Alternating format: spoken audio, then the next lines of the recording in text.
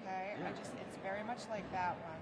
No, it's fine. Make sure Yeah, nobody takes that's what it's mine. designed for. I don't want anybody to take mine.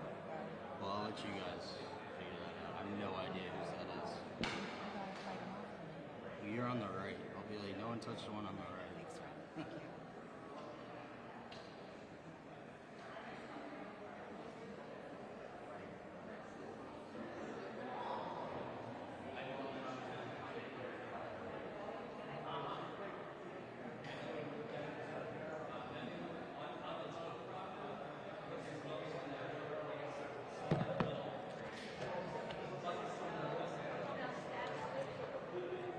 Right. Let's do it.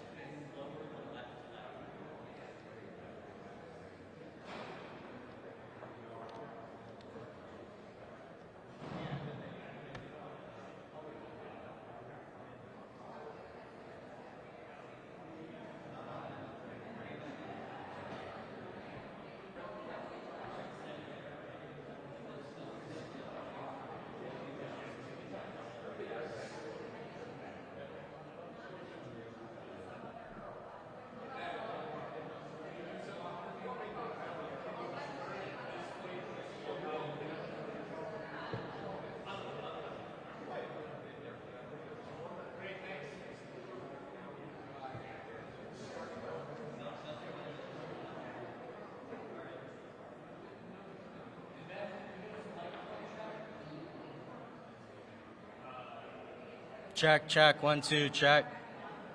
Check, 1, 2, check.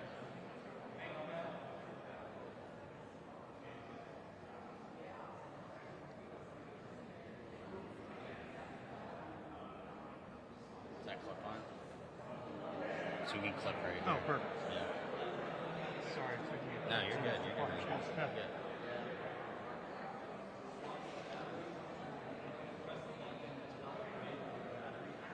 Anywhere to set this good? Or? Yeah, just set it back there and then here, like right here. And then yeah. I want to clip sit it on that right there. voice recorder right there. Here, right here. Sink it in. And I'll probably just go this. Is this good? Like that? Yeah. Anyways, fine. All right. That's good. Thanks, man.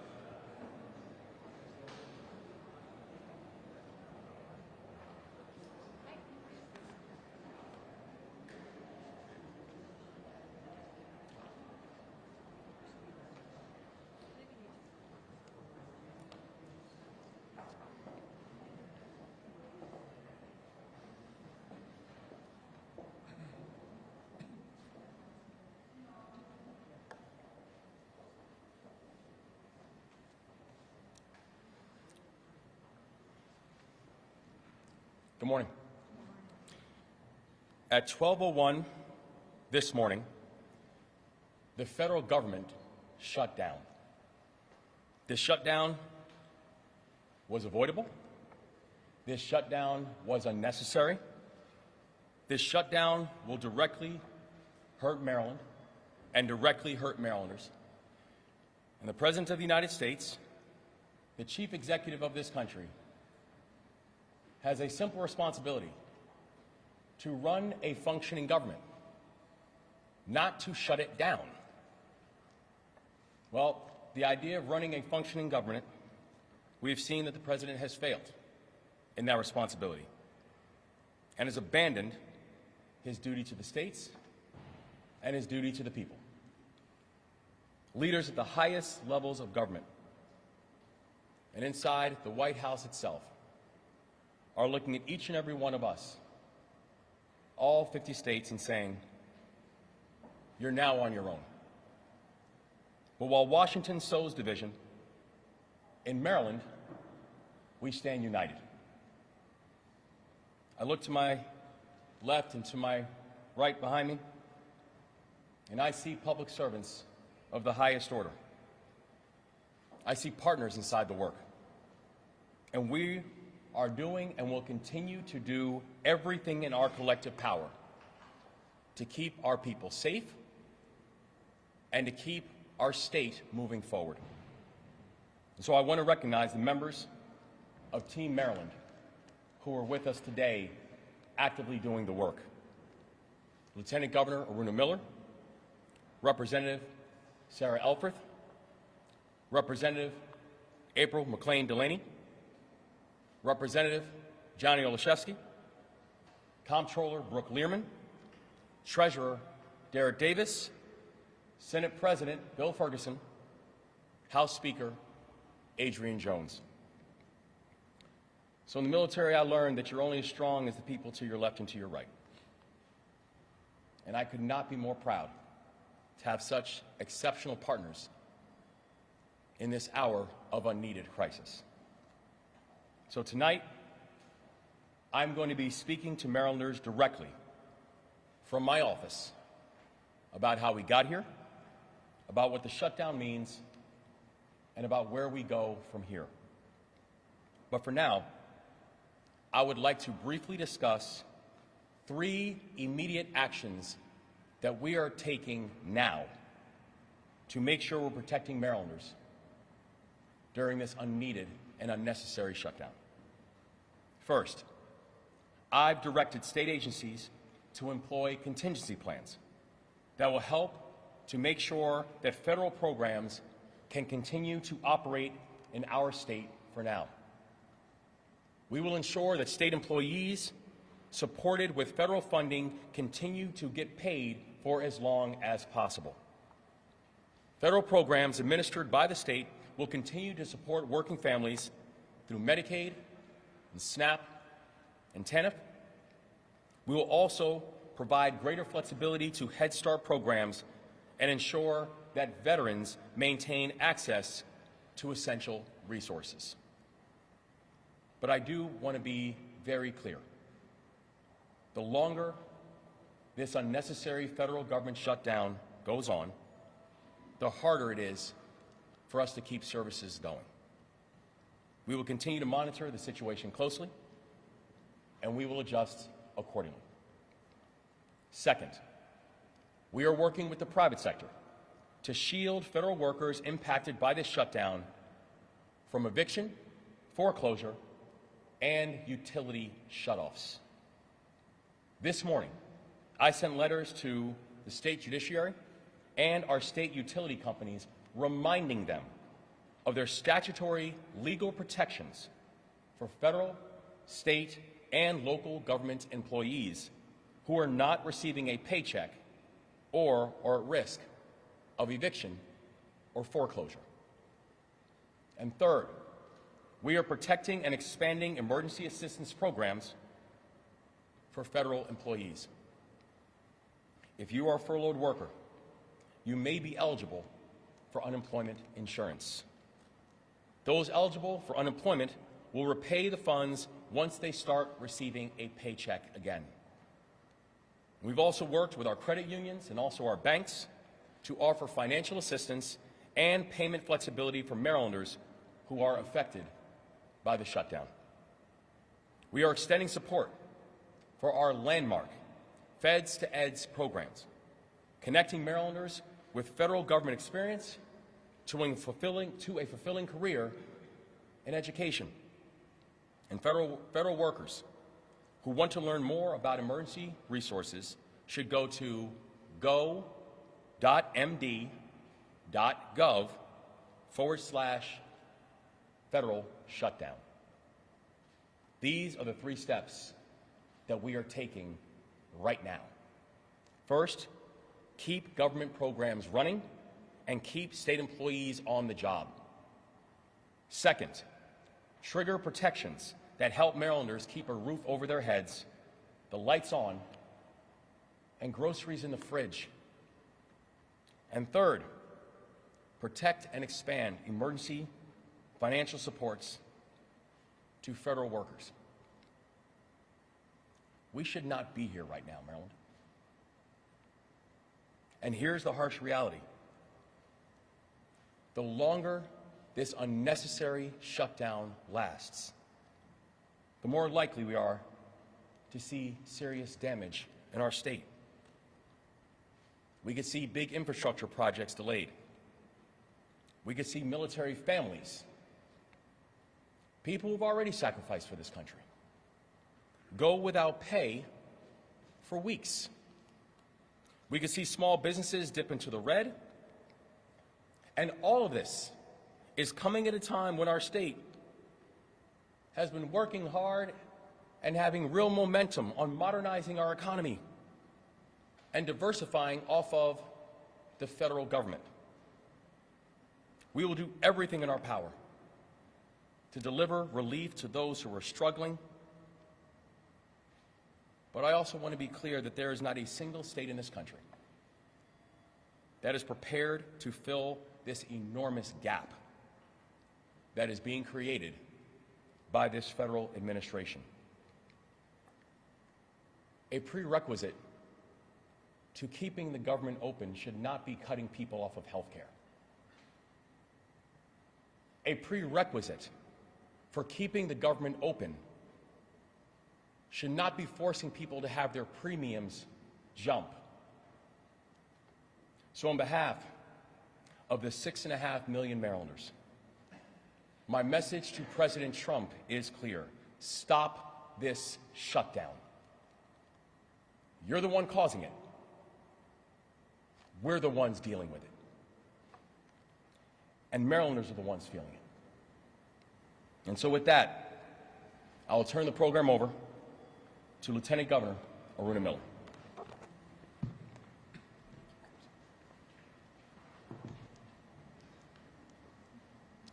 Thank you so much, Governor Moore. Good morning, everyone. It's good to be here with Team Maryland. And Governor Moore is absolutely right. Marylanders are already feeling the impact. They're bearing the consequences while the President's policies have wreaked havoc on our economy. Shutdowns don't just stop government. They shortchange the very people who need government services the most. And let's remember, Maryland is home to more than 60 federal facilities, 260,000 federal workers, and over 200,000 federal contractors. If any state is going to bear the consequences of this shutdown the most, it is the state of Maryland. All these people are living with the deep uncertainty now. And I want to be clear, while the challenges are real, so is our resolve. We're ready to meet this moment, just as Maryland has done in the past, with focus, with partnership, with action, to help our residents weather the storm. And the only way to get through the storm is together. We must lean on each other, we must count on each other, and we must stand shoulder to shoulder. Look, no matter what happens in Washington, Maryland will remain steady and strong and will always stand with its people. And together, we will leave no one behind. Now it's my pleasure to introduce the U.S. Representative from Maryland's 3rd District, Sarah Elfreth. Thank you, Lieutenant Governor and Governor, for bringing us together today. I've been back and forth from here in the 3rd District to Washington all week, as have my colleagues in the congressional delegation, and we are working every day, every single day. We've introduced legislation to support federal workers. We are calling back every constituent who has reached out to our office with questions and offers of help. And I'm ready to vote on a bipartisan bill that protects the health care of the American people and keeps our government back open. Our country is in a health care and affordability crisis. The governor mentioned that Congress must act before premiums skyrocket and health care becomes out of reach for millions of Americans. Right here in Maryland, 190,000 Marylanders will be impacted if Congress does not act to expand the Affordable Care Act's tax credits. And we already know that premiums are set to go up by 13% on January 1st. Letters go out today. That's why this moment is so important. If Congress doesn't act to save health care and reopen the government. I'm not trying to scare people. I'm just laying out what is at risk and what we are fighting for. And I am deeply, deeply disappointed that the Republicans who control the White House and both chambers of Congress were unable to engage in any kind of meaningful negotiation and instead treated our federal workers as political pawns. I'm just going to pause and reference the President and his threats to federal workers, obviously, as it's been said, would disproportionately impact Maryland. I've been in many a budget negotiation in my career. The Senate President can agree to that. I've always felt that the first person to make a threat usually has the shorthand. I think it is deeply offensive that the President is threatening to fire federal workers if we can't reach an agreement without offering any meaningful solutions here. The President continues to threaten those workers, but please know, if you're a civil servant in the state of Maryland, know that we have your back as a team. That's why we're here today, to announce all the ways that our offices can continue to deliver for you each and every day. The federal government might be shut down, but our offices are working. We will answer every phone call. We will respond to every email. We will be there for you to answer your questions and provide those critical government services on your behalf. I'm grateful to have such a strong state and local partners in the days and weeks ahead, and please know that, again, we remain open. And I'm sorry to have to do this, but I actually have to head to D.C. To try to find a solution. Thank you all very much, and it's my pleasure to introduce my colleague from representing Western Maryland, McLean Delaney. Thank you, Sarah, and thank you so much to our governor and to our lieutenant governor. His leadership at this crucial time is really important, and I feel very blessed to be a part of the Maryland delegation.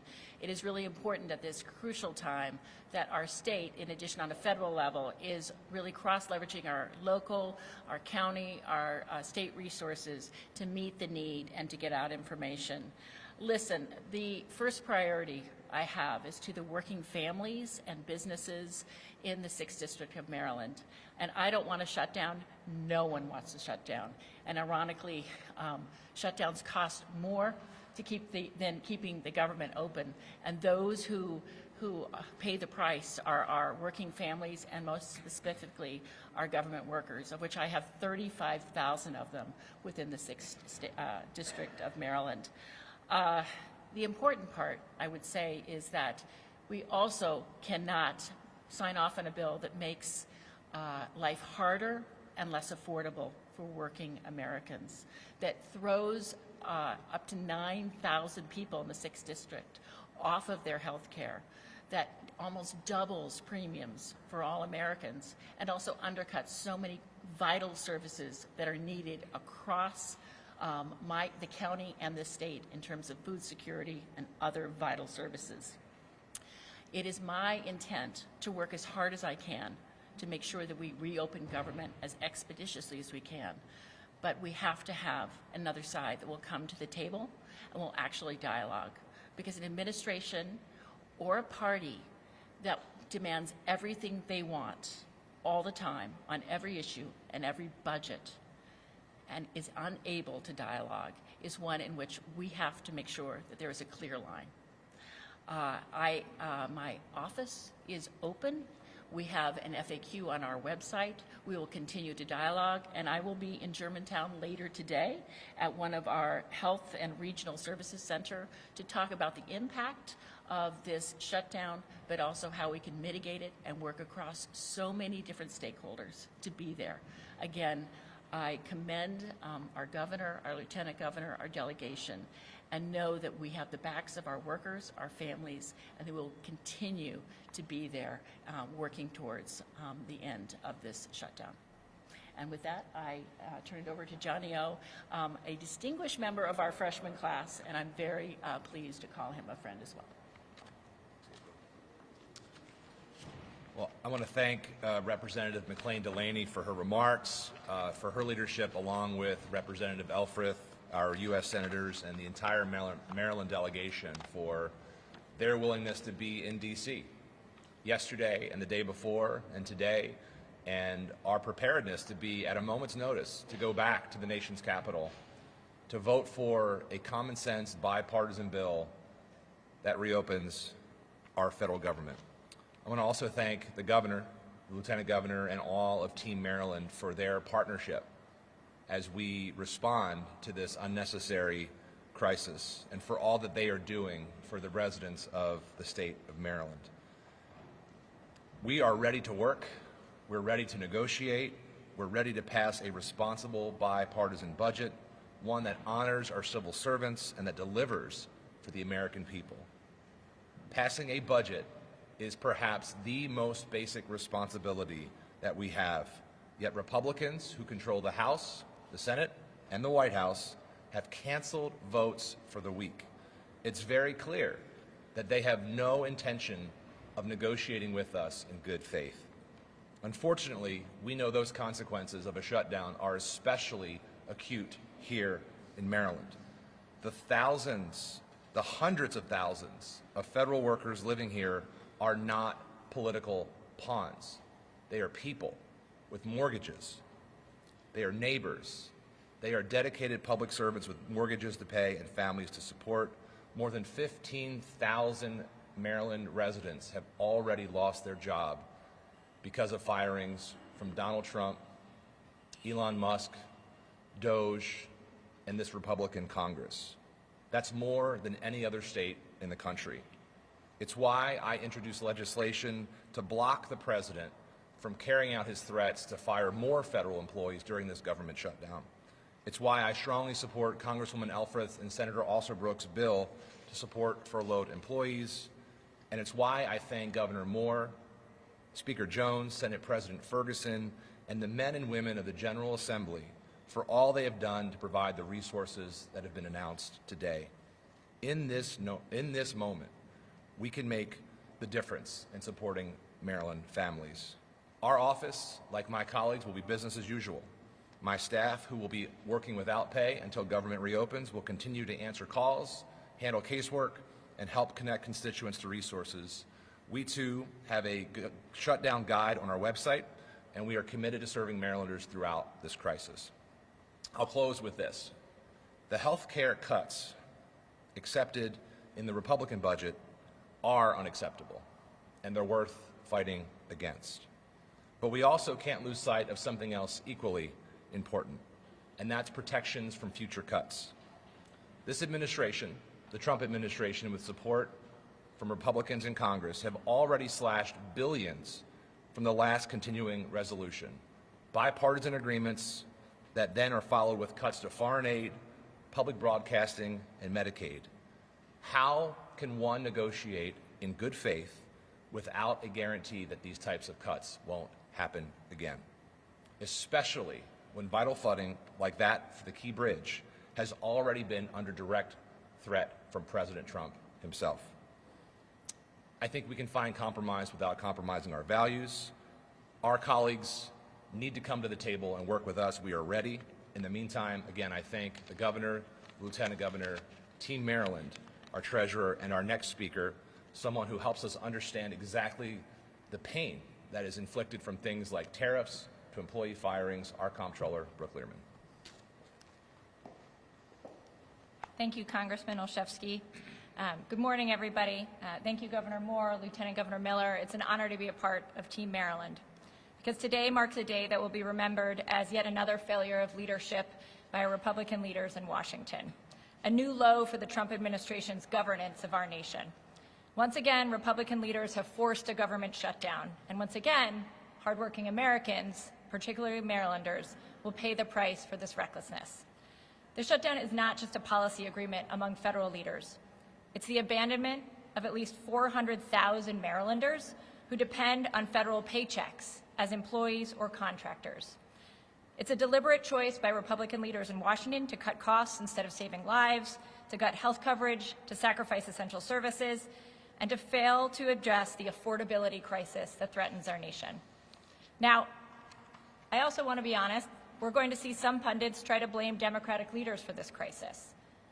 But let's be honest about what's really happening here. President Trump is already laying off federal workers. He's doing it every month. 15,100 Marylanders have already lost their jobs.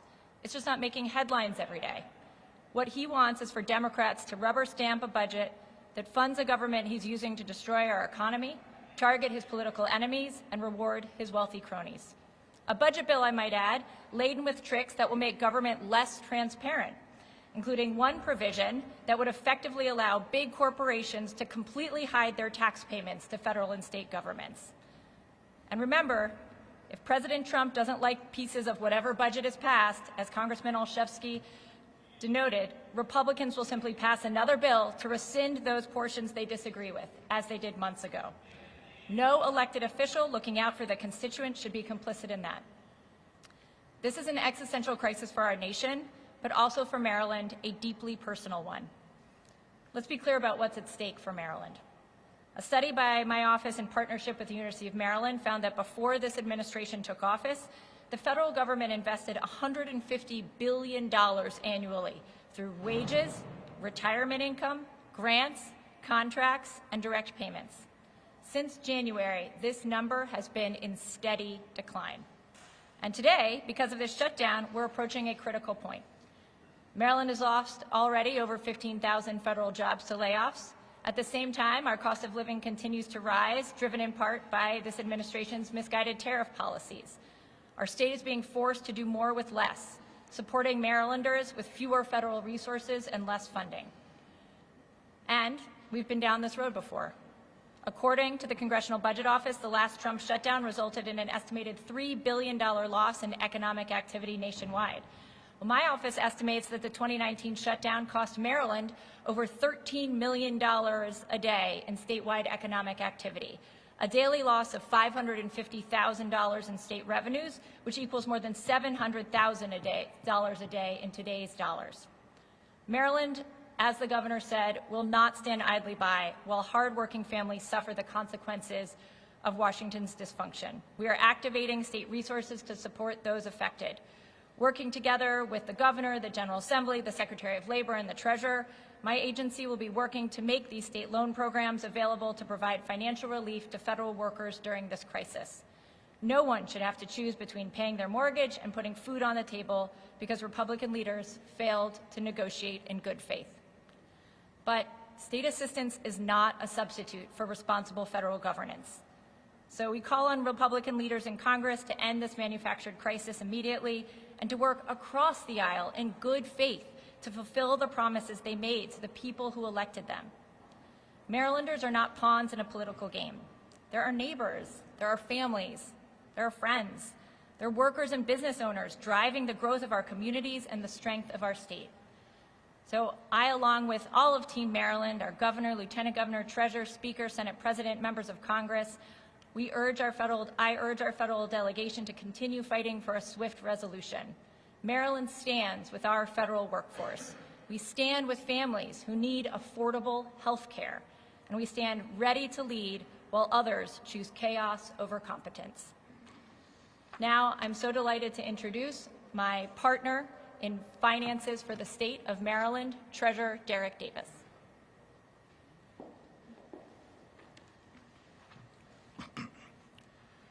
Good morning, everyone. Much has been said by the governor and the speakers before me, so I won't repeat what they've said, but I do have just a few words for our federal representatives. Not here in Maryland. I've had the opportunity to work with them, and I know what hardworking, dedicated public servants they are.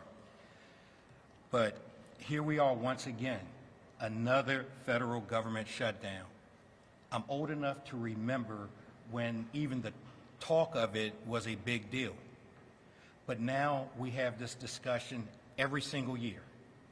Now, we won't have it next year because, see, their jobs will be, it will be 1 month before the election. So somehow we will manage to get a budget done and on time because their families will be impacted. But now it's our families. And instead of this being a solid moment, what we have is the blame game going on, finger pointing. And instead of them taking responsibility for the situation that they've caused, this should be a solemn moment. But instead, we're pointing fingers, we're saying whose fault it is, and we're not taking that same responsibility. And that's not behavior we would accept from our children. But yet, we have to accept it from our federal representatives. As a Marylander, I know my state is home to thousands of federal workers and employees, as well as countless contractors and small businesses whose livelihoods are tied directly to the operation of the federal government. For them, this is not a game or silly power grab. For them, this is about mortgage payments, medical bills, groceries, college tuition payments, and everyday household expenses not being met. This has a trickle-down effect to our restaurants, our child care providers, and our service industry when their customers are thrown into financial uncertainty through no fault of their own. I know a lot of us has talked about the economic impact of the shutdown, and rightfully so, but there's also a basic human component about this as well. Dedicated public servants who have chosen careers in service to their country should not have to annually worry about their family's financial security. This is about dignity, fairness, and basic decency. I'll close by saying to the leaders in Washington that this is the ask. Rise above partisan conflict, learn the definition of compromise, fulfill your obligations, and get the government open and working as expeditiously as possible. That's all that we ask. And now I welcome to the podium the President of the Maryland Senate, Bill Ferguson. Good morning. You've heard a lot. I have three very brief messages. One, this is not normal. We cannot stand here and think that the norms and institutions that this country has been built on can be shattered by one administration. This is not normal. Two, to the 150,000 Marylanders who serve the federal government, I'm sorry that you're facing this, and we will do whatever it takes to weather this storm for as long as we can. We thank you for your service to this country, and we know that you show up to work every day that you can to protect Americans from all of the forces that can do evil. Unfortunately, right now we're finding that those forces are within. And three, I stand here on behalf of all of the members of the Senate to say that we will work together and united as one Maryland to make sure that we can weather this storm. And with that, I want to hand it over to my partner in the General Assembly and my friend, Speaker Adrian Jones.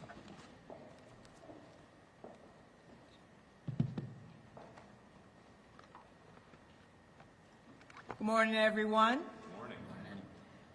Marylanders are no strangers to threats of federal government shutdowns.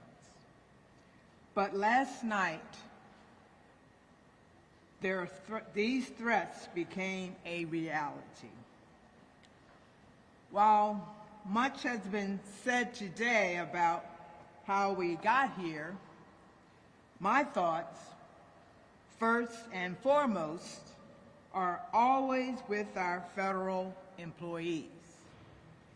Like everyone speaking today, they are public servants. They are our neighbors. They have bills to pay. and during federal government shutdowns,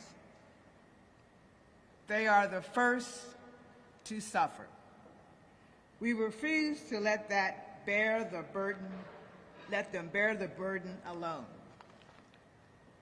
So in 2019, the Maryland General Assembly passed the federal Shutdown Loan Program, which creates a mechanism for zero-interest loans to Maryland federal employees in Maryland who are required to work during a federal funding lapse. These are not handouts. These are lifelines. It allows someone who shows up for work but would otherwise go unpaid during a prolonged government shutdown to maintain rent, utilities, and groceries. It acts as a bridge until federal pay is restored, avoiding evictions, credit damage, or financial setbacks in a family's life. This year, we recognize that disruption isn't limited to shutdowns. It can be relocations, closures, or mass terminations, as the President has recently threatened. So we expanded and modernized the protections we passed in 2019. The Federal Loan Fund now also protects fired or displaced federal employees and provides the same kind of financial support. These laws do more than move money. They protect dignity, stability, and the promise that public servants should not be punished by forces beyond one's control. Let's remember that Maryland has always been resilient in times of uncertainty. While this federal shutdown will present serious challenges, we are ready to respond, protect, and support all our communities. And with that, I thank you, and thank you for being here today. Thank you. I should start a press conference. Governor, one question on this bill? We'll have time for a gavel following for public participation.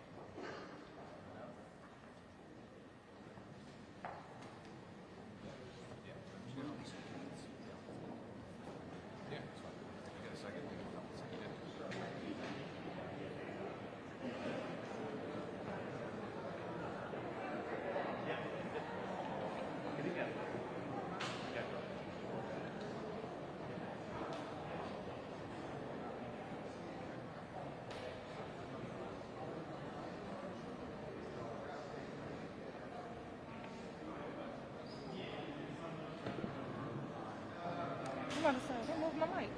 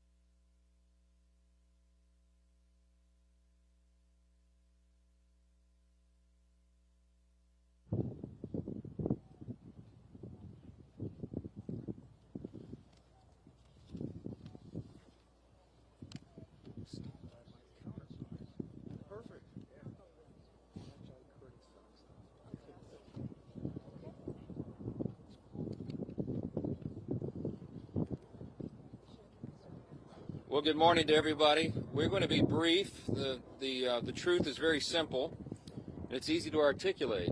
I'll just point out that today we're here on the west front of the Capitol. We're overlooking the National Mall. It's a beautiful sight that a lot of the American people will not be able to experience today. On a normal day, of course, you have tens of thousands of visitors here, family, you have school groups that come and visit. They walk these grounds. We have about 7,000 people who visit this Capitol each and every day. But today that's not going to be the case. Today America's boys and girls will walk up to these doors and they'll see something different, a sign that says closed until further notice. And that's because at midnight, Democrats followed through on their threat to shut down the United States government. As we speak here this morning, there are hundreds of thousands of federal workers who are getting their furlough notices. Nearly half of our civilian workforce is being sent home. These are hardworking Americans who work for our federal government. Our troops and our Border Patrol agents will have to go to work, but they'll be working without pay. Food assistance, veterans benefits, and vital support for women and children are all coming to a halt. Now, thankfully, President Trump is trying to mitigate the damage as much as possible. His administration is working to limit the harm to the American people. But the longer this goes on, the more pain will be inflicted because it is inevitable when the government shuts down. The sad thing about it is that every single bit of this was entirely avoidable. Democrats could have worked with us in a bipartisan manner to avert this unnecessary and very harmful shutdown. But instead, they did something that is rather shocking to us. They prioritized taxpayer-funded benefits for illegal aliens over keeping the government open for American citizens. They themselves positioned that as a binary choice, and it's patently absurd. Listen to what the Democrats are demanding. They demanded, in exchange for our simple, clean, 24-page, bipartisan continuing resolution, the same one that Chuck Schumer and the Democrats voted for just a few months back in March. In exchange for that, they rejected it, and they demanded something else. They wanted us to add over $1.5 trillion in new federal spending, paid for, of course, by hardworking American taxpayers, simply for funding the government at current Biden level spending levels. We are not going to do that. We can't do that. We won't do it. Almost 2 weeks ago, the House did our job. In the House, we passed a common sense, nonpartisan bill to keep the government open. Republicans did our job. We had one Democrat join us there, so it was bipartisan. But every other Democrat in the House voted to shut the government down. And last night, 44 Democrats in the Senate did the same thing. This is a clean resolution. It would simply buy Congress a few more weeks, 7 weeks, to finish the job. Why do we need that time? So that appropriators in both parties can finish their work. They've been restoring regular order. They've passed 12 separate bills out of committee in the House, and the Senate has done its work as well. 3 bills of the 12 passed in each chamber. They don't line up exactly, so there's a conference committee constituted, the first time in years that that's happened. We just need more time because we ran out of clock at the end of the fiscal year, September 30. This is very important to note. Democrats themselves have voted to pass a clean bipartisan CR just like this 13 times in the last few years. During the 4 years of the Biden administration, 13 times this happened. Republicans did the responsible thing, even when we were in the minority, to keep the government open. And today should be no different. There is nothing new in this legislation. There's no poison pill. There's no partisan tricks. There's no gimmicks whatsoever. The only difference today is the man who is sitting in the Oval Office. Rather than work with President Trump and Republicans to get this job done, as our party has done repeatedly in the same situation over the years, Democrats want to play political games with the lives and the livelihoods of Americans. The simple truth is Democrats in Congress have dragged our country into another reckless shutdown to satisfy their far-left base. That is the truth. Whether or not the government remains open or reopens is entirely up to them. There's still time for Democrats to pass this clean bipartisan bill that's sitting before them, and we encourage our Democrat colleagues to do that. I certainly pray they'll come to their senses soon and do the right and responsible thing. The reason they will have one more opportunity today is because of the sound leadership that is being provided in the U.S. Senate by our colleagues who are standing here with us. This is a joint press conference, as you know, between leadership, Republican leadership in the House and the Senate, and I'm delighted to yield to my good friend and an extraordinary leader in the Senate, Leader John Thune. right. Well, thank you, Mr. Speaker, and our House colleagues for doing the work. You sent us a clean, continuing resolution. Unfortunately, we are here this morning in a government shutdown that Democrats wanted. Chuck Schumer, at the behest of a bunch of liberal, far-left activist groups, has walked his Democrat colleagues into a boxed canyon. There's no way out, folks. There's no way out. This could have been avoided. It's totally unavoidable. And everybody's now asking the question, how does this end? Well, it ends when the Senate Democrats pick this bill up, passed by the House of Representatives, and vote for it. It's on the floor of the Senate. We're going to vote later this morning on this, 24 pages. Does this look partisan? Does this look dirty to you? 24 pages to fund the government. Nothing more, nothing less, nothing else. The House kept it simple. We kept it simple in the Senate. This is something, as the Speaker noted, that 13 times in the past Senate Democrats have done when they were in the majority and Joe Biden was in the White House. This is a very straightforward issue. It's not complicated. They want it to end. Vote with us to open up the government by voting this out of the Senate today, putting it on President Trump's desk, and he will sign it into law. President, House Republicans, Senate Republicans, we're all united on this. And what's interesting now is some of the Democrats are joining us. Our vote last night was a bipartisan vote. There were 3 Democrats that came over and voted with us because they know this strategy is a losing one, and it hurts the American people. It's not about who wins or who loses or who gets blamed in all this. It's about the American people. And they have taken the American people hostage in a way that they think benefits them politically, but at the consequence and the cost of what's going to happen to the American families if this government shutdown continues. And so I'm glad to be here with our Republican colleagues. Our Democrat colleagues in the House have been around here the last few days, I guess, flailing around, celebrating the fact that they voted to shut down the government. How ironic. Well, this can all end today, folks. It needs to end today. We will continue to work together with our House counterparts, with the President of the United States, to get this government open again on behalf of the American people. Next up is, there he is, the leader. Thank you, Leader Thune. Today marks day 1 of the Schumer shutdown. As Speaker Johnson pointed out, this didn't need to happen. House Republicans came together weeks ago to prevent a government shutdown. We brought as straightforward of a bill as you can have to say, let's allow government to be funded for another 2 months while we negotiate our differences. Clearly, we have differences with Democrats right now. One of the Democrat leaders confirmed yesterday that Democrats shut the government down to fund health care for illegal aliens. That is no way to hold the American people hostage over some far-left demand. You know, we had an election in November where the country came together and said, let's send to Washington leaders who want to solve problems and get our country back on track. And we've been working feverishly to do that, to get this country back on track, to get the economy moving, to lower inflation, to lower interest rates.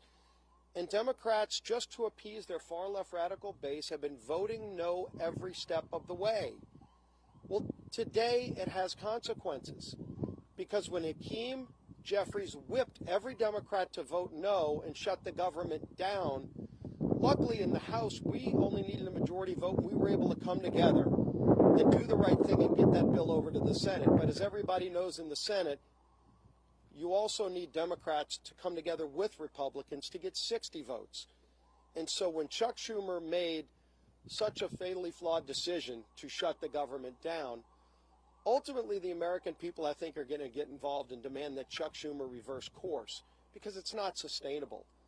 The American people do not want to be held hostage to Chuck Schumer's radical demands to fund illegal health care and, oh, by the way, to cut and gut $50 billion out of rural hospitals. That's in the bill that Chuck Schumer filed as his alternative. outrageous. You want to talk about a partisan demand to hold the American people hostage? That's what Chuck Schumer's done. We have a bill that is clean, that just keeps these negotiations going for another 2 months while the government stays open. And all Chuck Schumer needs to do is get over the tantrum that he's having with the results of the election from November and vote yes to keep the government open. We are here ready to get the job done. Schumer needs to end his shutdown and finally join with us, and let's start real negotiations without holding the American people hostage. With that, I want to bring up my friend, the whip of the Senate, Whip Rasso. Well, today we're in the middle of the Schumer shutdown. The Democrats have caved in to the radical wing of the Democrat Party, caved in completely, abandoned the American people in the process. And why? Well, one of the reasons is Chuck Schumer wants to try to prove to somebody that he's more liberal than AOC. Yesterday in the Senate floor, the cracks started to appear in the Democrat base. 3 Democrats voted with the Republicans to prevent a shutdown. And why? Because they know the American people are hurt when the government shuts down. We hurt our military, who may be without pay. We hurt our veterans, who may not get health care. Today, the Senate is going to vote again and give the Democrats an opportunity to open the government by passing the continuing resolution, to give us 7 weeks to do the appropriations process, to get the government open again. That's what the American people want. It's what the American people deserve. And today we'll see how many Democrats vote with us to end the Schumer shutdown. And now the whip of the House of Representatives, Tom Emmer.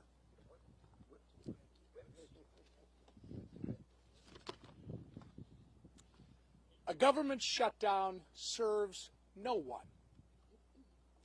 Government shutdowns unleash chaos on federal workers, delay pay for service members, and weaken our position on the global stage. To hold these people hostage instead of just letting them do their jobs is so wrong. These aren't my words. These are the words of congressional Democrats over the last 6 years. I hope that they will listen to their own advice for once. Let's be clear about how we got here. Republicans did our job. We did the right and reasonable thing by passing a nonpartisan, clean CR to keep the government open while we worked to return the appropriation process to regular order. The reason the government is shut down this morning is because the Democrats decided they would rather hold our government hostage and issue a $1.5 trillion ransom note of radical demands and then instead of joining us as we try to govern. Make no mistake, their top priority is not fighting for Americans' health care. Their top priority is picking a fight with President Trump and scoring political points with their far-left base in the process. The American people aren't fools, however, and they won't be used as pawns in this ridiculous game. To my colleagues on the other side of the aisle, it's not too late. You can still do the responsible thing by passing our clean CR in the Senate and sending it to President Trump's desk immediately. The time for staged photo ops, selfies, and scripted talking points is over. The time for deliberate action is now. And with that, I'm going to turn it over to Chairman Cotton, our honorary Minnesotan. Well, I want to thank Speaker Johnson and House Republicans for doing their job, passing a simple, straightforward funding bill to keep the government open for 7 weeks. But here we are in a Schumer shutdown. And why are we in a Schumer shutdown? I think we all know the answer to that. Because Chuck Schumer is scared of Alexandria Ocasio-Cortez. And Chuck Schumer is scared of his radical left-wing base. That's why we're in the Schumer shutdown. How do we get out of it? Again, let's be clear. As President Trump, Speaker Johnson, and Senator Thune have been, the Democrats need to pass the House's 7-week funding bill. Until then, there's nothing to negotiate. There's no compromises to be had.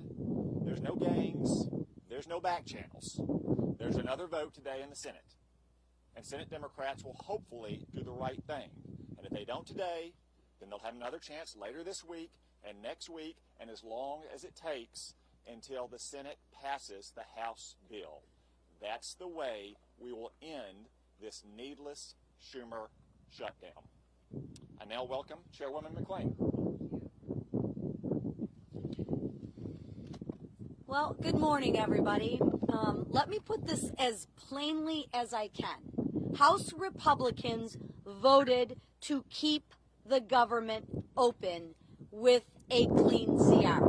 Period. End of conversations. No gimmicks, no partisan demands, and yet all but one House Democrat voted no.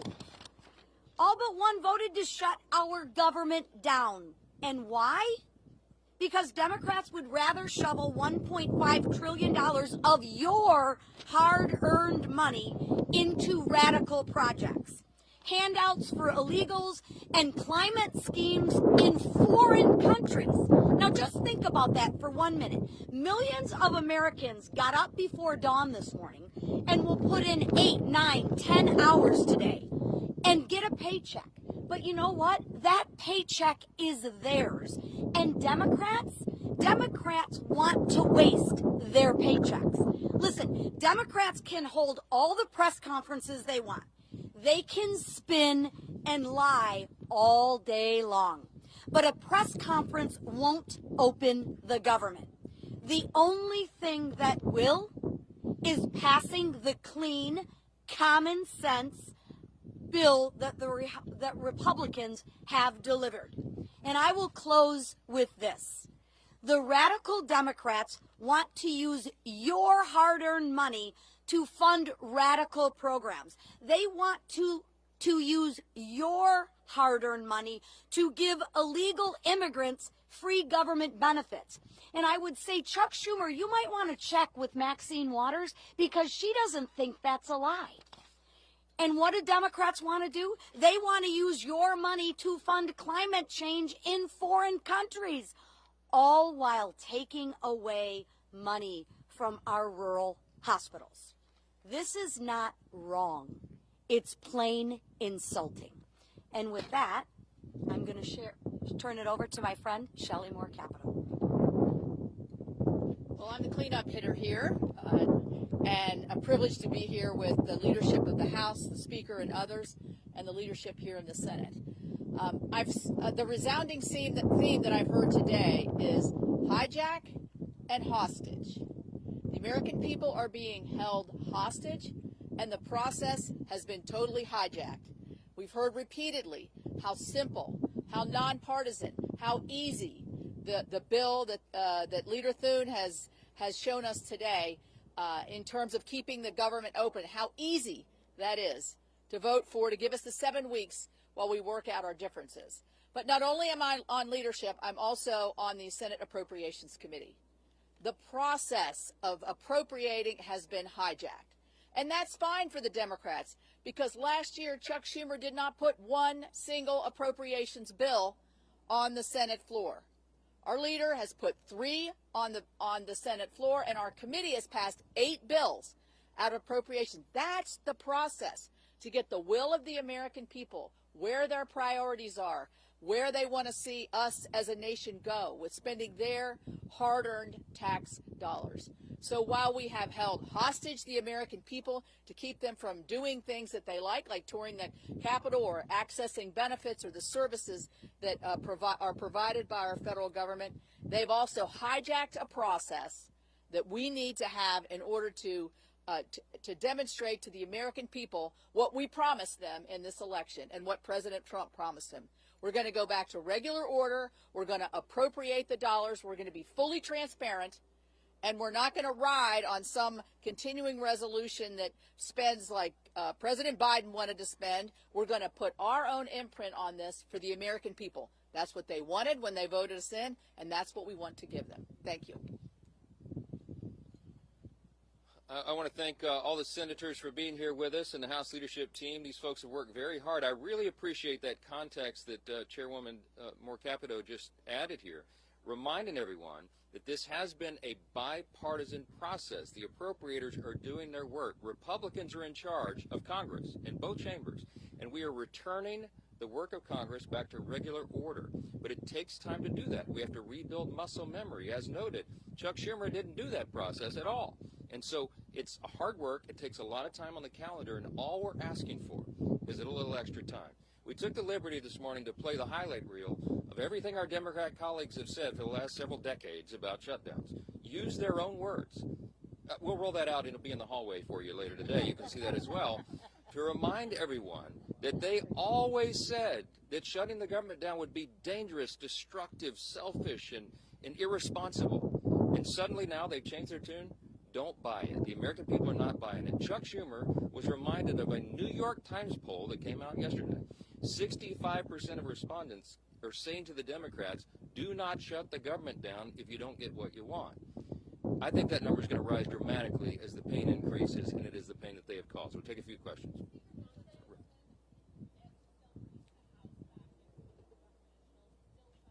Yes, the House will be returning next week, and they would be here this week, except that we did our work. We passed the bill almost 2 weeks ago out of the House and sent it to the Senate. The ball is literally in Chuck Schumer's court, so he determines that. Now, as you all know, today and tomorrow we recognize the Yom Kippur, the Jewish high holiday, so that's always traditionally a day that Congress doesn't work. We respect that tradition. And so Friday would have been the first legislative day in the House, but there is nothing truly that we can do much on the floor while the lights are almost literally out here. We have to open the government. The first, the simplest, the most important job of Congress is keeping the government working for the people. All the Democrats have always said that until this week. Yes.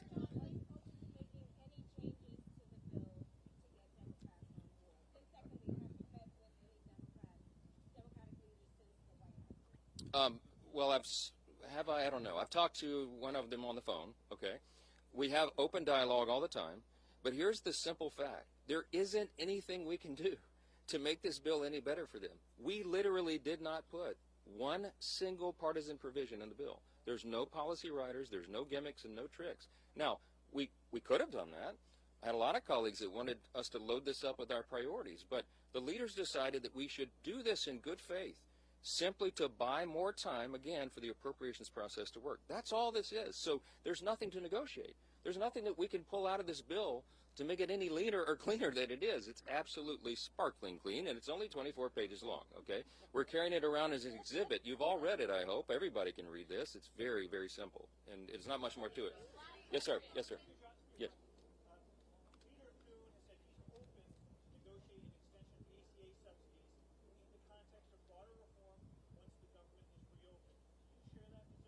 This is an extraneous matter right now. What the Democrats are doing is trying to grab a red herring. They're trying to bring in a December policy decision, which, by the way, is expiring because they themselves, the Democrats, put that into law. They had the expiration date set by themselves. But that is not a decision that has to be made until the end of the year, December 31. They're trying to bootstrap that and bring it into this very simple, very clean decision of a September funding stopgap. Don't buy it. They're grasping at straws because they want to have something to argue.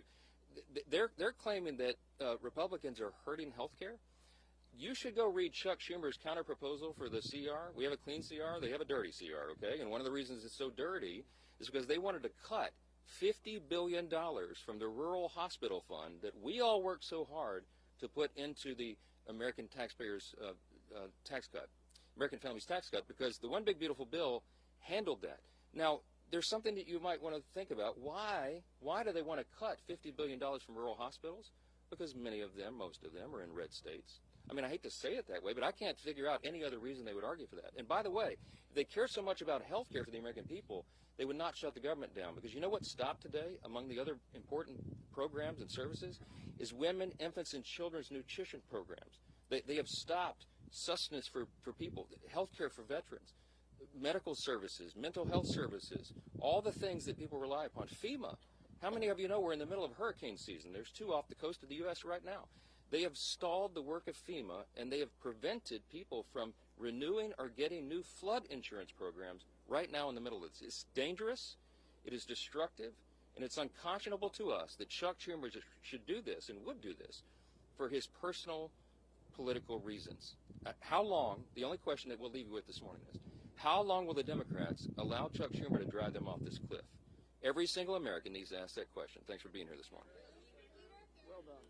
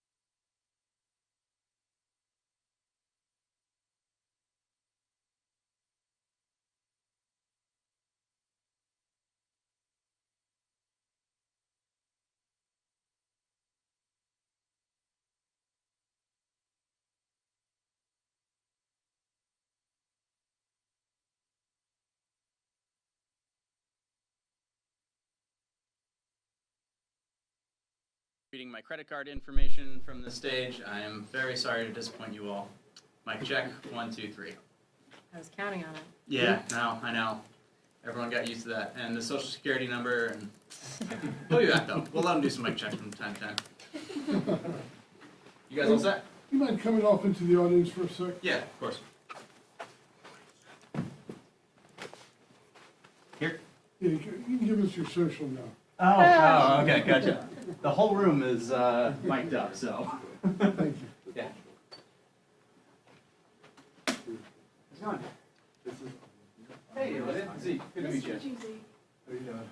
All right, you know. Mic checking now? Yeah, you know, we all take on new roles. Well, welcome to the team. Thank you. Yeah. This is our studio. It's a good time to start because there will be a lot of things going on. Oh, So yes. you're going to get a crash course. Yeah.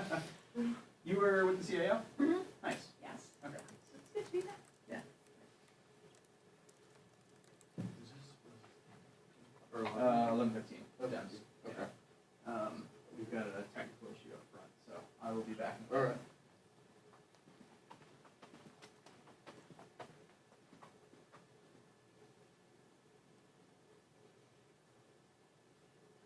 What?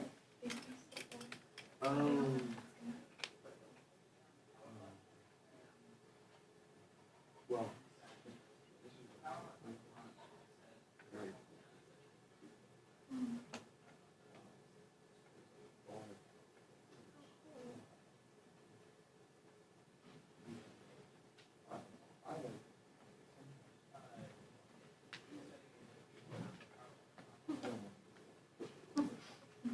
But then, like,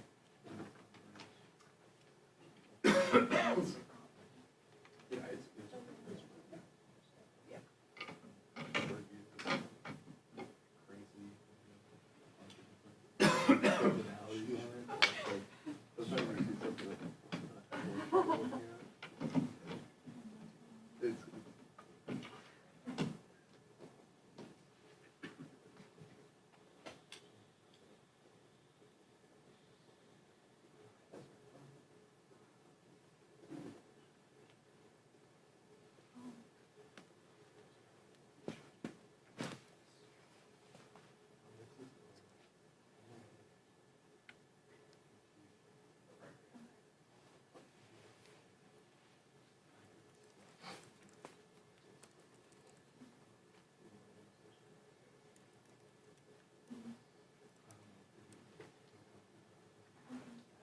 sister-in-law wants to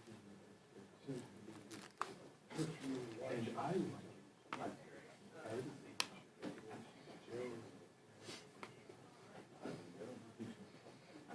so it's like, all right.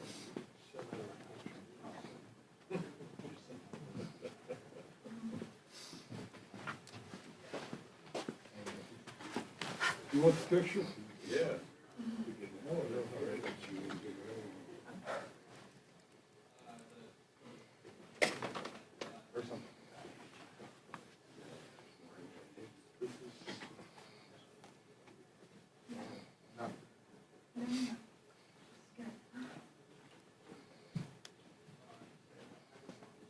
Telephone number?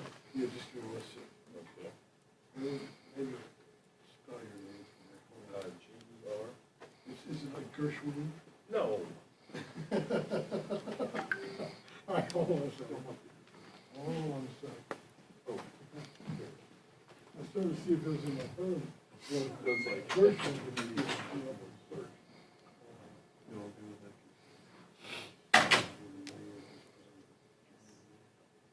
Yeah. Everything in that. It's working a little bit. Oh, really? I didn't know. Okay, so it's G-E-R. His last name was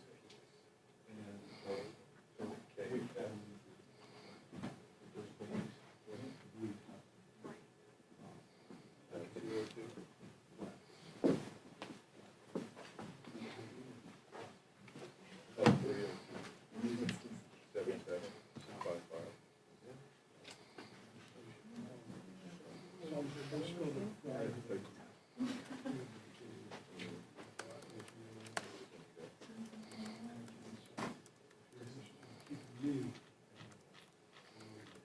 I appreciate that. And you're including me.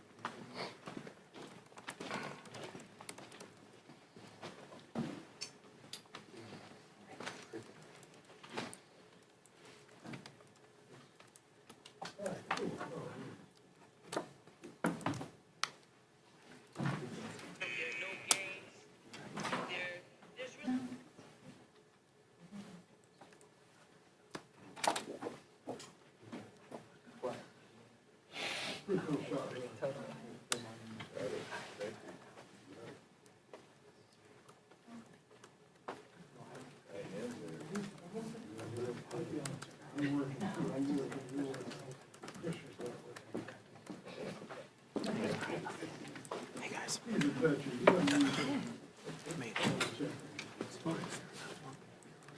Yeah.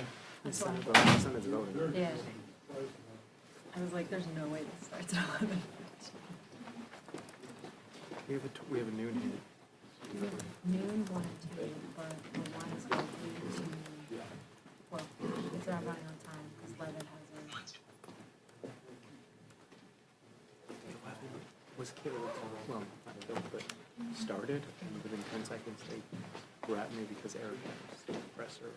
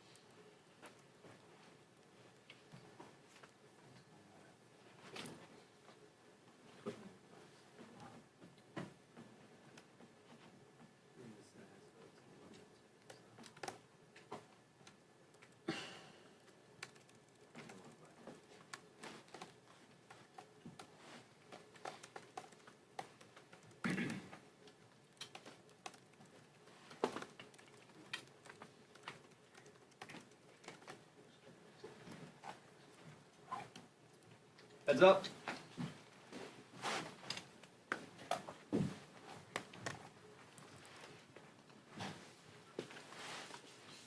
Good morning. Pleased to be joined with Vice Chair Ted Lieu as always. At midnight, the federal government officially shut down because Republicans failed to fix the healthcare crisis that they created. This is a sad, serious, and somber moment for the country. Americans are already facing a dual affordability and healthcare crisis thanks to Donald Trump's tariffs and Republicans' big ugly law. And now, because Republicans refuse to come to the table and negotiate with Democrats, Americans can suffer even more. We were elected to solve the problems of this country, not make them worse. And that's exactly what Donald Trump and his Republican henchmen are seeking to do. From the beginning of the Trump administration, Republicans have shown us that they have made their priorities clear. First, their signature legislative achievement. Republicans passed the largest cut of health care in American history, all to provide a tax benefit to corporations and billionaires. I wish that it was an exaggeration, but it's the truth. Democrats didn't greenlight this cruel, costly health care cuts, and now we continue to stand against them. Preserving and expanding access to quality, affordable care has always been House Democrats' top priority. It should come as no surprise to Republicans that we wouldn't support their agenda that dismantles health care, makes it more expensive, and puts it out of reach for hardworking families. That's why we've done everything in our power to give Republicans the opportunity to do the right thing, to join with us, to work, to collaborate, to have conversations, to have bipartisan funding bills that look out for the economic well-being of the country. We even laid out our own plan that keeps the government open while ensuring Americans could keep their health care, afford medications, and continue to see their doctors. Even as the government closes, Democrats will continue to keep fighting. I hope our Republican colleagues will finally wake up and join us. Vice Chair Ted Lieu. Thank you, Chairman Aguilar. Today is day one of the Republican shutdown. Republicans control the White House, the Senate, and the House. Democrats are here working on behalf of the American people. We're fighting to lower costs, cancel the cuts, and to save health care. And we're House Republicans, they are on vacation. We are asking Speaker Johnson to bring back House Republicans right now so we can work together to not have this government shutdown. It is now a very bad time to have a government shutdown because we are in a very bad economy. We know that unemployment has now hit near 4-year highs. We know inflation has continued to rise this year. And we just learned today from payroll processor ADP that private sector jobs, which were expected to increase by 50,000 last month, instead decreased by 32,000. Trump's economy is crushing Americans financially. House Republicans need to come back, work with Democrats, and stop this Republican shutdown. Do you have questions? Nick? I was wondering if I could get your reaction to Russ' vote announcing this morning that the administration was putting funding on hold for infrastructure projects in New York, the Hudson River Tunnel and the 2nd Avenue subway. I think this is probably what they meant when Donald Trump said we're going to extract maximum pain. The goal from Donald Trump and his administration has been all along to make this painful. This isn't about policy priorities for them. They want to send a message, and if it means hurting people in the meantime, if it means laying people off, if it means congressionally authorized and designated projects don't continue, it's clear that that's what they mean. This is probably under the headline they said will make Democrats will pay a huge price for this, right? Those are their words. So this might mean what this might be what they mean. Look, this is shameful and it's tough, and it shows that we don't have true negotiating partners, over there. They just want to make this difficult. They've been cheering this on for months and planning for this, and it's unfortunate that this is what Russ Vought decides to do. As Chairman Aguilar said, the Trump administration is inflicting maximum pain on the American people, including the people of New York and New Jersey. The people of New Jersey have a choice this November. They can support someone that is beholden to Donald Trump or not. Thank you, Mr. Chair. This is for both you and the Vice Chair. You as a defense appropriator and Mr. Lieu as a veteran, what's your response to Pete Hegseth's speech yesterday. I know that there was a lot going on with the shutdown, but obviously that has big implications. You know, even the president mentioned using American cities as military training grounds. Obviously, when the government opens, you'll have a big role in funding the Pentagon. Again, Mr. Liu, you're a veteran. I wanted to get your thoughts on Mr. Hex's speech yesterday. I'll keep mine quick because I'm not the one who's worn a uniform to defend the country like the vice chair. But incredibly, shameful, chaotic, unhinged, inappropriate, and if Republicans can't speak out against what they heard him say, then what are we doing here? All of those points, using service members, putting them in U.S. cities as training grounds, violating posse comitatus. I passed an amendment in appropriations this year that said funds could not be used in violation of posse comitatus. And every Republican, they accepted the agreement. It passed in voice. Chairman Calvert and our Republican colleagues in the full committee of appropriations, passed it. So, that's how they feel. They feel this is a non-issue, or they did 2 months ago. I'm curious if they feel things have changed now, and it's unfortunate that we're in this place. But from women not being able to serve in combat, I mean, there's just so many things, Michael. We can go down the litany of terrible ideas and policy positions that the Secretary mentioned. By the way, the most unqualified Secretary of Defense that this country has ever seen. So it's hard to take him serious. It's hard to believe him if his lips are moving either. But that's where we are, and it's unfortunate. And I hope that some of our Republican colleagues start speaking against it. But if past is pro-law, then they won't. Thank you for your question. We have the most amazing military in the world, and the leadership of our amazing military, we're all gathered together, hundreds and hundreds and hundreds of them. And Donald Trump and Pete Hegseth were expecting rousing applause and standing ovations from our nation's generals, and they were met with silence. It was a silence of the generals. And the generals knew that what Trump was saying was wrong. We do not deploy American forces against Americans in our cities. Our military is not to be used for domestic law enforcement. It is not trained to do that, and our generals simply sat there silently. It's also illegal for Donald Trump to order U.S. troops against Americans in American cities. A federal judge has said so. We expect the appellate courts and even the Supreme Court to uphold that ruling. Thank you. Representative Liu? Our expectation is that generals and members of the service follow the Constitution and the Uniform Code of Military Conduct. Those are their guiding principles, and it's our expectation. I don't want any of those individuals to resign or retire. I want them to hold strong to the Constitution and the oath that they've taken. Questions? Representative, sir? I had one quick question. I'm sorry. Eleanor, did you? Oh, I did have my hand up. Thank you. I'm sorry. Go ahead.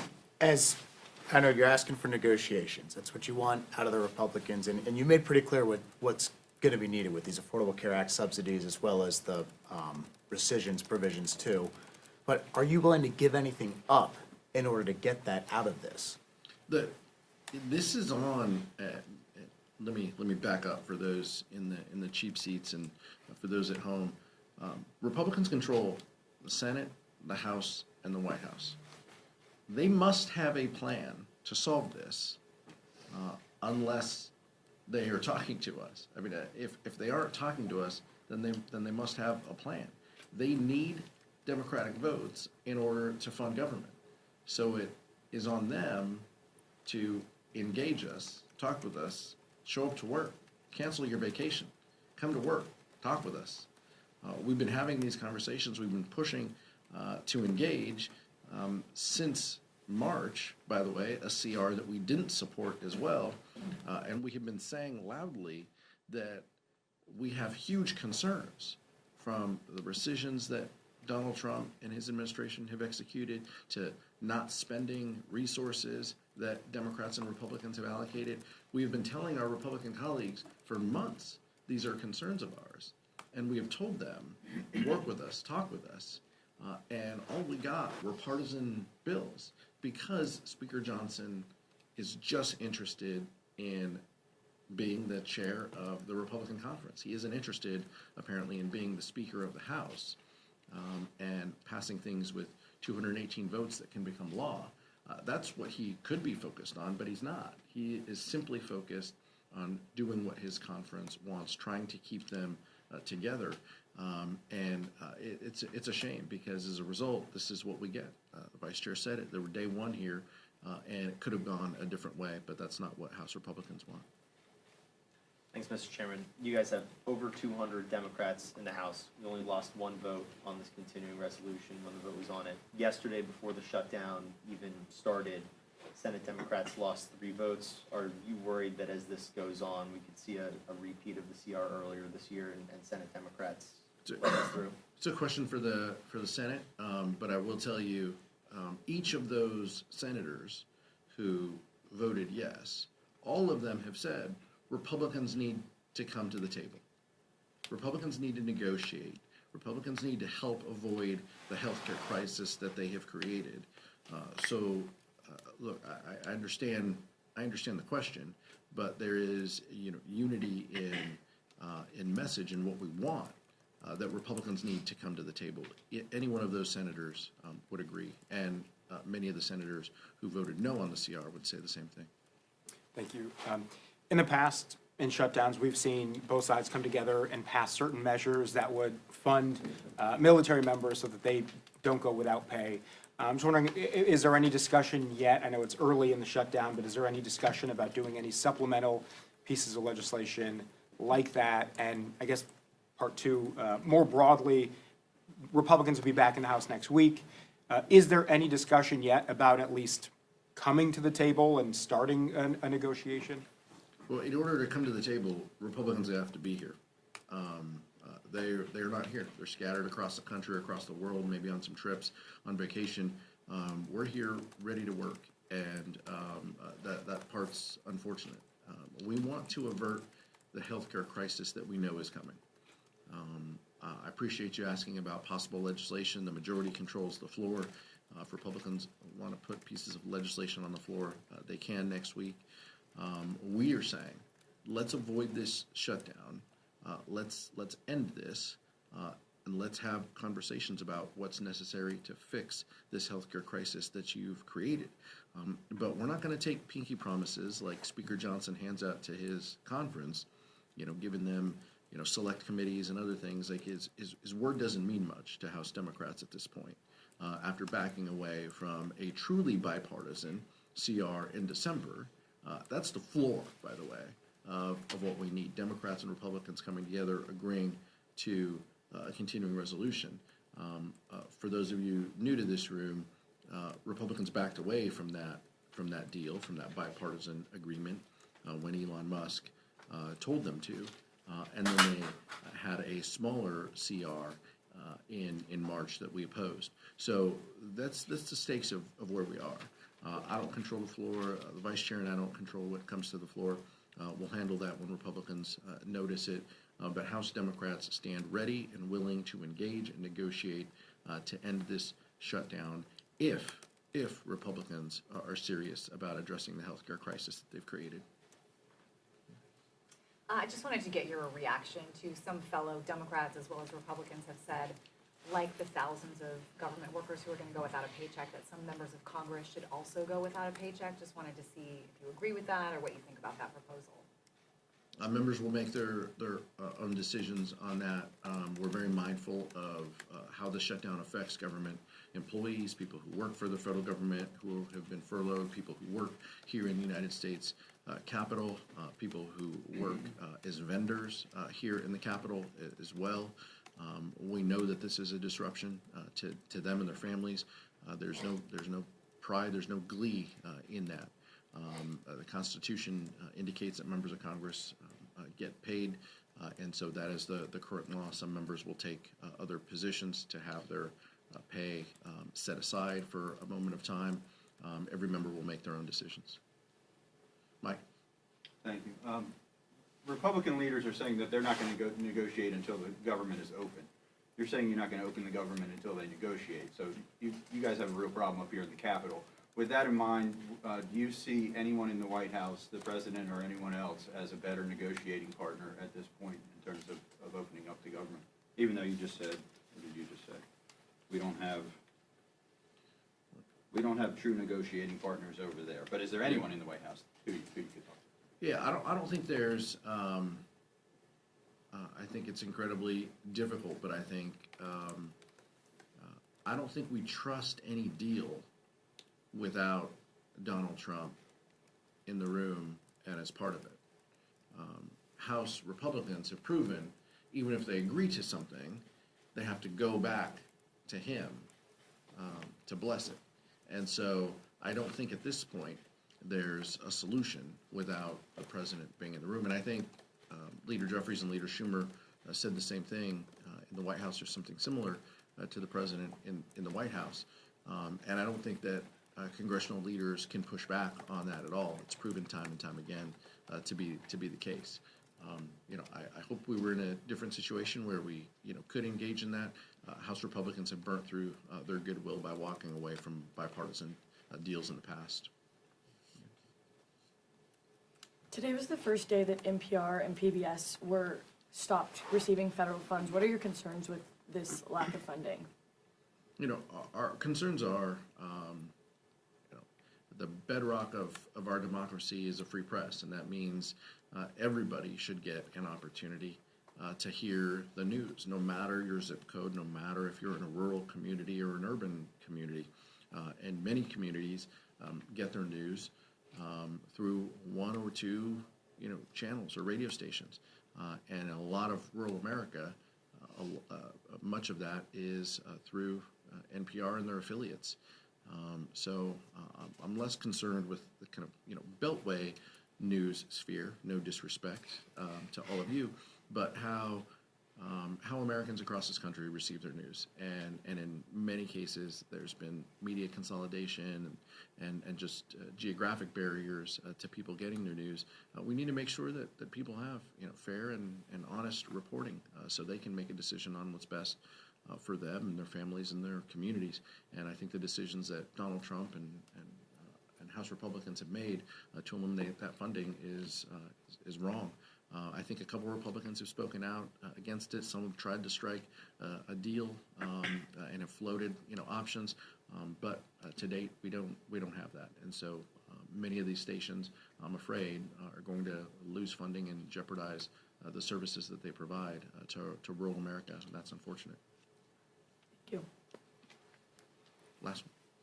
What are your reactions to the tariffs on pharmaceutical drugs that take effect today? The tariffs in general that Donald Trump is put forth are terrible for our economy. I'm only pausing and withholding because if you wait a day or two, he might pull them back, right? He might pull them back and then put them back on again, off again. It's terrible for the economy. It's terrible for the markets, but more importantly, it hurts people. It adds uncertainty to folks. It raises the cost of health care. It raises the price of prescription drugs. House Democrats have made it a priority to lower the cost of prescription drugs. That's exactly what we did when we were in control, ensuring that Medicaid has the negotiating power, Medicare has the negotiating power that the VA has in keeping the cost of prescription drugs down. That's a policy that we stand by. That's a policy we would expand if we had our options. We want to lower the cost that people pay for pharmaceuticals. What Donald Trump is doing is raising the costs that pharmaceuticals pay. That is diametrically opposed to what we want to achieve, and it's unfortunate, but it continues down the path of chaos and confusion that his administration has rained upon us for 10 months. The tariffs are making this bad economy even worse. So estimates have come out saying that the average American family is going to pay $2,500 more because of Trump's tariffs. And in terms of pharmaceuticals and healthcare, the reason that we are here today, Democrats, is we are fighting in D.C. to cancel the cuts, lower the costs, and save health care. So the Republicans have massively cut health care and Medicaid. You're gonna have $500 billion cut coming to Medicare if that's not fixed. You have Republicans discontinuing the tax credits for their Affordable Care Act. And in America, if you don't have health care coverage and you get really sick, you still get treated at the hospital because we don't let people die. And then those costs get passed along to everybody who does have employer-based health care coverage. So those premiums also increase. So we're fighting to lower costs, not only in pharmaceutical drugs, but everywhere in healthcare. And we ask Republicans to stop your vacations and come to DC and work with us. Thank you. Thank you.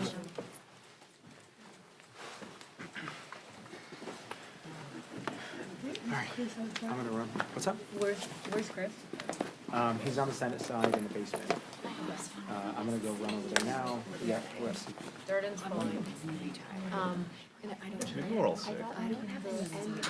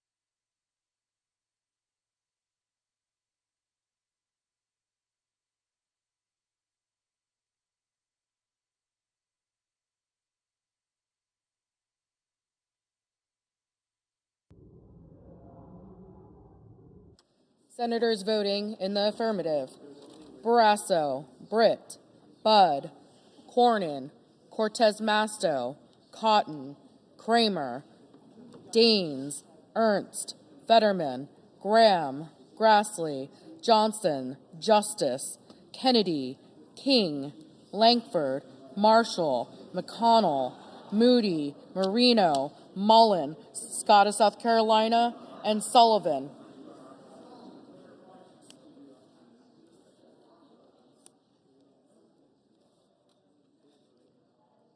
Ms. Collins, aye. Senators voting in the negative: Mr. Moran, aye. Senators voting in the negative: Blumenthal, Blunt Rochester, Coons, Heinrich, Hickenlooper, Kane, Kim, Merkley, Murray, Ossoff, Padilla, Reed, Sanders, Schumer, Slotkin, Warnock, and Welch.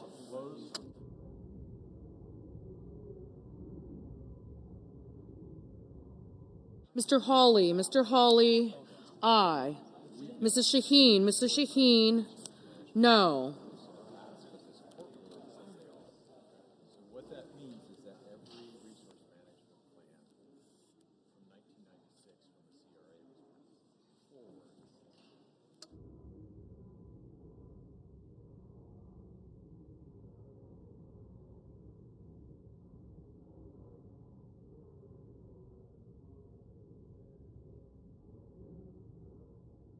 Ms.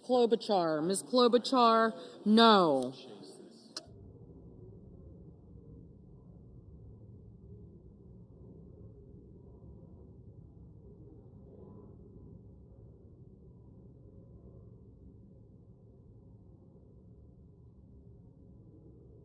Ms. Murkowski, aye.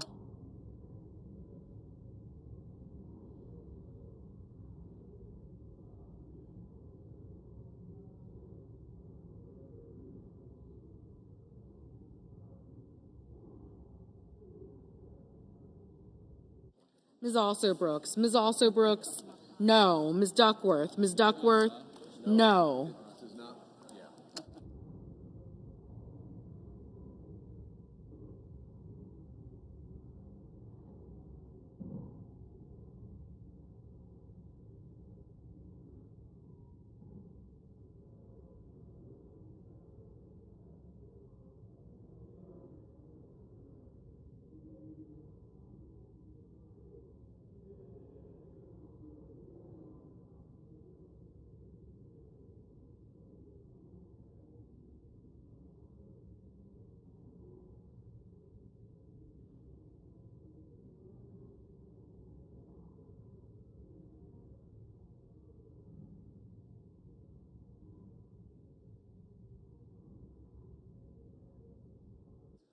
Mr. Markey, no. Mr. Thune, aye.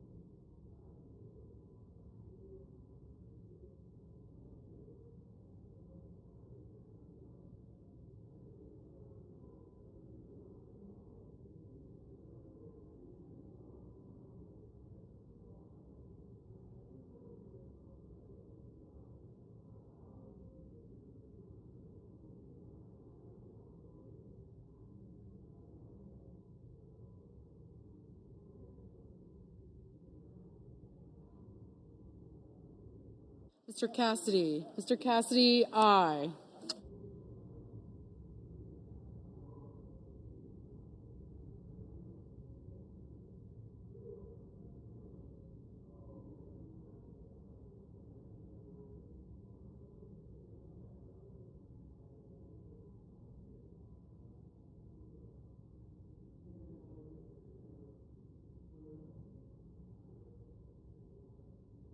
Mr. Durbin. Mr. Durbin, no.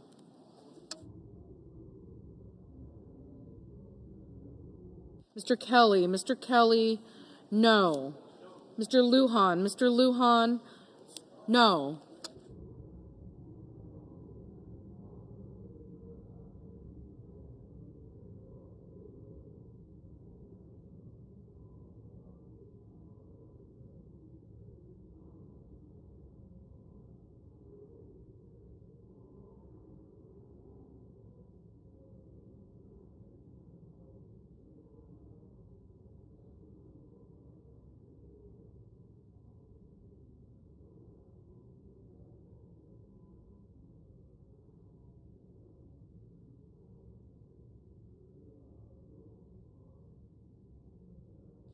Ms. Hassan. Ms. Hassan, no.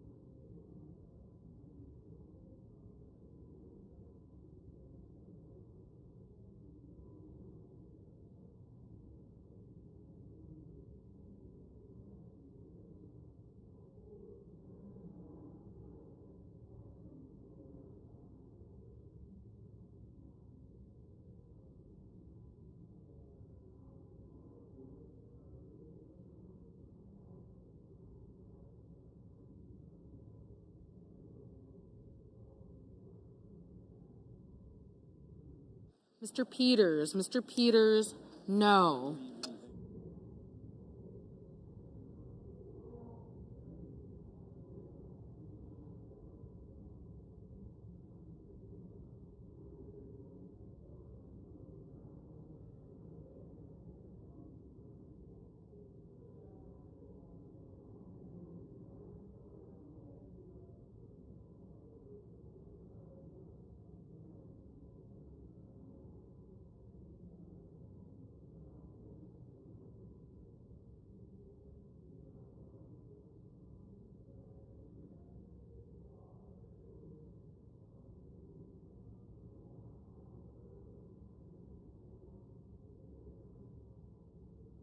Ms. Cantwell. Ms. Cantwell, no.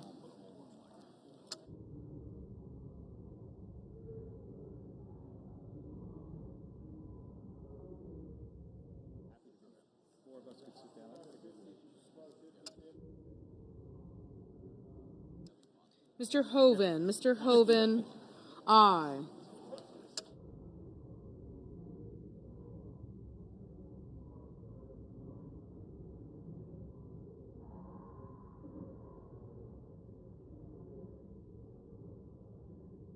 Mr. Ricketts. Mr. Ricketts, aye.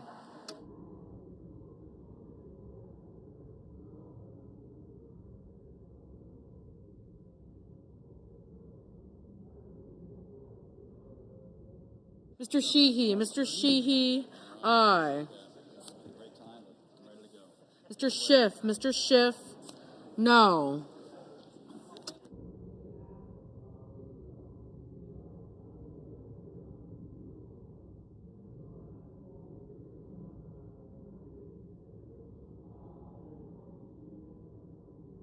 Mr. Lee. Mr. Lee, aye.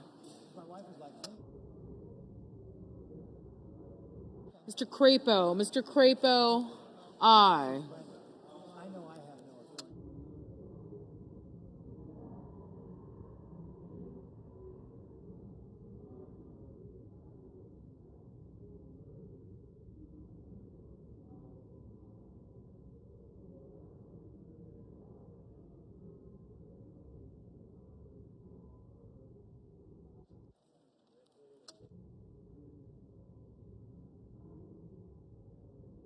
Mr. Bennett. Mr. Bennett, no.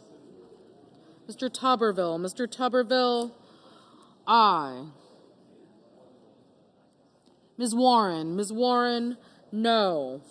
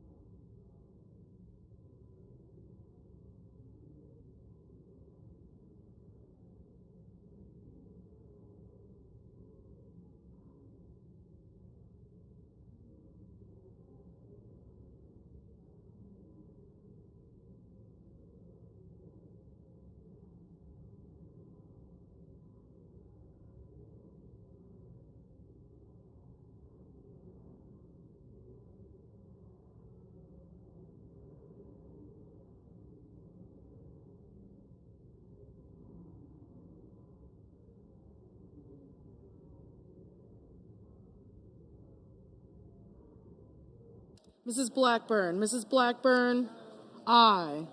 Mr. Bozeman, Mr. Bozeman, aye.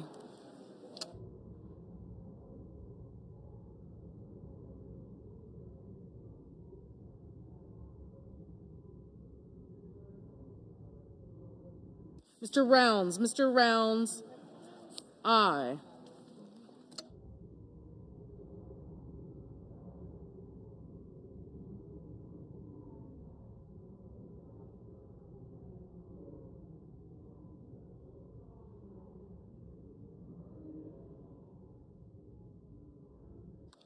Mr. Haggerty, aye. Ms. Baldwin, no.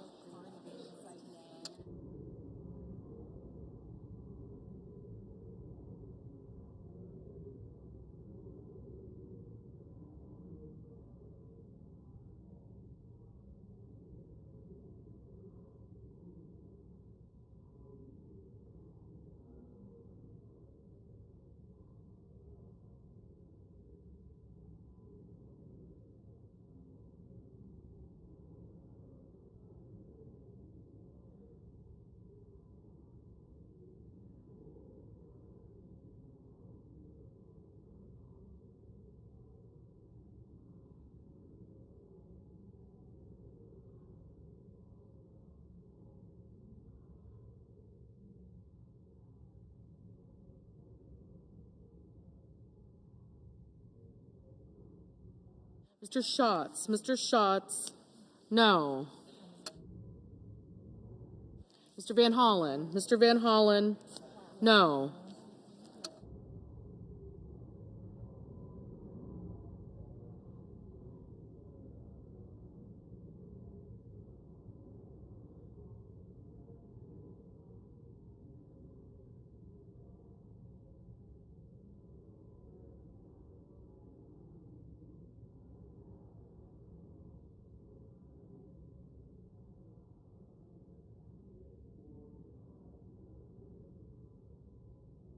Ms. Rosen, no.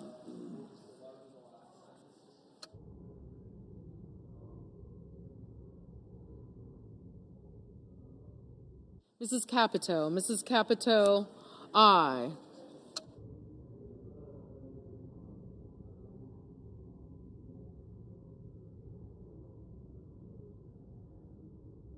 Mr. Husted, aye.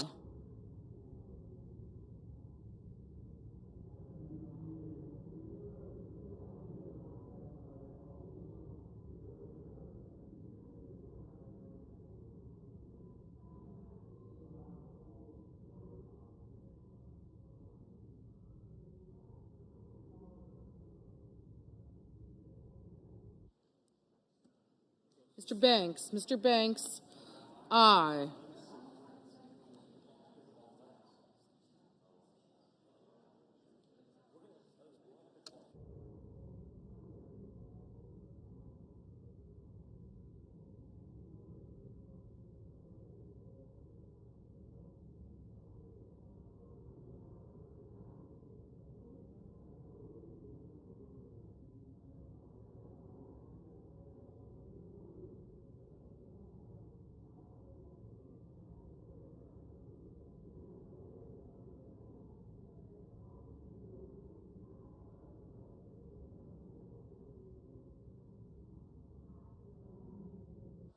Mr. Wyden, no.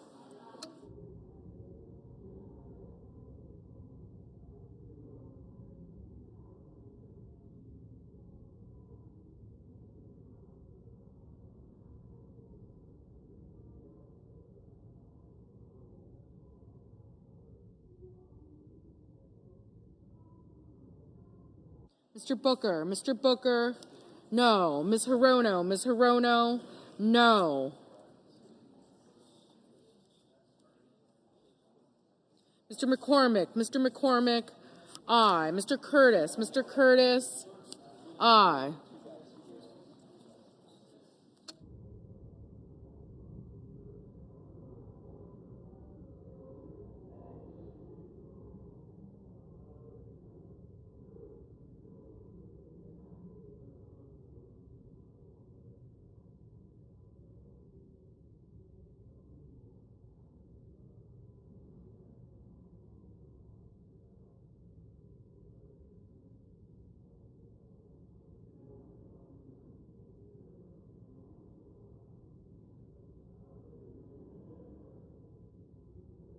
Mr. Murphy, Mr. Murphy, no. Mrs. Gillibrand, Mrs. Gillibrand, no.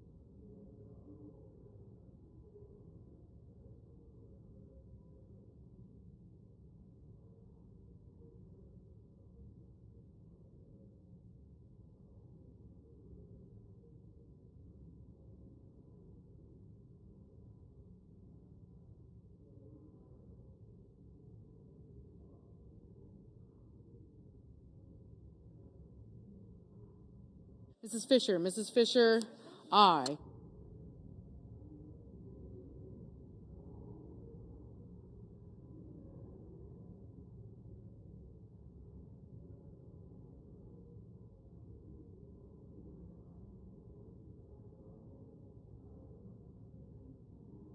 Ms. Smith, no.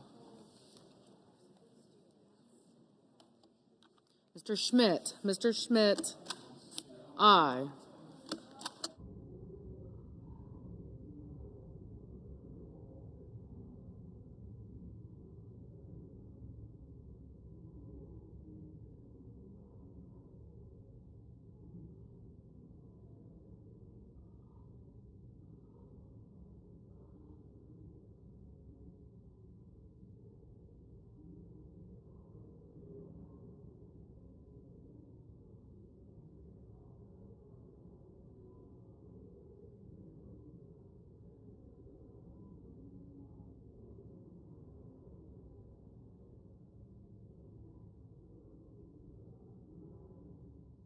Ms. Lummis, aye. Mr. Tillis, aye.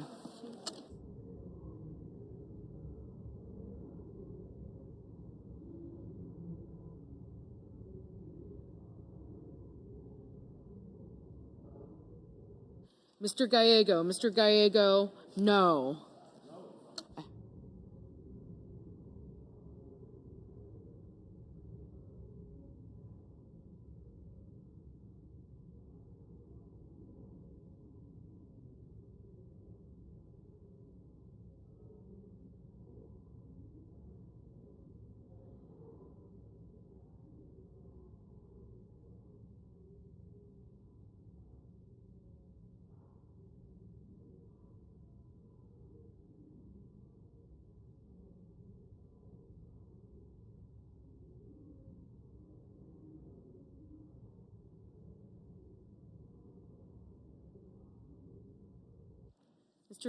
Mr. Scott of Florida, aye.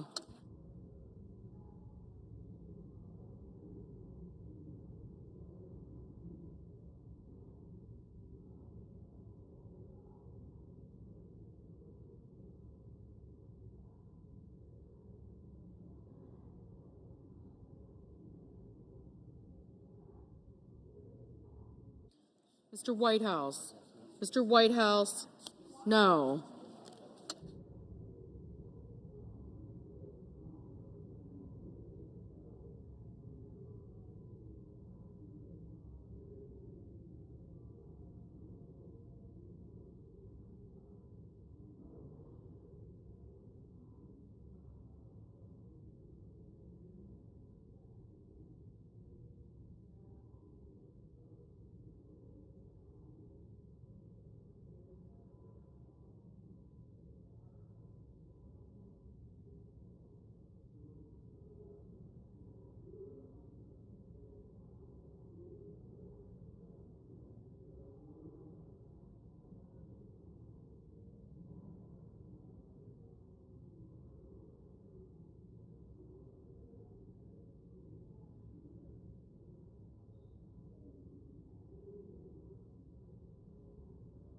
Mr. Risch. Mr. Risch, aye.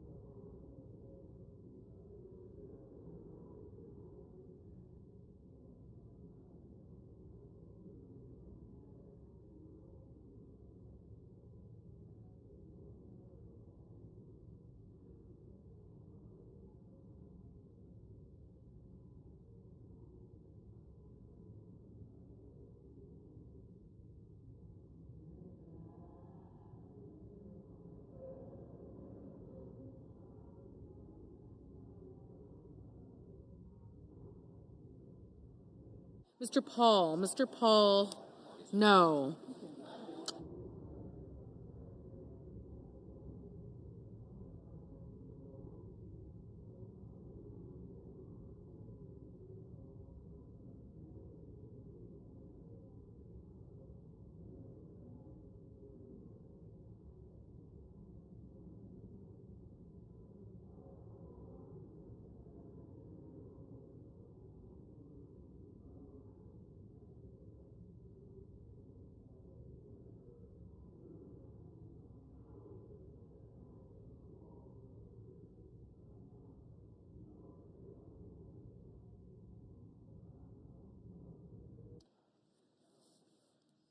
Mr. Young. Mr. Young, aye. Mr. Warner. Mr. Warner, no.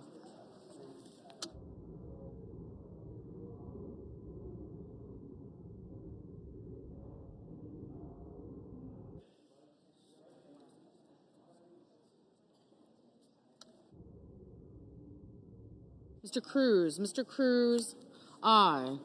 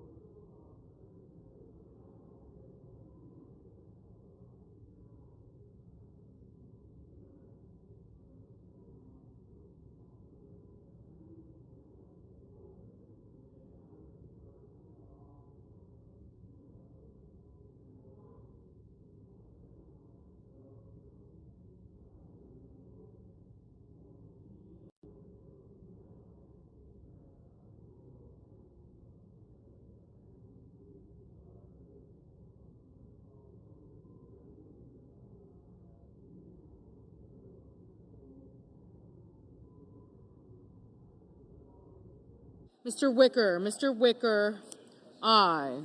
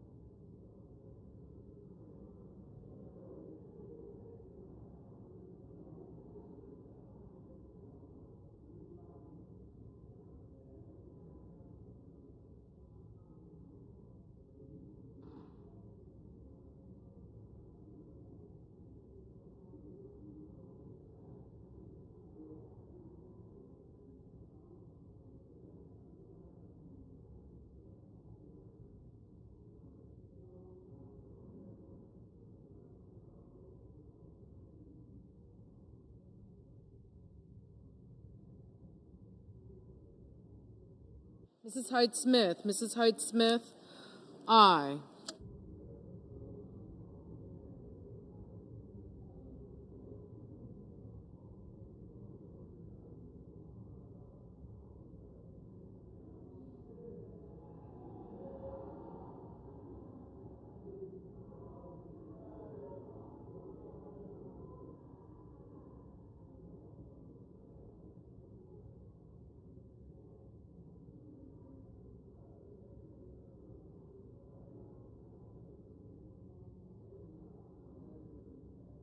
Hello, Lindsay. How are you?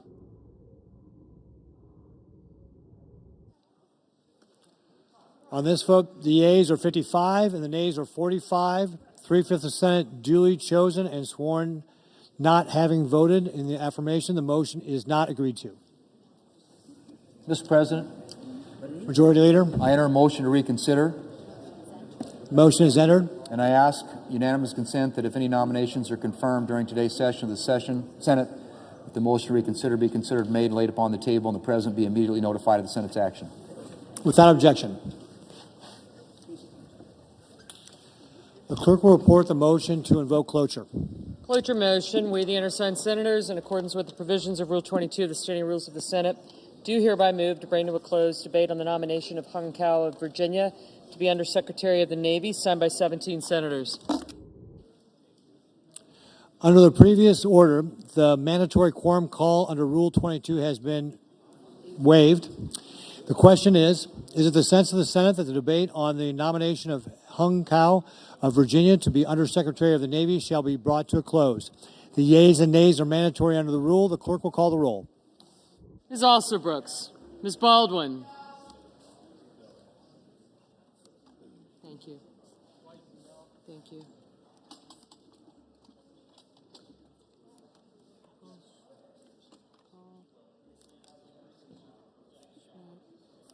I got you. I got you. Mr. Banks. I got you. Thank you.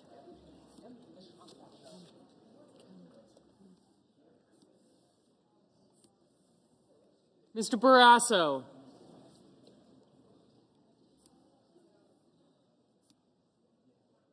Thank you. I got Scott. I got him.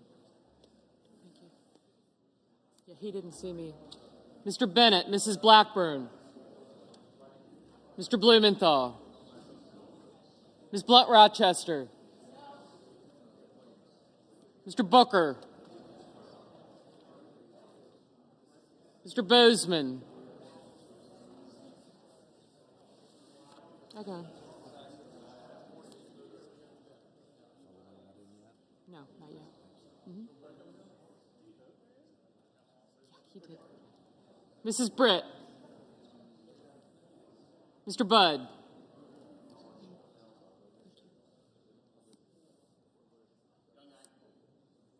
Thank you.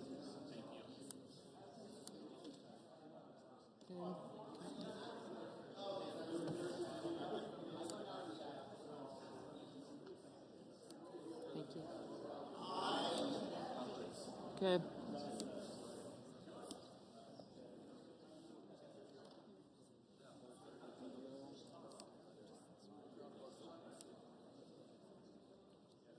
Mr. Budd, Ms. Cantwell, Mrs. Capito. Okay. Mr. Cassidy.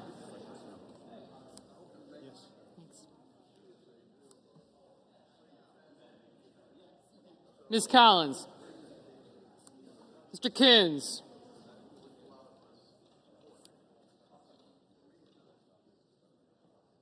Mr. Cornyn. Ms. Cortez Masto. Mr. Cotton, Mr. Kramer. I got you. I did. Yes, sir. Thank you. Thank you. Mr. Crapo, Mr. Cruz, Mr. Curtis. Thank you. Mr. Daines. Ms. Duckworth. Mr. Durbin. Ms. Ernst.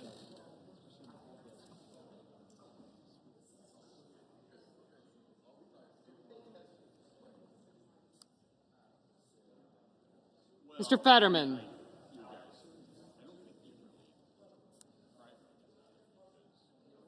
Mrs. Fisher. Mr. Gallego, Mrs. Gillibrand. Mr. Graham, Mr. Grassley, Mr. Haggerty. Ms. Hassan. Mr. Hawley, Mr. Heinrich. Mr. Hickenlooper. Ms. Hirono. Mr. Hoven. Mr. Husted, Mrs. Hyde-Smith. Mr. Johnson. Mr. Justice. Mr. Kane. Mr. Kelly. Mr. Kennedy. Mr. Kim. Mr. King. Ms. Klobuchar. Mr. Langford. Mr. Lee.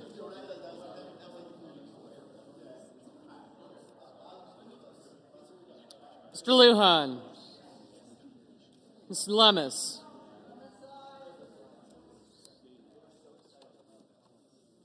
Mr. Markey. Mr. Marshall. Mr. McConnell. Mr. McCormick. Mr. Merkley. Mrs. Moody.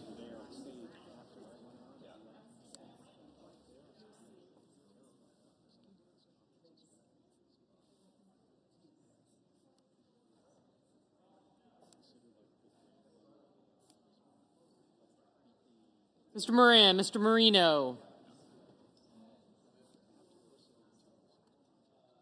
Mr. Mullen, Ms. Murkowski.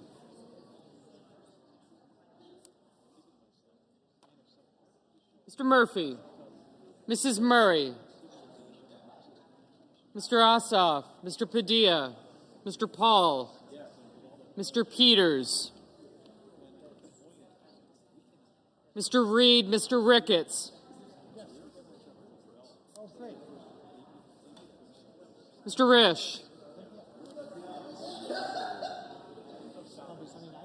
Ms. Rosen, Mr. Rounds. Mr. Sanders, Mr. Schatz. Mr. Schiff.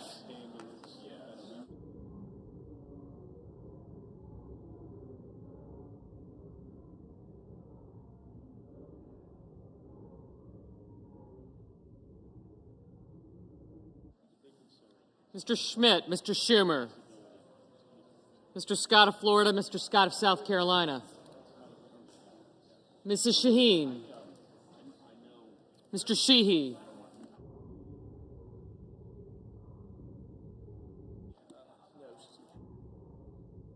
Ms. Slotkin. Ms. Smith. Mr. Sullivan. Mr. Thune, Mr. Tillis, Mr. Tuberville. Mr. Van Hollen. Mr. Warner, Mr. Warnock, Ms. Warren. Mr. Welch, Mr. Whitehouse. Mr. Wicker. Mr. Wyden. Yep. Mr. Young.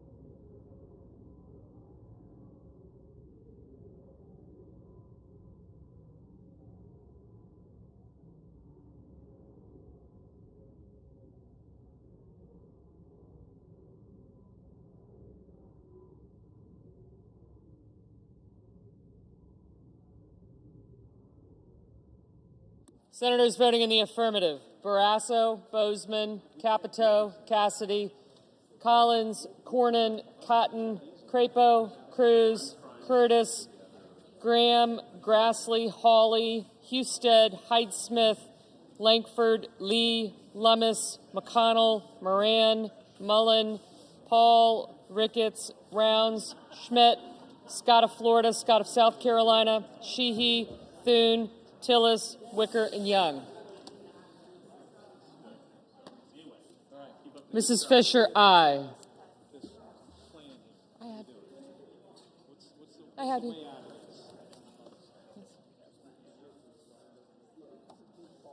Senators voting in the negative: Baldwin, Bennett, Blumenthal, Blunt Rochester, Cantwell, Duckworth, Durbin, Fetterman, Gallego, Gillibrand, Hassan, Heinrich, Hickenlooper, Hirono, Kane, Kim, King, Lujan, Merkley, Murkowski, Murray, Padilla, Peters, Reed, Rosen, Schiff, Slotkin, Warner, Warnock, Welch, Whitehouse, and Wyden.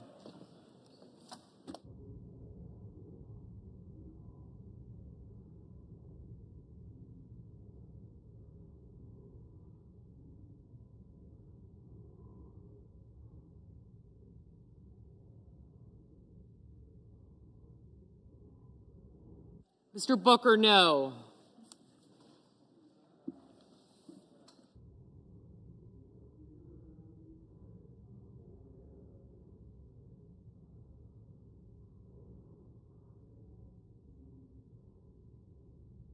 Ms. Smith, no.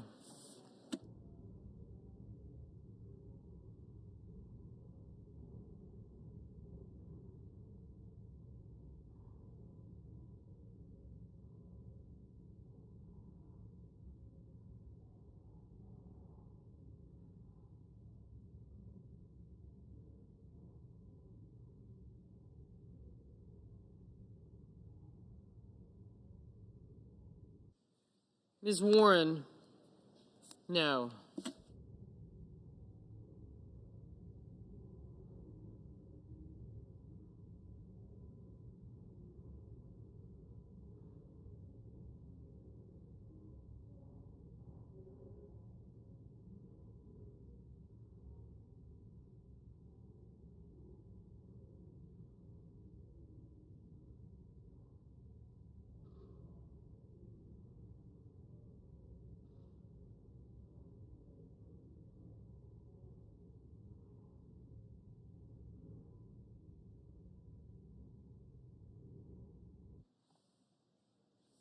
Mr. Marshall, aye.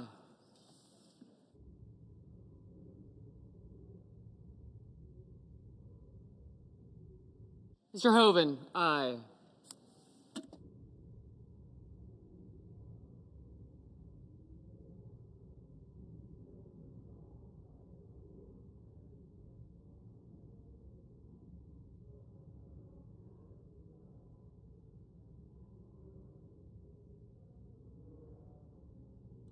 Mr. Sullivan, aye.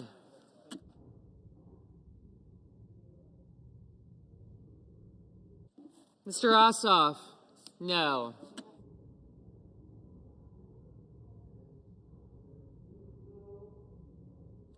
Mr. Banks, aye. Mr. Schatz, no. Ms. Also Brooks, no.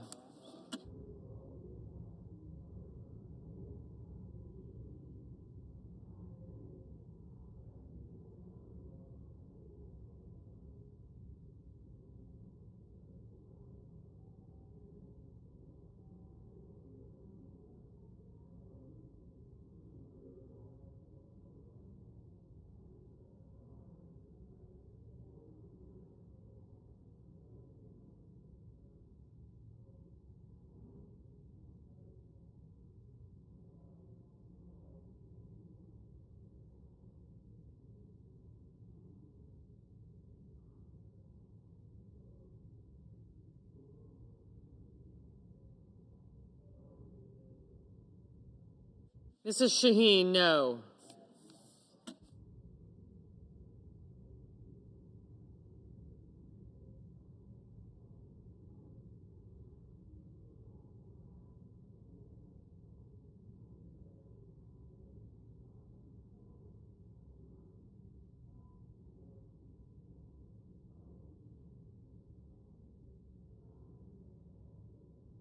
Mr. Kelly, no.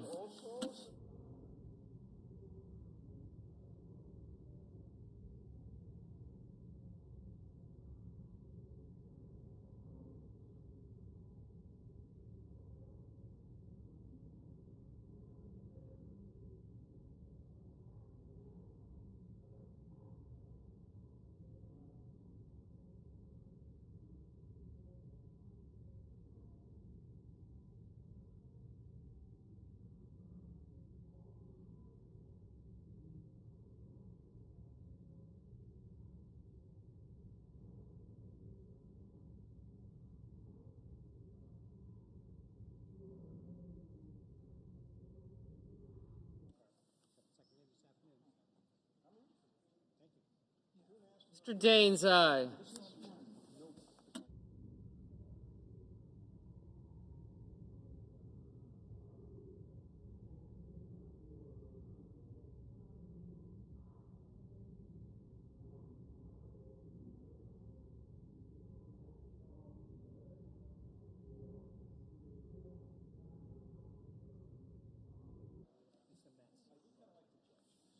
Mr. Markey?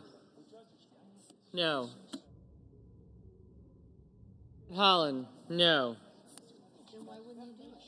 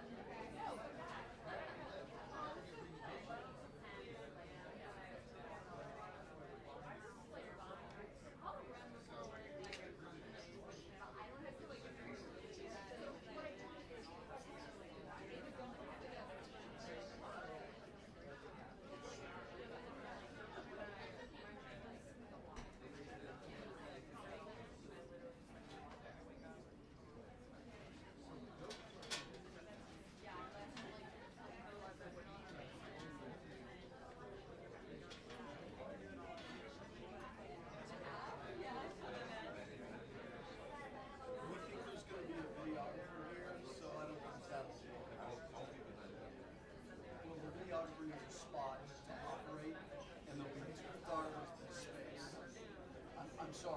I just don't think it's gonna be.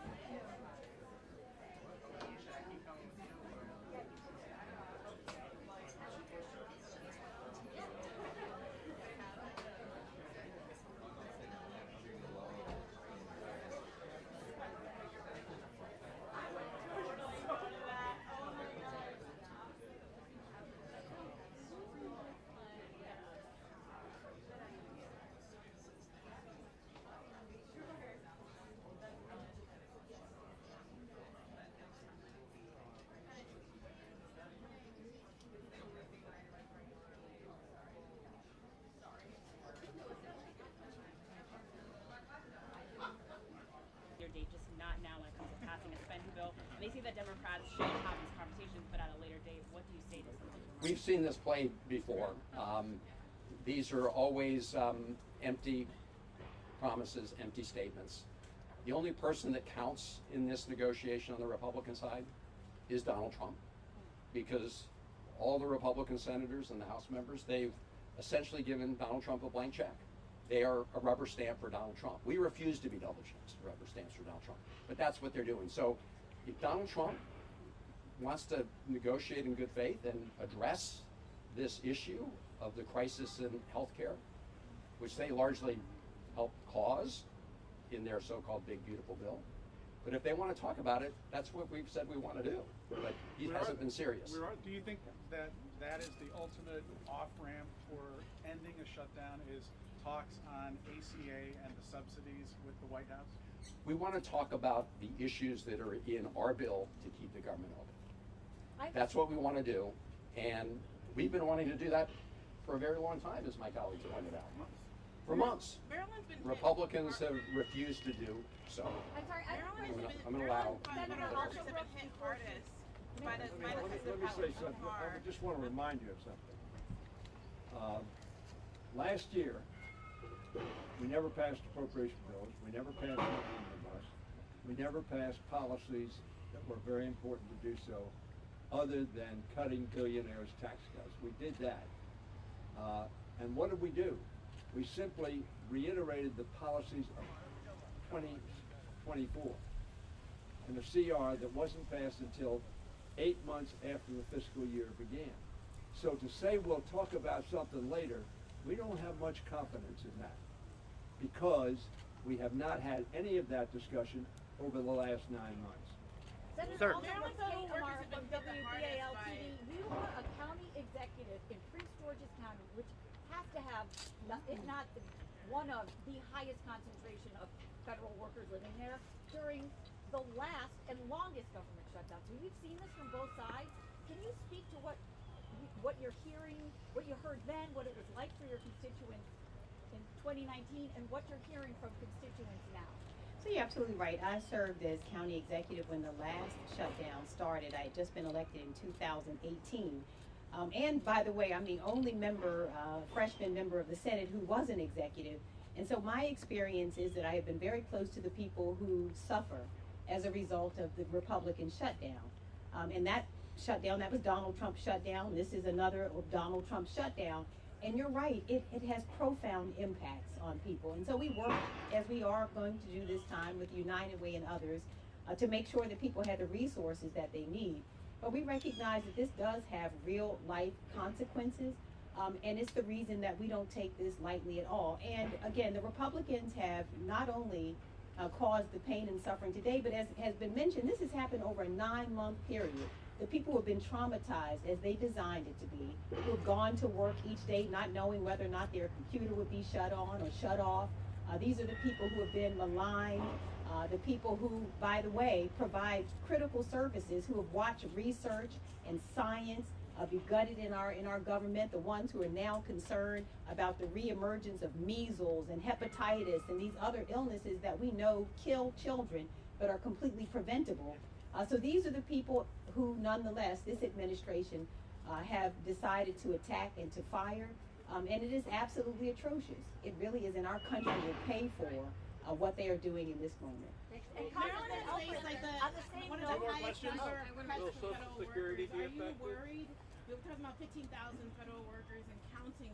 Are you not worried about the idea that this kind of bargain will hurt Maryland? There's more in a way that can't be undone? This is exactly why we're fighting to reopen the government as we speak. As I said before I came out here the first time, Republican senators voted against our proposal to keep the government open without giving Donald Trump a blank check. And our colleagues have all talked about how the fact that for the last 9 months, Donald Trump has taken a chainsaw to the federal government and federal employees and important federal services for the American people.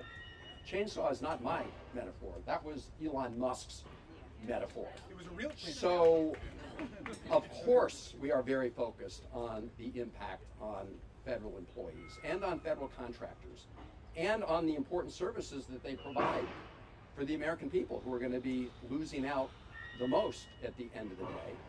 It's also why, as we work to reopen the government, we are working to ensure that there are services that are there to help people who are in need. And the best way to deal with that, of course, is to reopen the government. But in the meantime, we are looking for ways to ease the pain. Let me turn it over to Jane. I want to say, I've got more than 50,000 federal workers in my district, in Maryland's beautiful 8th congressional district.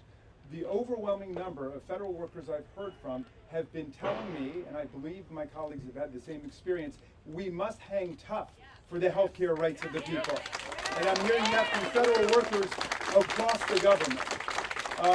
They understand the fallacy that was invoked by one of your colleagues who said, well, they're saying that if they close the government, they're threatening they're going to fire more workers. Well, first of all, there is no additional legal authority they get to fire anybody by virtue of being in a government shutdown. That's number one. Number two, the law has not stopped them from illegally firing hundreds of thousands of people so far. They've been doing it from the beginning. Illegal firings, illegal layoffs. They are now in court saying that the civil service itself is unconstitutional. They're saying that the civil service, which protects all of the federal workers against being fired for political reasons, is unconstitutional because it interferes with the president's Article 2 power to employ and to discharge whomever he wants. So we understand we are in a fundamental struggle here over the nature of American democratic government. And we're not going to fall for silly arguments like that. They've been firing people illegally from the beginning. And if they continue to do it, we will be in court first thing the next morning with our documents to get people their jobs back. Can we take just a few more? Yes. Your district, for people who don't know, you represent people in Anne Arundel County and Howard County, Maryland, a very unusual and wide array of federal jobs. The Naval Academy, you got Fort Meade, I mean, you have every stripe of federal employee you could have. What are you hearing from them, and what do you want them to know, the people who aren't getting paid today? Yeah, like my colleagues, and I completely agree, whether it's on the phone, people calling us or emailing us, or even in the grocery store just the other day, people are asking us to stand strong. As Congressman Raskin just said, this is not the first struggle our federal workers have dealt with in this administration. This is 270-ish days of this struggle. And so they are asking me to stand strong and stand up for their jobs, but also the health care of all Americans. All right, thank you. We take two more. Sure. You said that the only Republican opinion that matters in the situation is President Trump's. Are Progressive Democrats trying to negotiate more directly with the president, and how does that, you know, let's say, perspective affect your negotiations with, you know, your legislative colleagues? Well, they tried, of course, the other day at the White House, and the president was apparently oblivious to this ticking time bomb that's going to go off on people's health care costs. Maybe the message got through, and maybe they'll begin to think about it. But right now, as all of my colleagues have said, we've made our position very clear. We look forward to talking to them if they're ever serious about talking with them. But we have been crystal clear that we're not going to give a blank check to a lawless president. We've all talked about what he has done to date, trampling on the rights of Americans, undermining our democracy, undermining our Constitution. And so there's a whole lot at stake here. We want to open the government, but we also want to make sure that the president doesn't have that blank check going forward. And I want to thank all of you very much for being here. I don't know if my colleagues have any closing thoughts. If not, thank you all. We can do one-on-ones for people who are here. Thank you all. And thank you to our federal employees.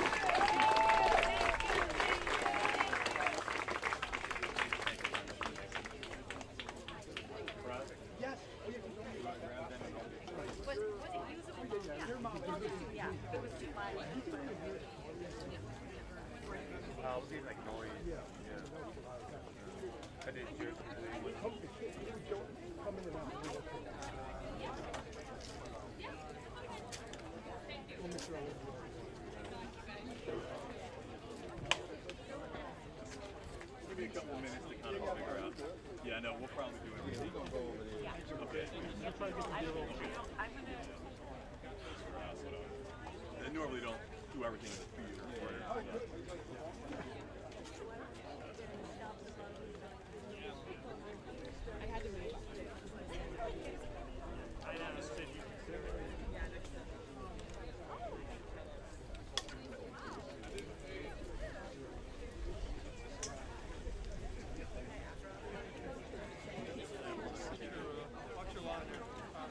It's going good. We've got our parts gathered here as well.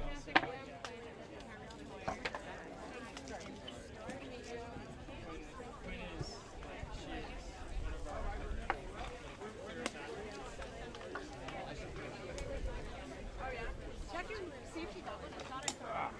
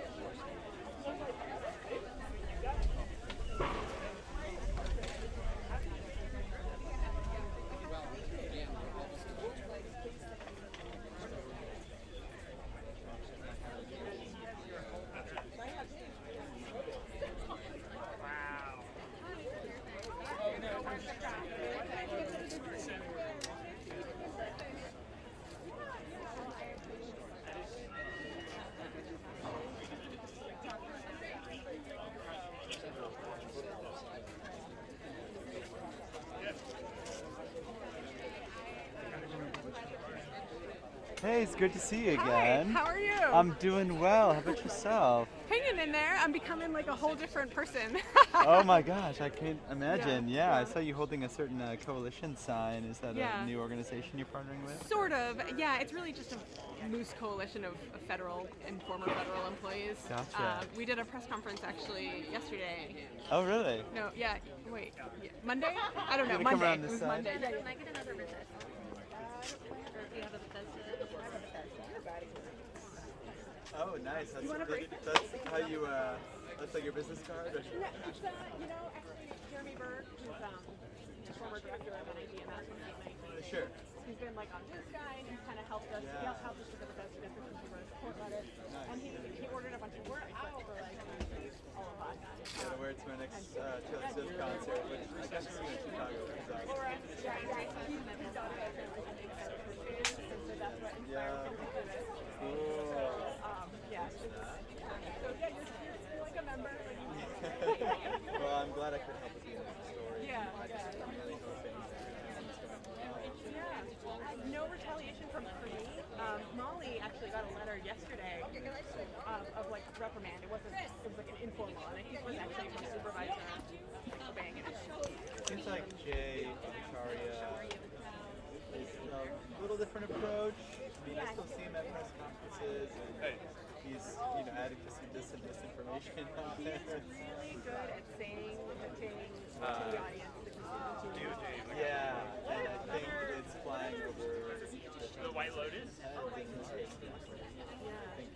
I'm stopped. Yeah, he's definitely not taking a swift.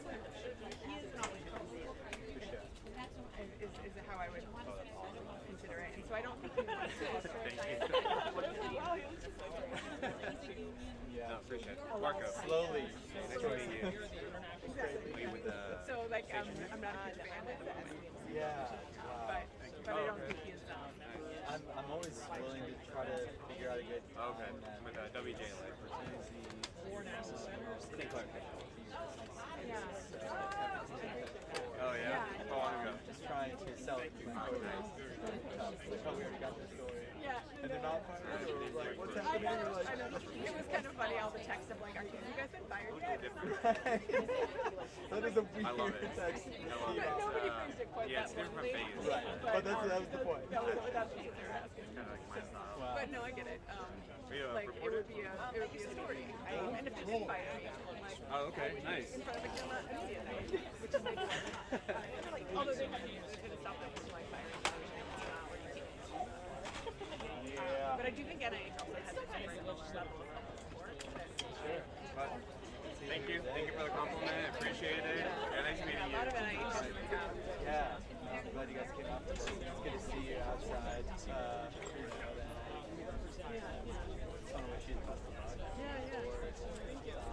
See where the Shutdown goes. Yeah. I don't know how long we'll be separated, but could be in it for weeks, I think. hours to months, who knows? Yeah, very broad time for me. But it's great to see you. And safe travels back to Bethesda. Thank you. Well, feel free to reach out whenever. Yeah, awesome. I will. Yeah, I will. Take care. So as of today, we are starting to hear we're getting reports from our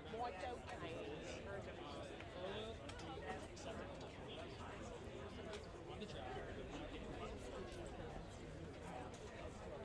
One of the things that's remarkable for us to see is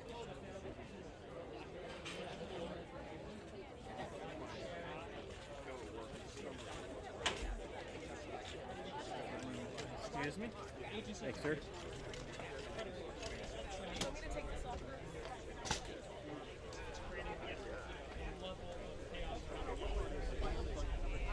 Oops, sorry. Yes. Yes, you would mind, or yes, you do it? That's the one.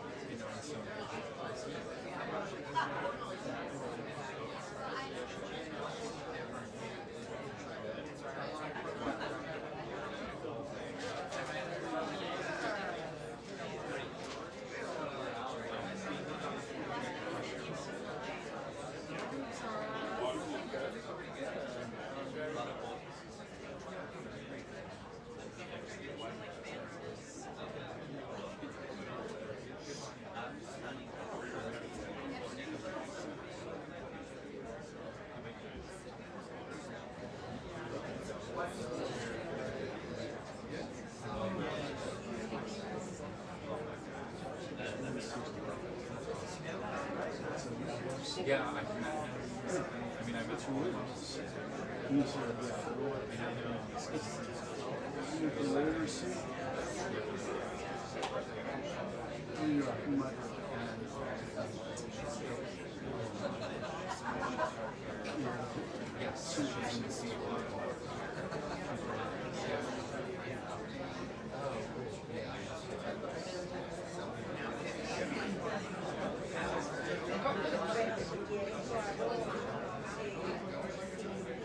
That's good. That's good.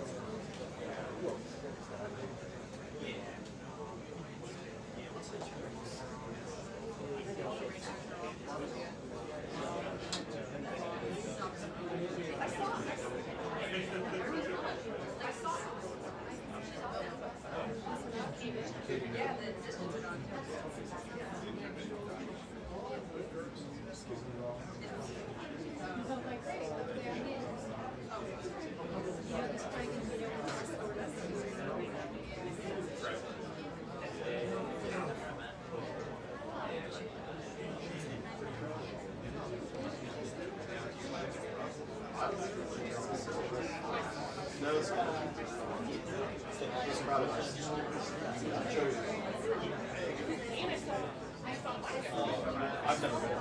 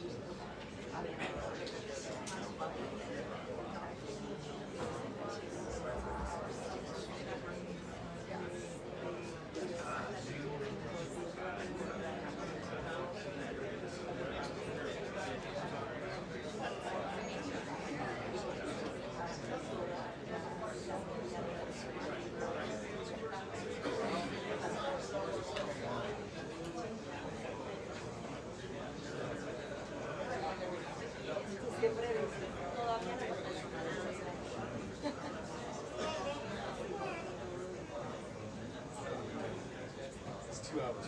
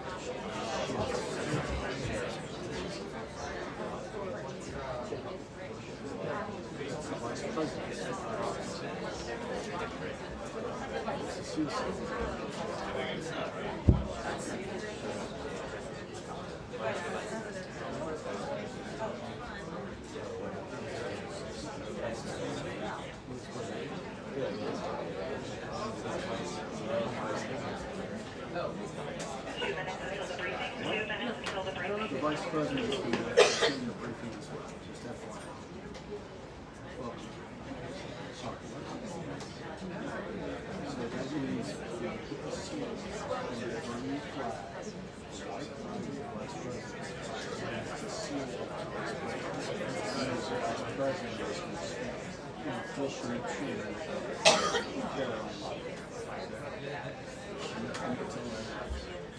Check 1 2, check 1 2. Audio check 1 2. 3 4 5 6 7 8 9 10. Check 1 2.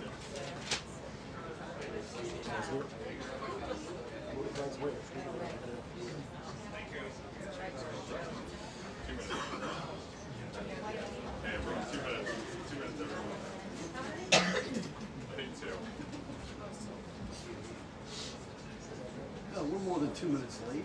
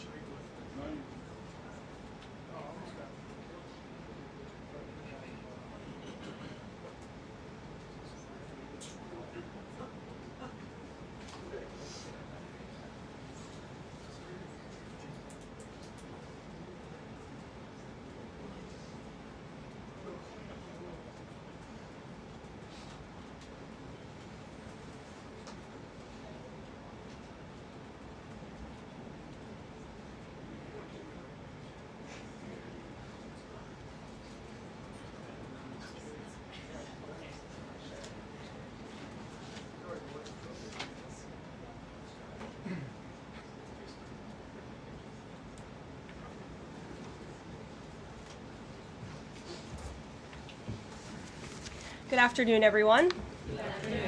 Packed house here today, and I have a very special guest with us, the Vice President of the United States. He'll deliver some remarks and take some questions. First, I just want to share remarks of my own. Democrats in Congress have officially shut down the United States government. House Republicans passed a nonpartisan, clean piece of legislation to extend current government funding until November 21st. But nearly every single Democrat senator voted against this bill. To be clear, this was the exact same bill that Democrats approved 6 short months ago in March, just adjusted for inflation. This is the same kind of clean funding bill that Democrats passed 13 separate times when they held the majority during Joe Biden's administration. So the American people woke up this morning and asked the obvious question: why is the government shut down right now? The answer is pure partisan politics being played by the Democrat Party. The Democrats shut down the government because President Trump and the Republicans will not force American taxpayers to pay for free health care for illegal aliens. America is $37 trillion in debt. We cannot afford to provide taxpayer-funded free health care to illegals who broke the law to enter our country. To put this all into perspective, the Democrats refused to keep the government open over health care to illegal aliens and now have jeopardized critical health care programs for American citizens instead. The Women, Infants, and Children program, community health center funding, Medicare treatment options, and other health programs are now all at risk because of the Democrats rejecting the clean CR. The most vulnerable in our country are being punished because the Democrats want to prioritize illegals over American citizens. And if Democrats actually cared about health care, they would applaud the actions taken by President Trump just yesterday in the Oval Office. He took a bold and massively popular action to improve our healthcare system. He announced the first agreement with a major pharmaceutical company, Pfizer, to lower drug costs for Americans. This is a historical achievement, long sought by past Democrat presidents, that only President Trump was able to get done. Also yesterday, while the Democrats were whining about health care for illegal aliens, President Trump signed a powerful executive order to supercharge American AI innovation and unlock cures for pediatric cancer patients in the United States. While President Trump took action to lower drug prices and improve the lives and the care of American children with cancer, again, Democrats are fighting to give health care benefits to illegal aliens. The Trump administration is fully committed to lowering health care costs and advancing policies that will save American lives. But right now, we need to keep the government open and funded. And individuals and organizations across the political spectrum, across the country, agree with the Trump administration and Republicans. The labor union leader, the Teamsters, Sean O'Brien, sent a very blunt message to Democrats over their destructive antics. He said American workers are not bargaining chips. Senators need to stop screwing around and pass the House-passed clean short-term funding bill. The U.S. Chamber of Commerce, the world's largest business organization, called to immediately pass the Republican clean CR, saying, quote, shutdowns are harmful to the economy, the American people, and our national security. And even Democrat Senators Cortez Masto and Fetterman acknowledged that their party is betraying the American people with this costly and chaotic Democrat shutdown. Enough is enough. Democrats need to stop sabotaging our country and holding the American people hostage in the country. Democrats need to do their jobs. The American people want the government reopened, and this is proven in a New York Times poll showing that 2 in 3 Americans say the government should not be shut down by the Democrats, even if their absurd demands are not met. The president and Republicans are working very hard to reopen the federal government. The vice president here has been crucial in this effort. We encourage all Americans across the country, call your Democrat senators and encourage them to reopen the government. That's what President Trump and the vice president want to do. And with that, I will turn it over to our great vice president, J.D. Vance. Great. Well, thank you, Carolina, and good afternoon to everybody, and good afternoon to everybody who's watching at home. It's a tough act to follow, but let me just say a few things, and then I'll take a few questions. Number one, Democrats say that they care a lot about lowering health care costs, and yet when the president took historic action to work with the drug companies to lower prescription drug prices, the Democrats did nothing to help us. In fact, we would have loved to have the Democrats helping us, but they didn't. They talk about doing something. They don't actually do the hard work of making it happen. What they have done instead is to shut down the government because we won't give billions of dollars to health care funding for illegal aliens. That is what has actually happened. To the American people who are watching, the reason your government is shut down at this very minute is because, despite the fact that the overwhelming majority of congressional Republicans and even a few moderate Democrats supported opening the government, the Chuck Schumer AOC wing of the Democratic Party shut down the government because they said to us, we will open the government, but only if you give billions of dollars of funding for health care for illegal aliens. That's a ridiculous proposition.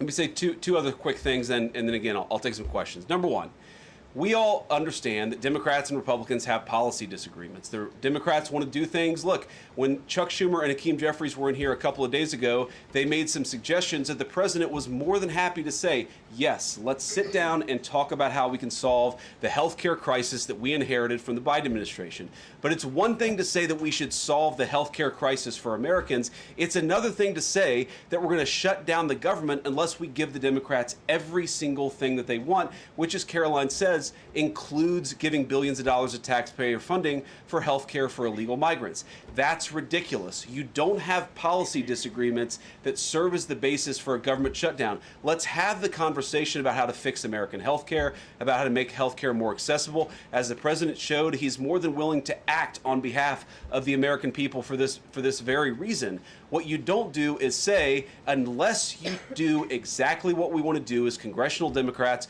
we're taking a hostage. And the hostage, it turns out, is critical, essential services that the American people need. Caroline talked about some of it. Let me talk about some more. Our troops are not getting paid starting today because of the Chuck Schumer wing of the Democratic Party. We have people who require food assistance, low-income Americans who require food assistance, who will not get it unless we reopen the government, thanks to Chuck Schumer and his wing of the Democratic Party. We have flood insurance as we start hurricane season in the southeastern part of our country. That flood insurance is going to disappear because of Chuck Schumer and the far left of the Democratic Party. We need to reopen the government. Let's fix America's problems. Let's work together to solve them. But let's reopen the government before we have our negotiation about health care policy. That's what the American people demand, and that's certainly what the President of the United States wants. Let me make one final point. I think a lot of Americans are asking themselves, why did this happen? Why did the Democrats shut down the government despite, as Caroline said, voting on the exact same piece of legislation 6 months ago?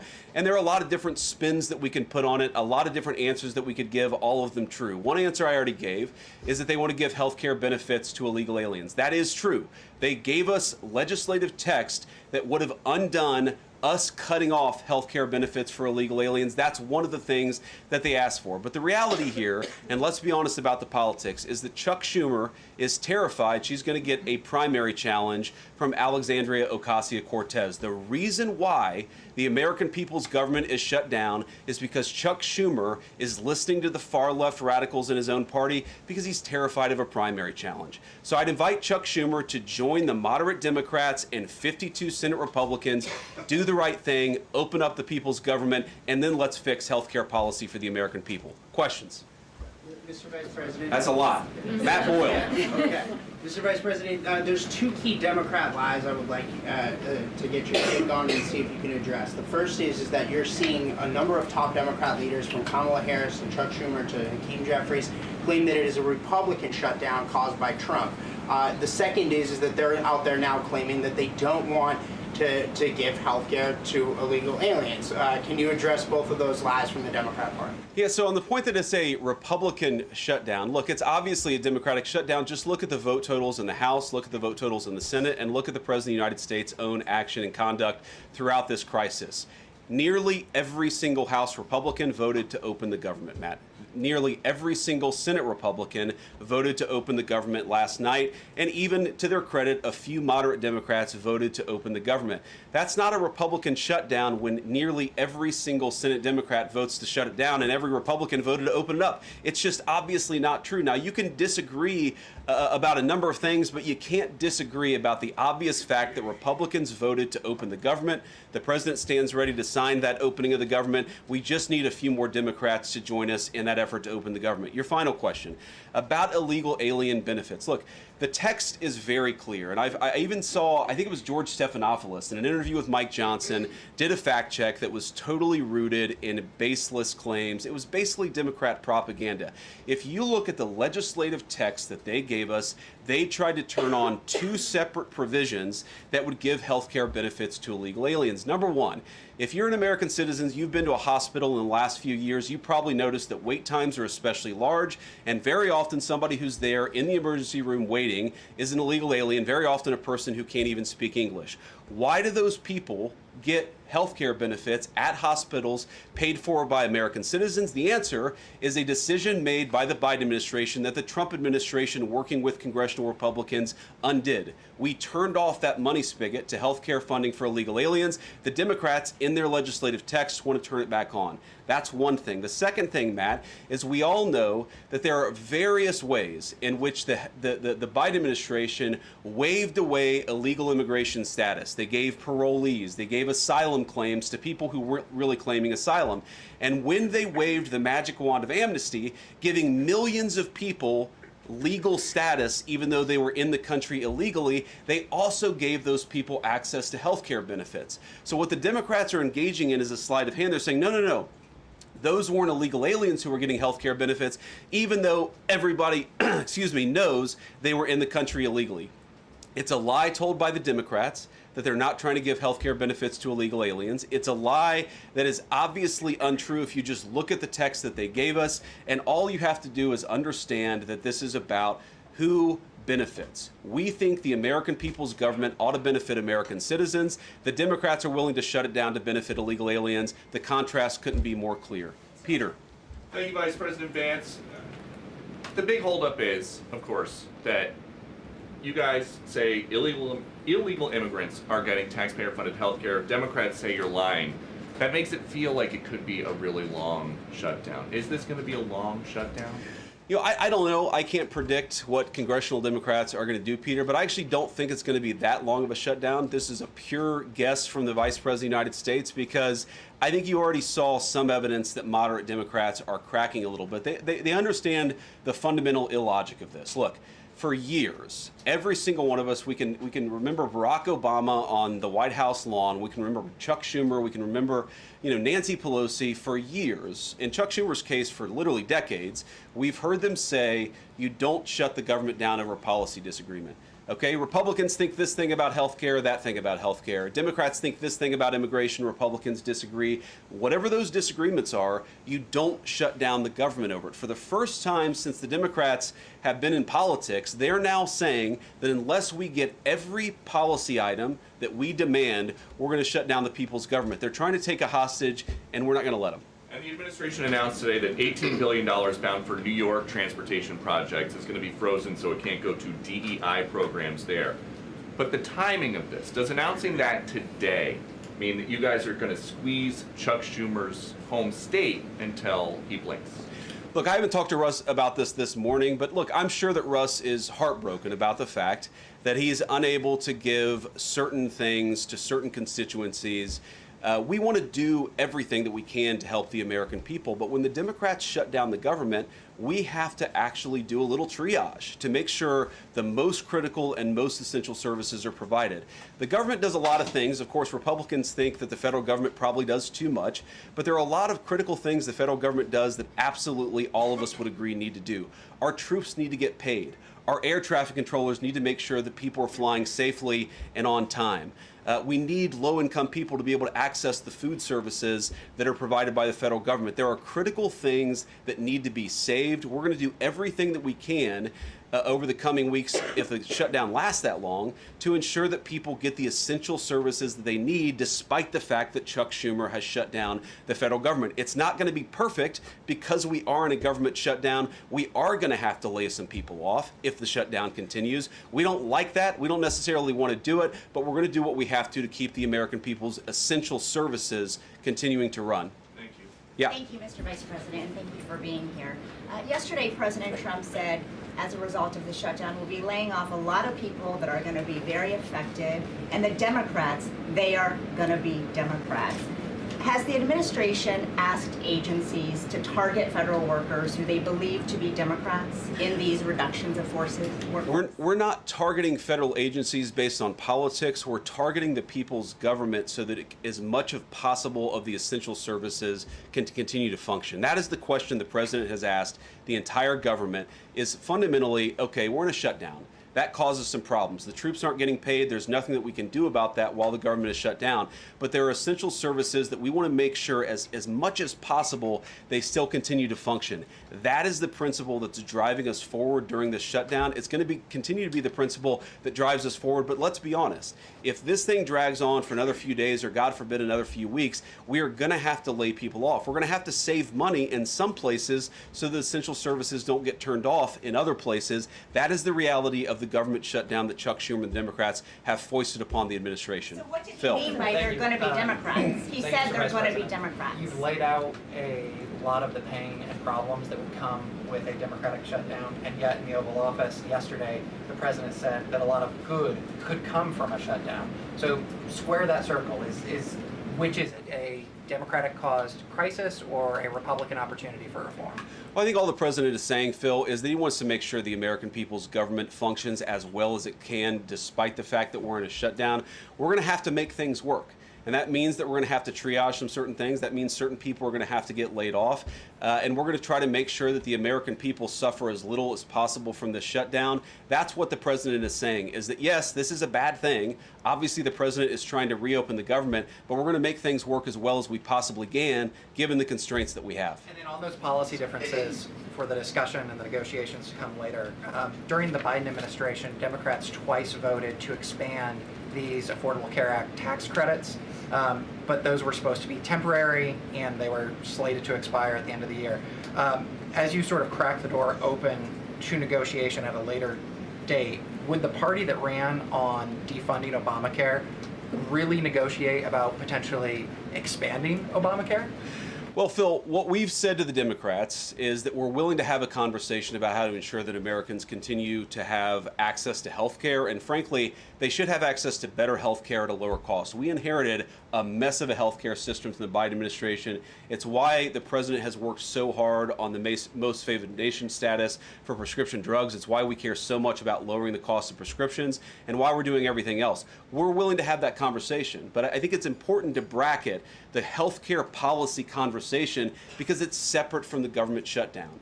We think that we can open the government and then have the conversation about what best healthcare policy to fit the needs of the American people. That's all we're trying to do. That's all we're trying to accomplish. We've got to reopen the government first. Now, Caroline, I don't know how you do this, how you actually choose people, because I don't know 90% of the names in here. Is it just who's the best dressed? Okay, I really like your shirt. Go ahead.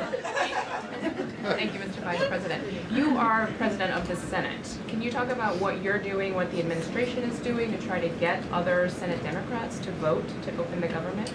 Yeah, we're talking to a number of our colleagues, Democratic and Republican, in the Senate. I talked to a number of them last night. The president, of course, is talking to them as well. I think there really are two categories of demands that I've seen privately from congressional Democrats. I think on the one hand, those who are negotiating in good faith are saying, look, we just want to make sure that we're able to have a conversation with the administration about some of the critical needs that we see that need to get fixed over the next few months. We recognize it's kind of absurd, and a lot of them will admit in private that it's kind of absurd to shut down the people's government over these disagreements, but just agree to negotiate with us in good faith on these issues, and of course we're having that conversation with them. Then there's another category, people who say, give us everything we want or we're going to keep the government shut down. We just write those people off because they're not negotiating in good faith. And frankly, we don't need them. We've already got 3 more Democrats last night than I thought we would get. And I think it's because they recognize the illogic of the position of taking the entire American economy hostage because they don't get their policy priorities. So 3 moderate Democrats joined 52 Republicans last night. We need 5 more in order to reopen the government, and that's really where we're going to focus, is how to get those 5 additional Democrats. Thanks, Mr. Vice President.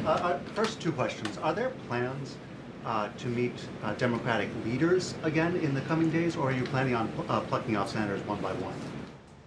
So that's the whole question? No, I got a second question. Okay, go ahead and ask the second question. So the president's been posting some images of Leader Jeffries and Senator Schumer. I saw. Recently. You've said that you're interested in good faith negotiations with these leaders, but what message does that send? Is it helpful to post pictures of Leader Jeffries in a sombrero if you're trying to have good faith talks with him? Oh, I think it's funny. The president's joking, and we're having a good time. You can negotiate in good faith while also poking a little bit of fun at some of the absurdities of the Democrats' positions, and even, poking some fun at the absurdity of the Democrats themselves. I mean, I'll tell Hakeem Jeffries right now, I make this solemn promise to you that if you help us reopen the government, the sombrero memes will stop. And I've talked to the President of the United States about that. Now, to your first question, are we negotiating one-on-one? Are we negotiating in groups? Look, I will go to the U.S. Capitol right now and meet with Chuck Schumer or any Senate Democrat if it helps us reopen the government. Most of the conversations, in my experience at least, have been one-off. We're also, of course, relying on some of our Senate Republican colleagues who have good relationships across the aisle. We're going to do whatever we have to do is the answer. And I think it's tough to predict what shape this negotiation is going to take over the next few months. But I feel good about the fact that Democrats already realize privately the fundamental irrationality of their position. I hope that they're going to publicly acknowledge it and reopen the government. Right in the back, yeah. Thank you, Mr. Vice President. You responded to a post on X of Chuck Schumer on the House floor back in 1996, railing against illegal immigrants receiving taxpayer-funded benefits. You said Chuck Schumer once recognized that it was disastrous to give illegal aliens rewards for breaking the law. Now he wants to shut down the government unless we reward illegal aliens for breaking the law. Why has Chuck Schumer changed his stance? That's a good question. Actually, it's a very tough question. Asking me to get in the head of Chuck Schumer is not a place I particularly want to be, but my basic read on it is that the entire Democratic Party, the political leadership, not every Democrat nationwide, but the political leadership of their party has got it into their heads that the only way to be compassionate is to be compassionate to illegal aliens rather than American citizens. If you go back to what Bill Clinton was saying, even Barack Obama in some cases, what he was saying about illegal immigration 10, 15, 20 years ago, you would put them on the MAGA right based purely on their rhetoric around illegal immigration. So I don't know why they've gone so far to the left. I think it's bad for the country. I think it's bad for them politically. But our principle, all I can do is speak for the president that I serve and the country, the administration that I serve right now. We believe that the American people's government exists for the American people. That means the people who have the legal right to be here, and that's why we're fighting to reopen the government. And unfortunately, the Democrats are fighting to shut it down for the benefit of illegal aliens. And I'll take a couple more, and then I'll let Caroline, I'll go back to my day job so Caroline can go back to hers. All right. Yes. Thank you, Mr. Vice President. Just going back to the sombrero, you said that the president is joking, but Hakeem Jeffries says that these memes were racist. What's your response to that? And just if I may briefly go off topic, Secretary Hegseth yesterday made an edict about no more beardos in the military. Just wondered what... Sorry, what did he say? No more beardos. Beards. Oh, sorry, it's my accent. Just wondered your response to that. I didn't see that particular comment. I thought Pete gave a hell of a speech, and a speech that really is just oriented around returning the American military to the very high standards that it has had for virtually its entire history until Joe Biden came along and decided to lower standards. I think it was bad for our military, and it was bad for our troops. When I was a young United States Marine, I did not have a beard. I am now the vice president, so I get to do what I want to do. But I think Pete's trying to re-implement high standards, and that's a very good thing. On the sombrero thing, I mean, Hakeem Jeffries said it was racist, and I know that he said that, and I honestly don't even know what that means. Like, is he a Mexican American that is offended by having a sombrero meme? I mean, I saw one of the major TV stations put the meme up and then say, this is AI generated. And he had like the curly animated mustache too. It's like, do you really not realize the American people recognize that he did not actually come to the White House wearing a sombrero and a black curly animation mustache? Like, give the country a little bit of credit. We're all trying to do a very important job for the American people. The President of the United States likes to have a little bit of fun when he's doing it, and I think that's okay. I'll take one more question. Mr. Vice President, in every previous shutdown, workers have been furloughed, not laid off. So why does the president want to fire some workers and not just furlough them? Why is this shutdown any different? Well, first of all, we haven't made any final decisions about what we're going to do with certain workers. What we're saying is that we might have to take extraordinary steps, especially the longer this goes on. We're going to have to take extraordinary measures to ensure the people's government operates, again, not perfectly, because it's not going to operate perfectly in the midst of a shutdown, but operate as well as it possibly can. And I think that the Democrats, if they're so worried about the effect this is having on the American people, and they should be, what they should do is reopen the government, not complain about how we respond to the fact that Chuck Schumer and the Democrats have shut down the government in the first place. Thank you all. Also said he's going to target some benefits, Mr. Vice President. Thank you. Should See you Americans guys. prepare for their benefits to be cut as well? All right, guys. Well, let's let the fun continue. The Vice President's a very busy man, and I'm happy to take some more questions. I know there's more news today.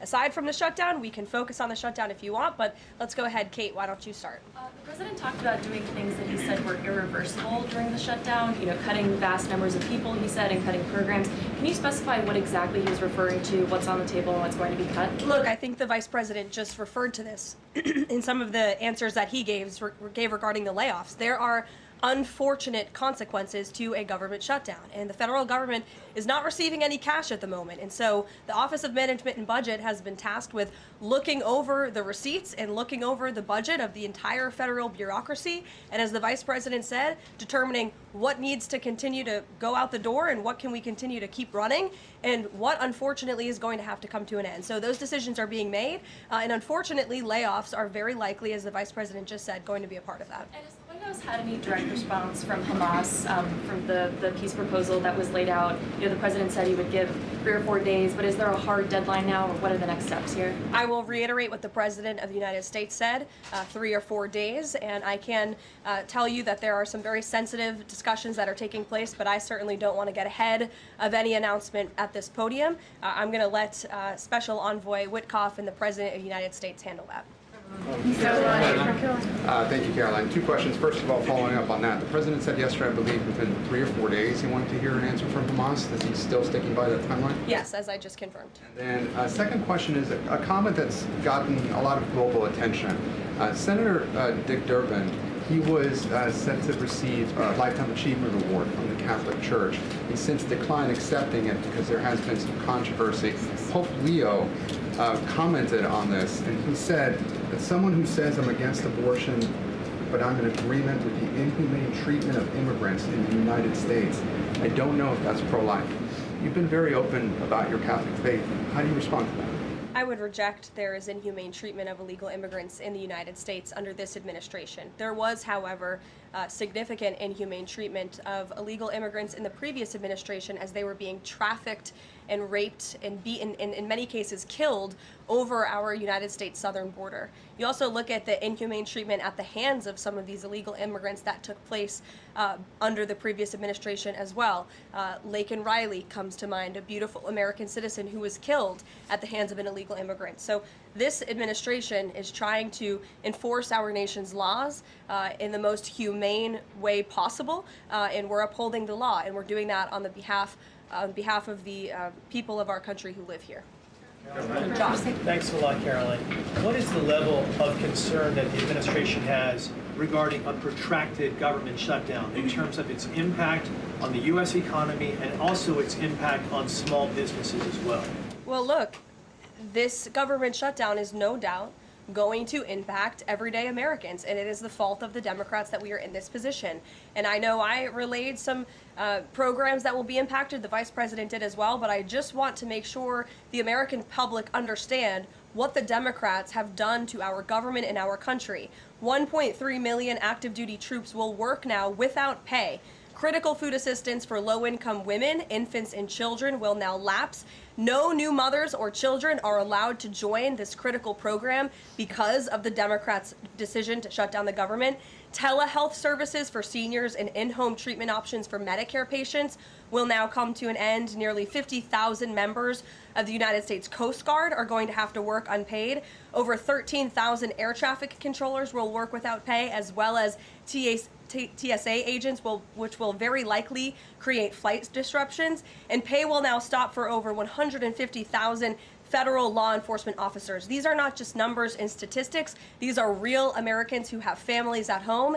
And I saw some Democrat members today saying they're still going to accept their paychecks because they have 3 kids at home and they have mouths to feed. Well, so do these federal workers who those same Democrats just voted to shut down the government and turn off their pay. And we believe that's very unfair, and it's why the administration wants to see the government reopened. GDP growth fell by about half a percentage point during the last government shutdown during the president's first term.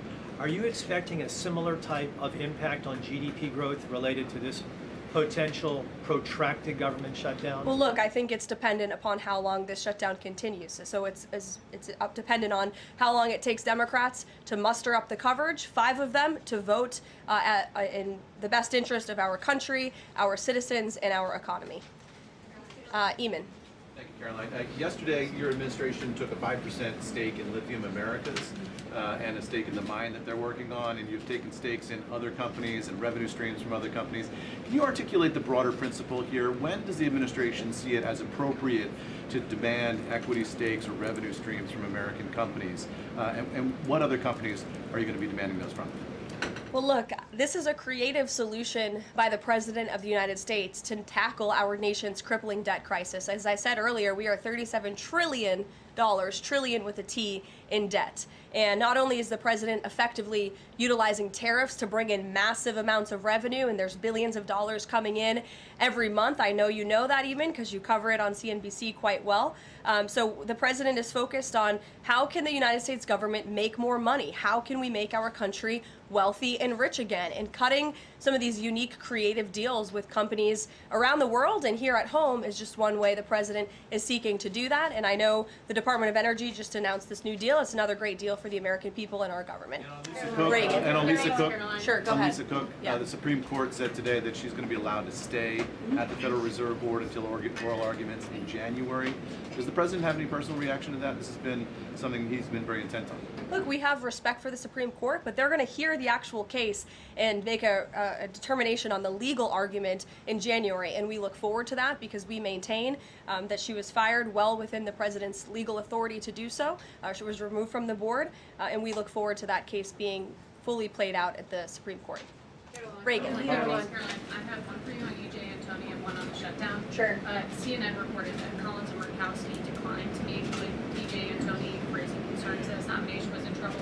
I'm wondering what message Collins and Murkowski are sending to the White House by not meeting with one of the president's nominees. Well, look, EJ Antony remains a great ally of the president and our team. It became clear, unfortunately, that he was not going to have the votes, and so we will be announcing a replacement nominee very soon.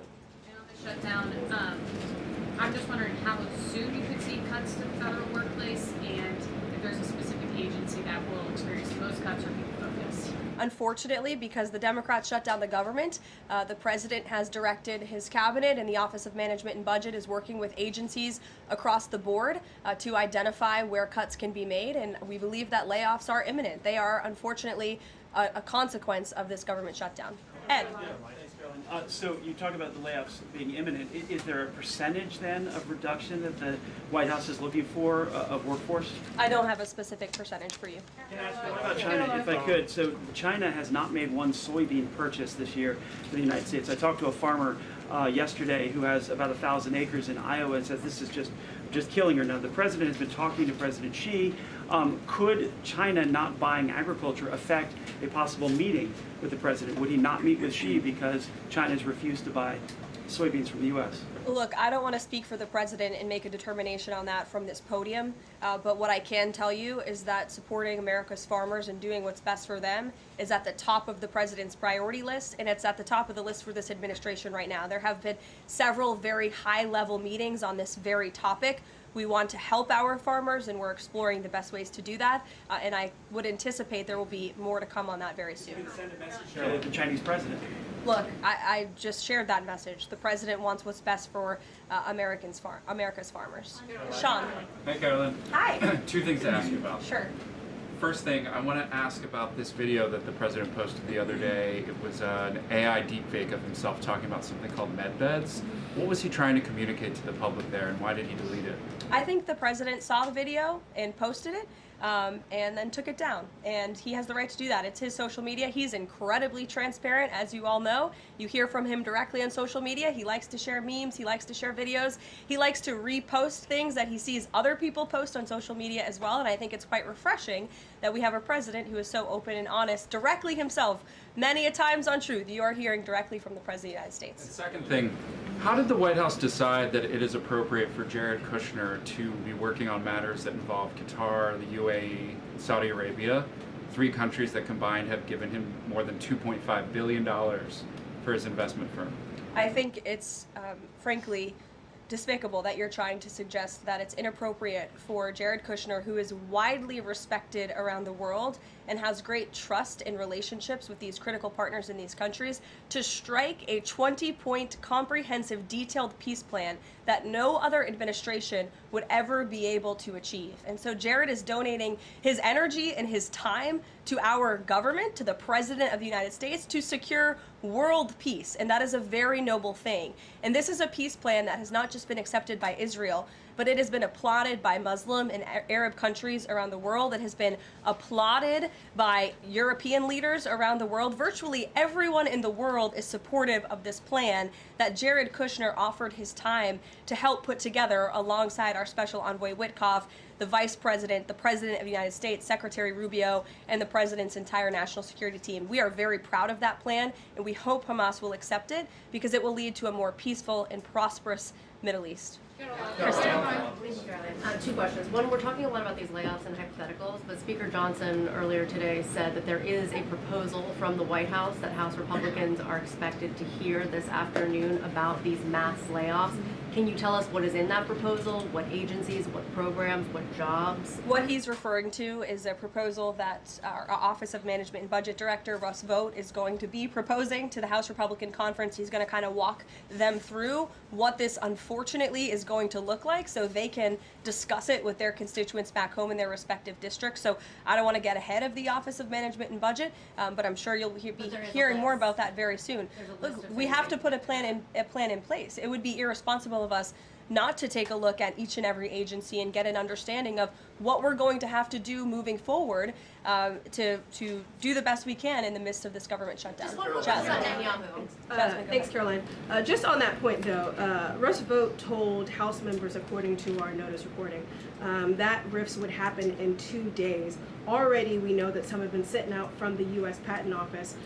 So I wonder, one, this administration continues to say that they don't want to lay people off, but obviously there is a plan to lay people off. So what is your message to those people who are getting laid off? And then if the government reopens, will those RIFs reverse? Are they not permanent if the government reopens? Specifically, if it reopens pretty quickly.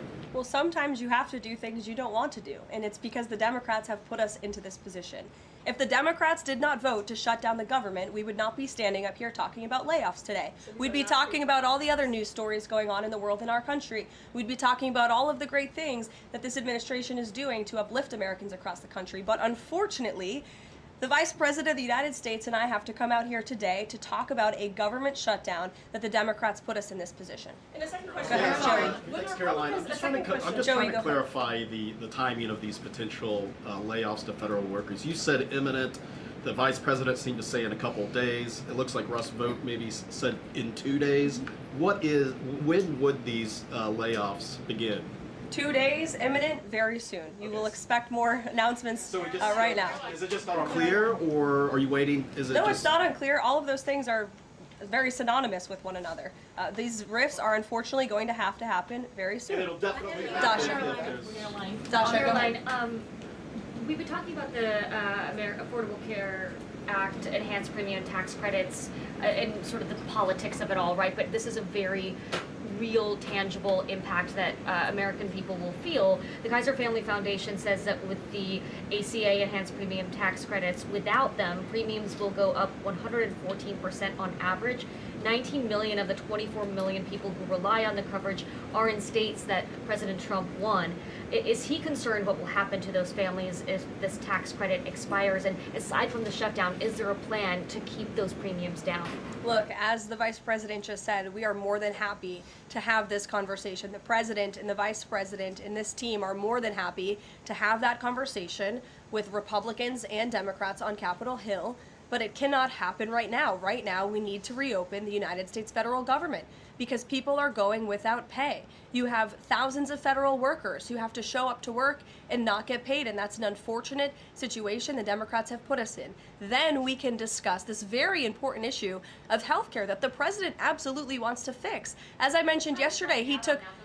But those premiums do not expire until the end of the year. It's October 1st right now. And so we have a few months to have that conversation. And it's irresponsible of the Democrat Party to try to convince the American people that that conversation has to happen right now. No, what needs to happen right now is the reopening of the United States federal government. And then this administration will be happy to work with Democrats in good faith to come to a policy determination. But one red line the government has already made clear, this administration has already made clear, this administration is never going to support taxpayer-funded benefits going to illegal aliens. And we think it's despicable that that was one of the first proposals that Democrats put in their funding proposal, in their CR. The Republican CR was a clean CR that would keep the government open. Democrats have voted for it 13 times in the past. The Democrats put this poison pill in there, this partisan pill. Why? Because they are beholden to the far left radicals in their party, and you already see 3 moderate Democrats having the courage to say no.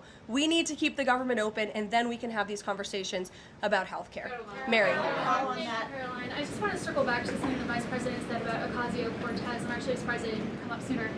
So if Schumer is catering to the demands of Ocasio-Cortez, can you share whether the White House views this as cracks in Schumer's leadership, and would the Vice President be open to meeting with someone like her if she is assuming this role in the Democratic Party?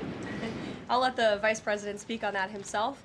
I think that certainly Senator Schumer was not expecting 3 moderates to break with him last night. In fact, last night you heard Senator Schumer say he can't guarantee that he will be able to hold his caucus together. And so again, we encourage Democrats to have the courage to do the right thing, do what you have done 13 times previously, and vote for this clean continuing resolution to keep the government funded. As for what the Trump administration and President Trump is going to do, we'll continue to be very public that we want the government to be open, and as the Vice President said, we'll continue to work in good faith with anyone on Capitol Hill who wants to do right by the American people.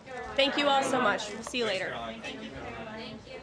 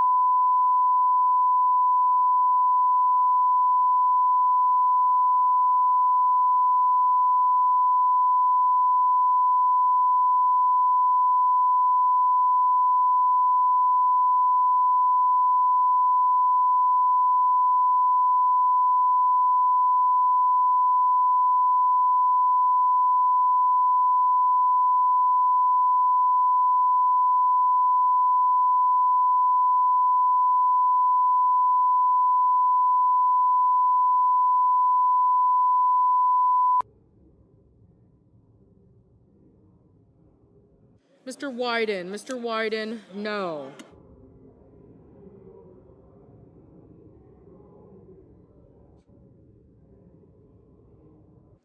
Mr. Budd. Mr. Budd, aye.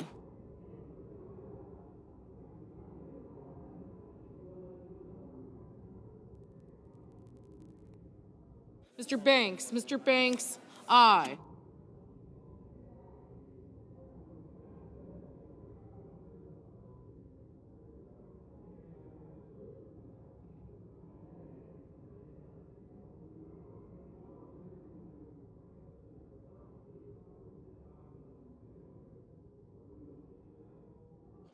Ms. Cantwell. Ms. Cantwell, no. Mr. Cruz. Mr. Cruz, aye.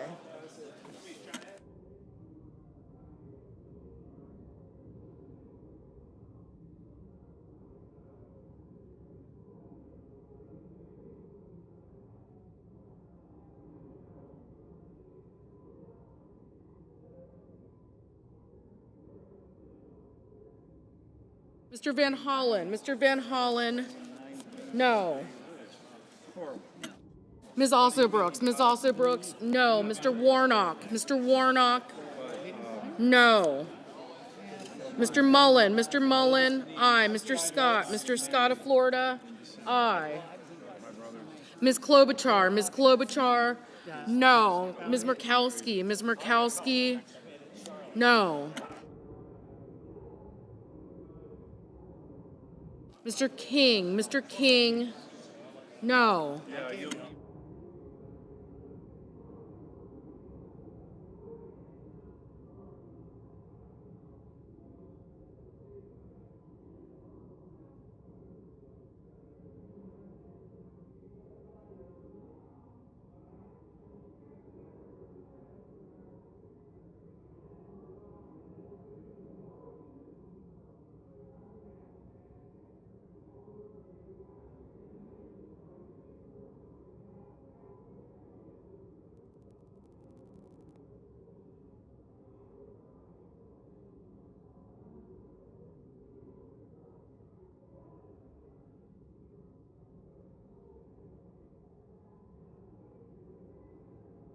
Mr. McCormick. Mr. McCormick, aye.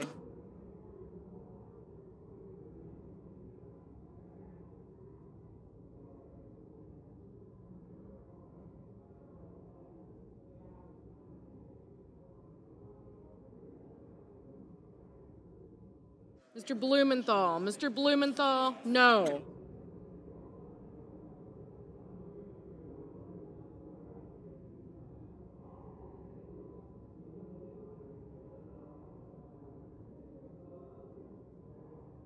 Mr. Rounds. Mr. Rounds, aye.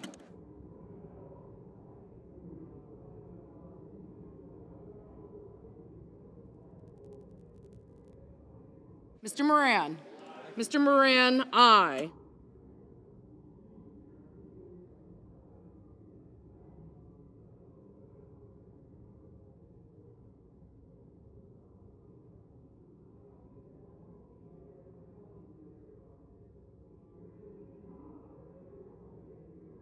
Mr. Johnson. Mr. Johnson, aye.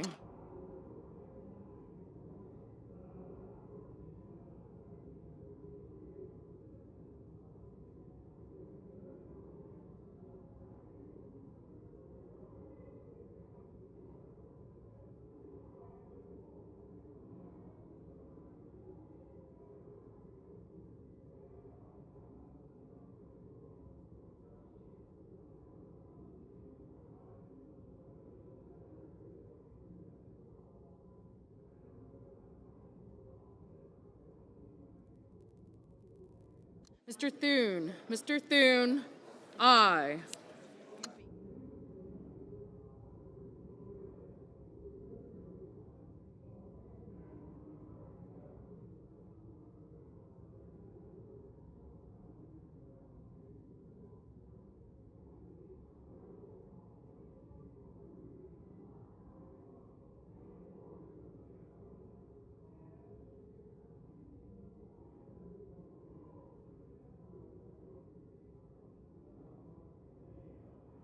Ms. Smith, Ms. Smith, no. Mr. Reed, Mr. Reed, no.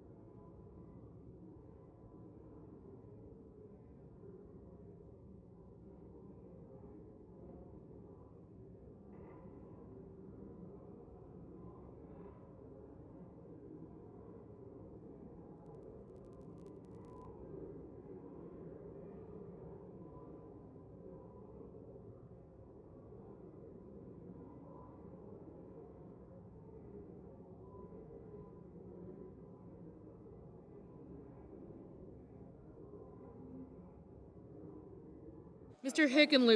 Hickenlooper, no.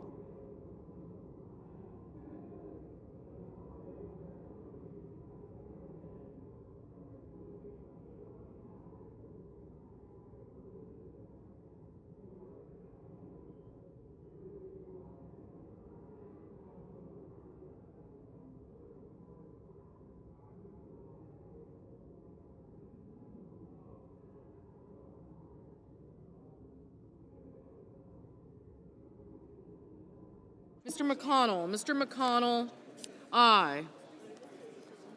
Ms. Blunt-Rochester, no. Mr. Markey, no.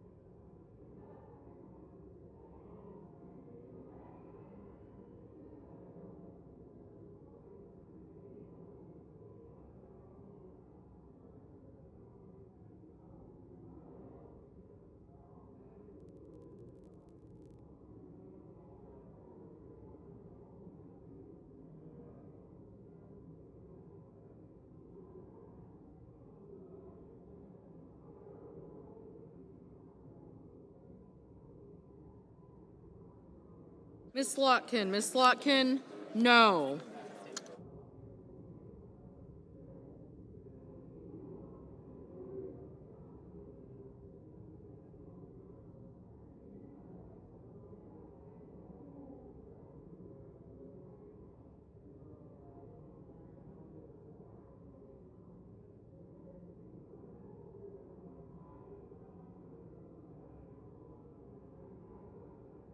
Mr.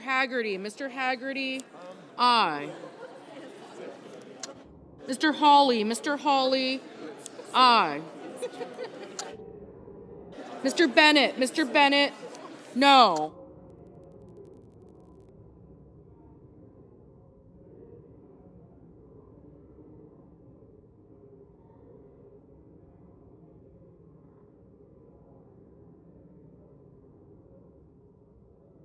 Mr. Justice, aye.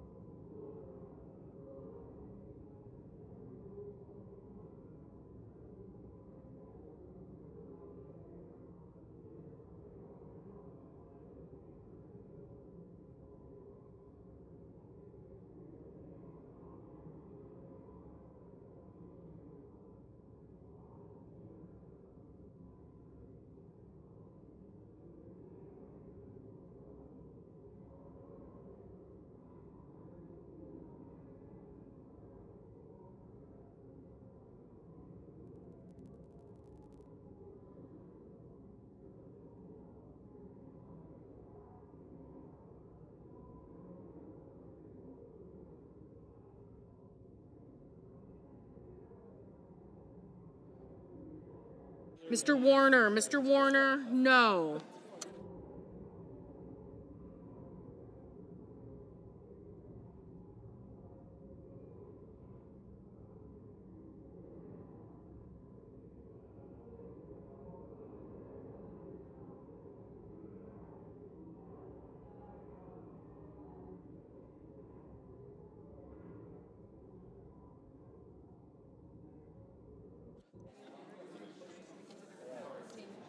Mr. Kelly, no. Ms. Rosen, no.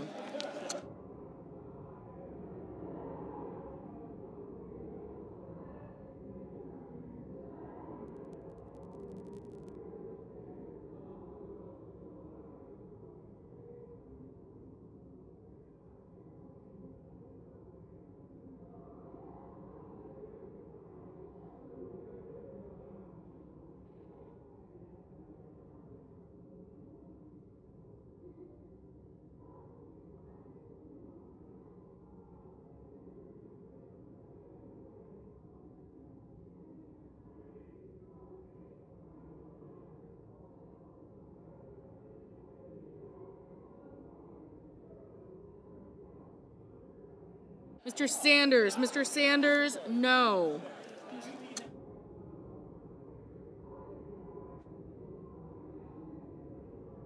Mr. Booker, no. No, but then like.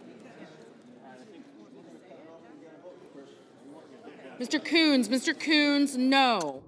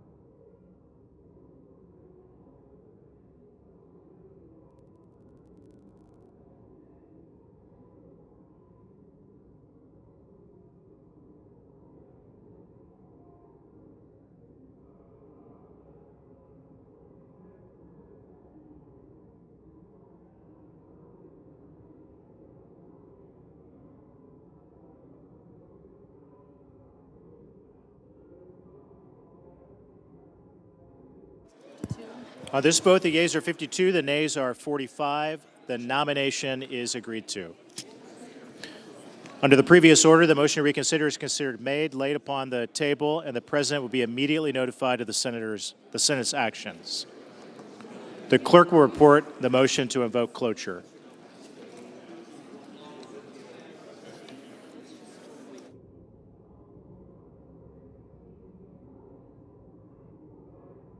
Cloture motion, we the undersigned senators, in accordance with the provisions of Rule 22 of the Standing Rules of the Senate, do hereby move to bring to a close debate on Executive Calendar Number 2, SRES 412, an executive resolution authorizing the en bloc consideration and executive session of certain nominations on the executive calendar, signed by 17 senators.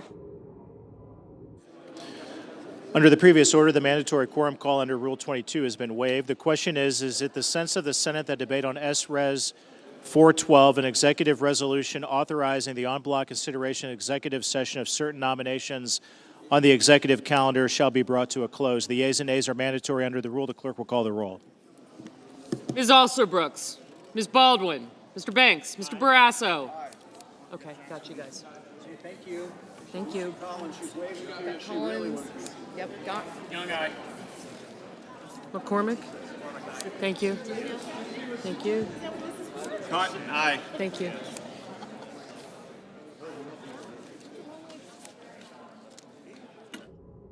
Mr. Bennett, Mrs. Blackburn, Mr. Blumenthal, Ms. Blunt Rochester, Mr. Booker.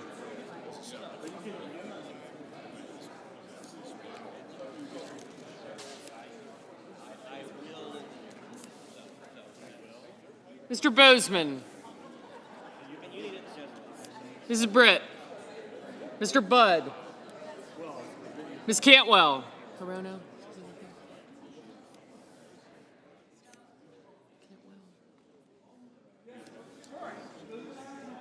Hassan, Smith. Sanders. Kelly. Thank you. Coons. I got you.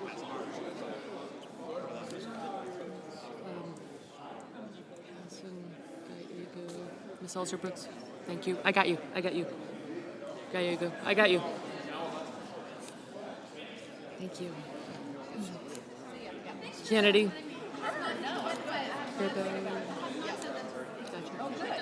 I got you.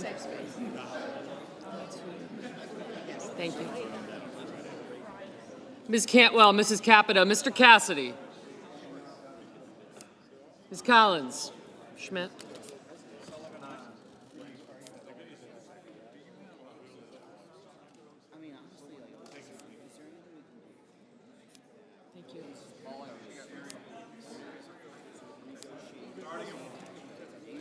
Mr. Coons.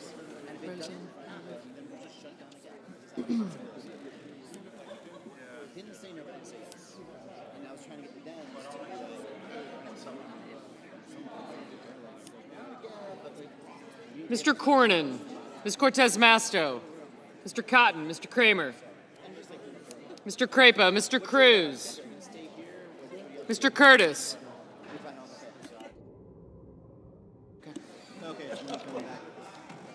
Thank you. Mr. Daines, Ms. Duckworth. Mr. Durbin. Ms. Ernst. Mr. Fetterman, Mrs. Fisher, Mr. Gallego, Mrs. Gillibrand, Mr. Graham, Mr. Grassley, Mr. Haggerty, Ms. Hassan, Mr. Hawley, Mr. Heinrich, Mr. Hickenlooper, Ms. Hirono, Mr. Hoven, Mr. Husted. Thanks. Mrs. Hyde-Smith, Mr. Johnson, Mr. Justice, Mr. Kane, Mr. Kelly. We did not get Kins. Mr. Kennedy, Mr. Kim, Mr. King, Ms. Klobuchar,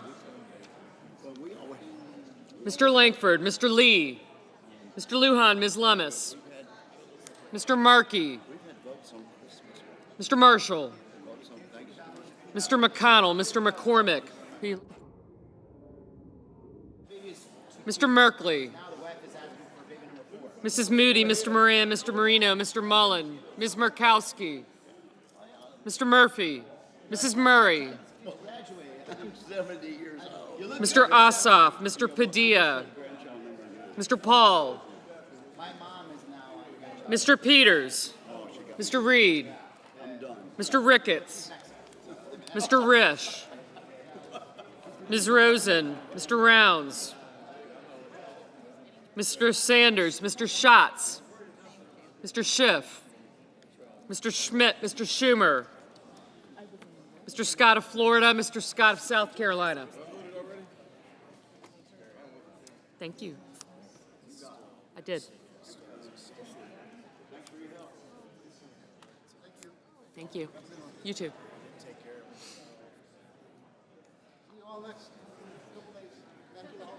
Mrs. Shaheen, Mr. Sheehy, Ms. Slotkin, Ms. Smith, Mr. Sullivan, Mr. Thune, Mr. Tillis, Mr. Tuberville, Mr. Van Hollen, Mr. Warner, Mr. Warnock, Ms. Warren, Mr. Welch, Mr. Whitehouse, Mr. Wicker, Mr. Wyden, Mr. Young.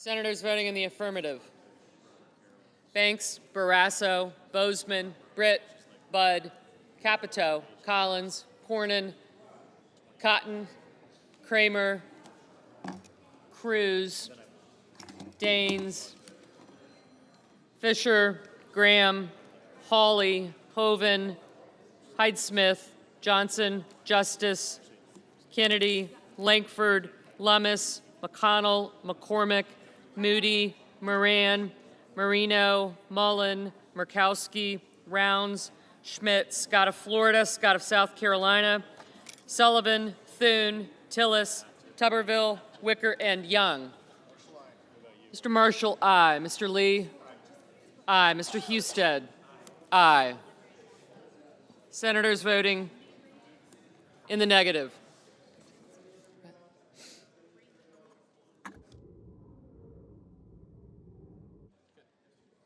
Senators voting in the negative: also Brooks, Blumenthal, Blunt Rochester, Booker, Cantwell, Coons, Cortez Masto, Fetterman, Gallego, Gillibrand, Hassan, Heinrich, Hickenlooper, Hirono, Kelly, King, Klobuchar, Lujan, Murray, Ossoff, Peters, Rosen, Sanders, Schatz, Shaheen, Slotkin, Smith, and Wyden.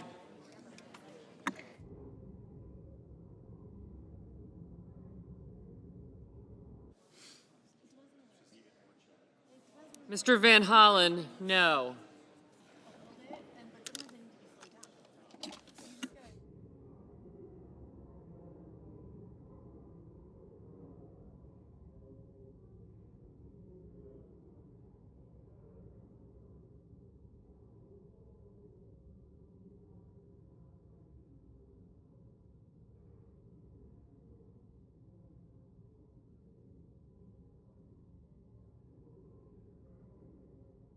Mr. Reed, no. Mr. Durbin, no.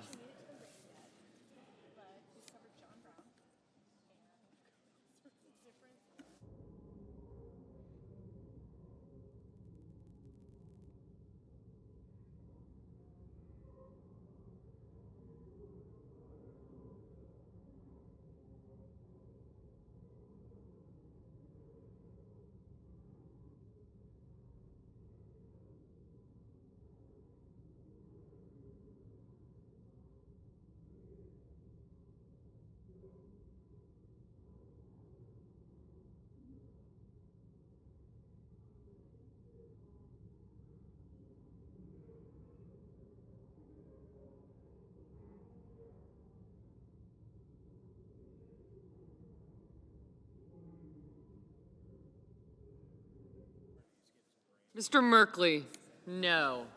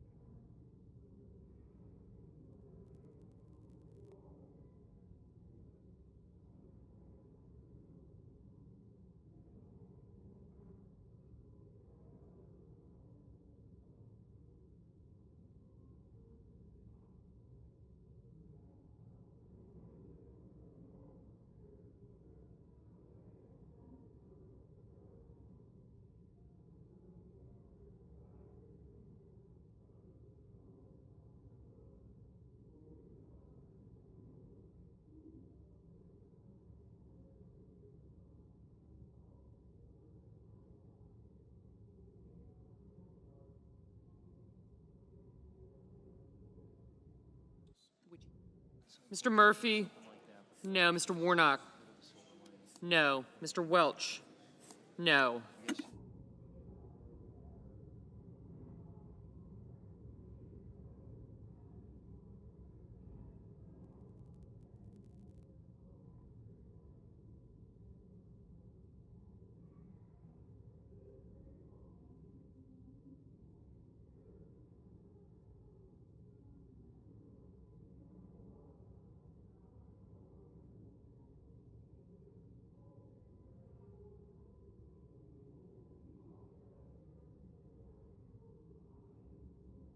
Mr. Paul, aye.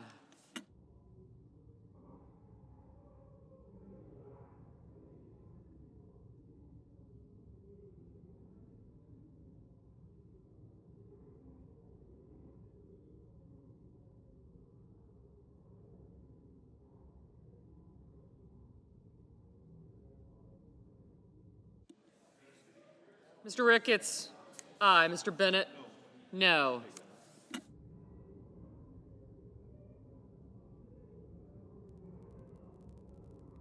Mr. Kim? No.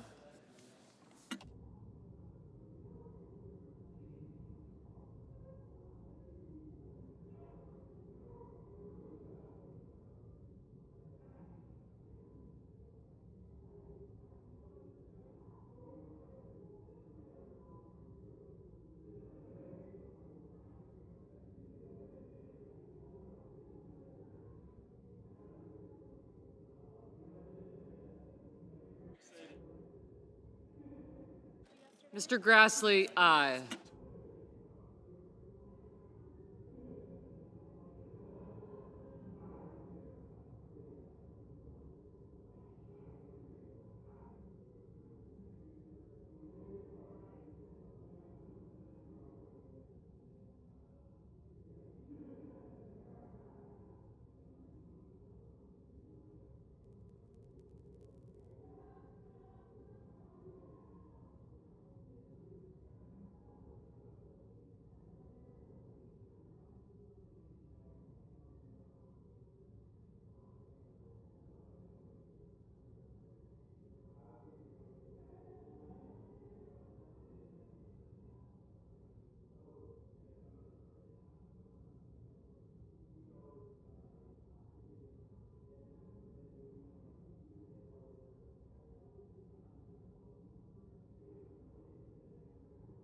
Ms. Duckworth?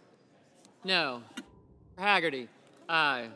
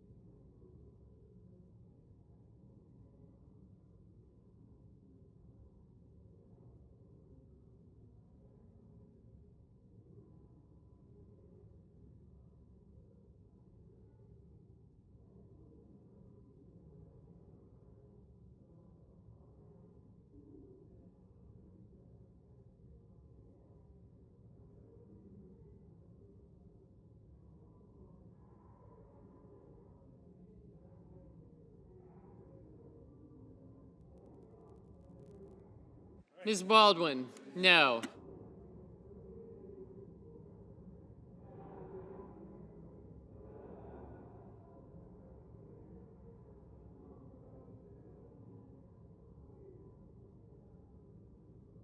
Thank you. Mr. Sheehy? Aye.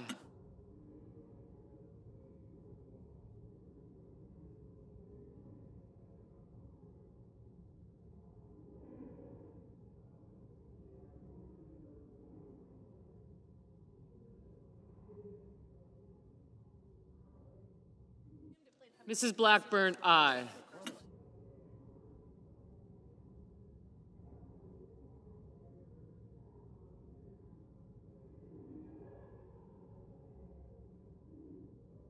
Mr. Warner? No.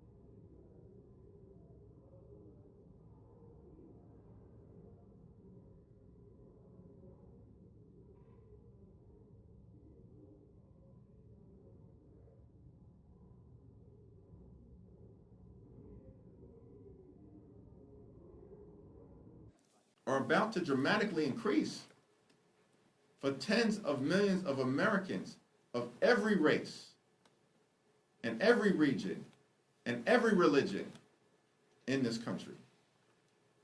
It's going to dramatically increase in an environment where America is already too expensive.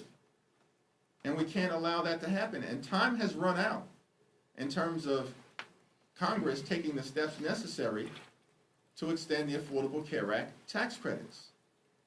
Republicans keep delaying and delaying and delaying. Why? Because they don't want to provide affordable and accessible and high-quality health care to the American people. That's the Republican position, and it's been that way for a long period of time. It's the reason why we can't simply agree to have a conversation with the Trump administration or Republicans about the Affordable Care Act. Because why in the world would we trust these people, particularly as it relates to the Affordable Care Act, when they've been obsessed with killing Obamacare for the last 15 years?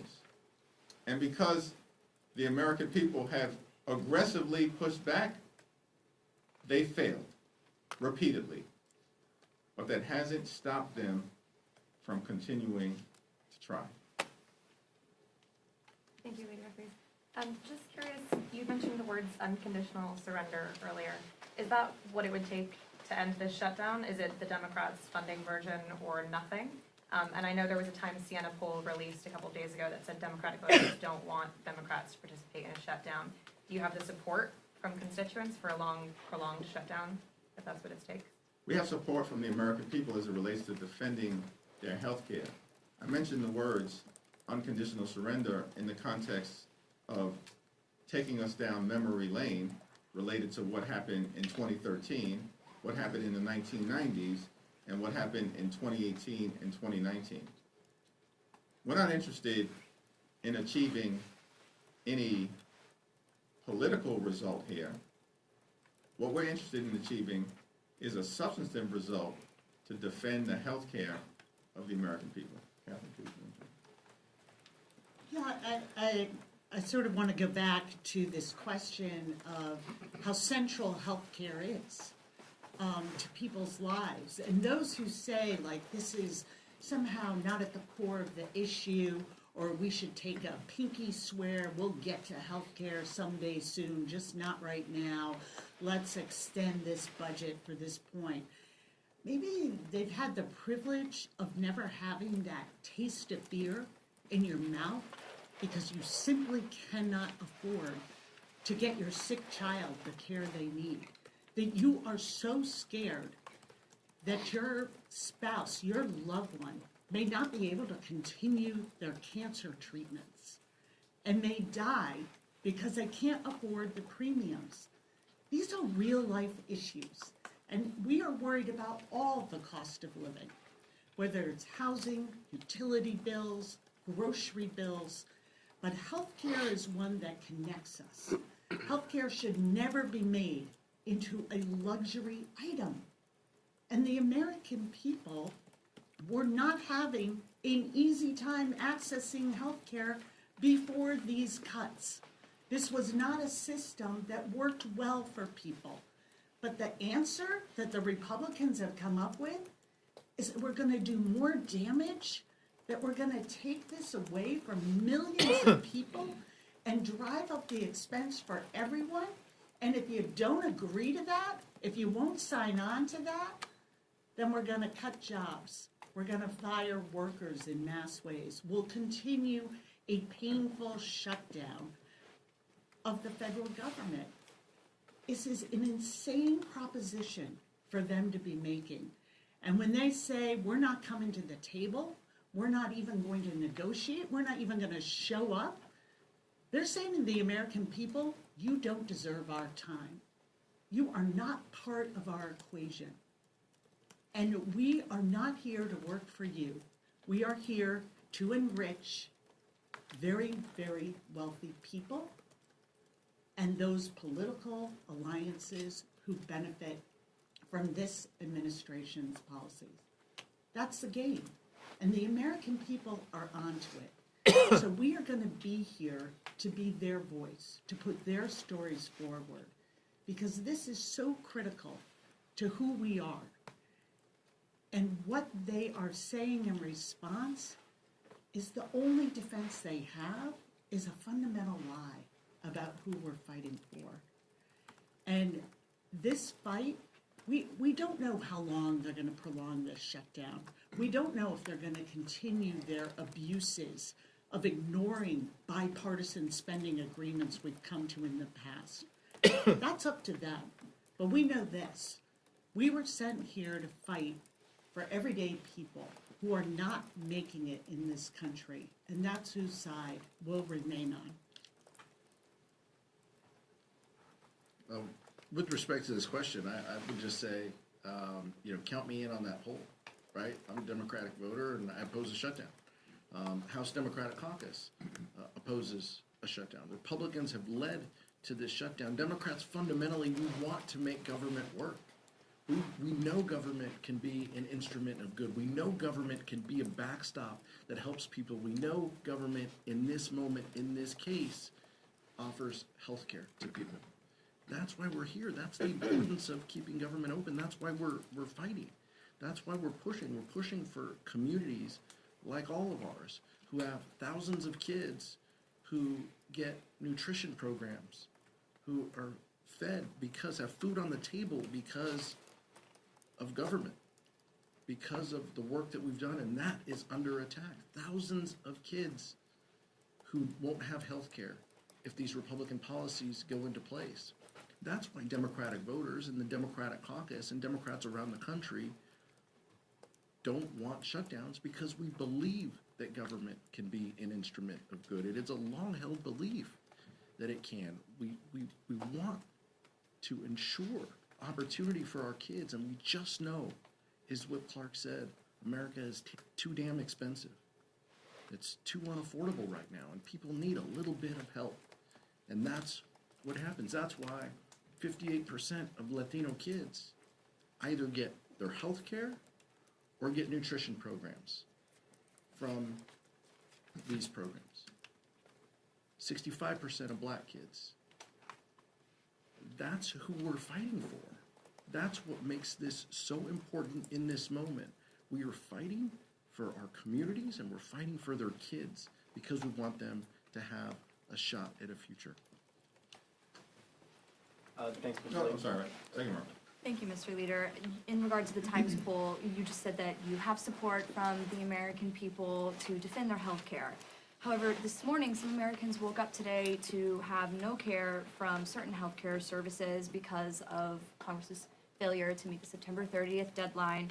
How are Democrats fighting for health care if Americans are going without care right now in this shutdown that could potentially be prolonged? The overwhelming majority of the American people understand which party fights for the health care of everyday Americans, and that's the Democratic Party.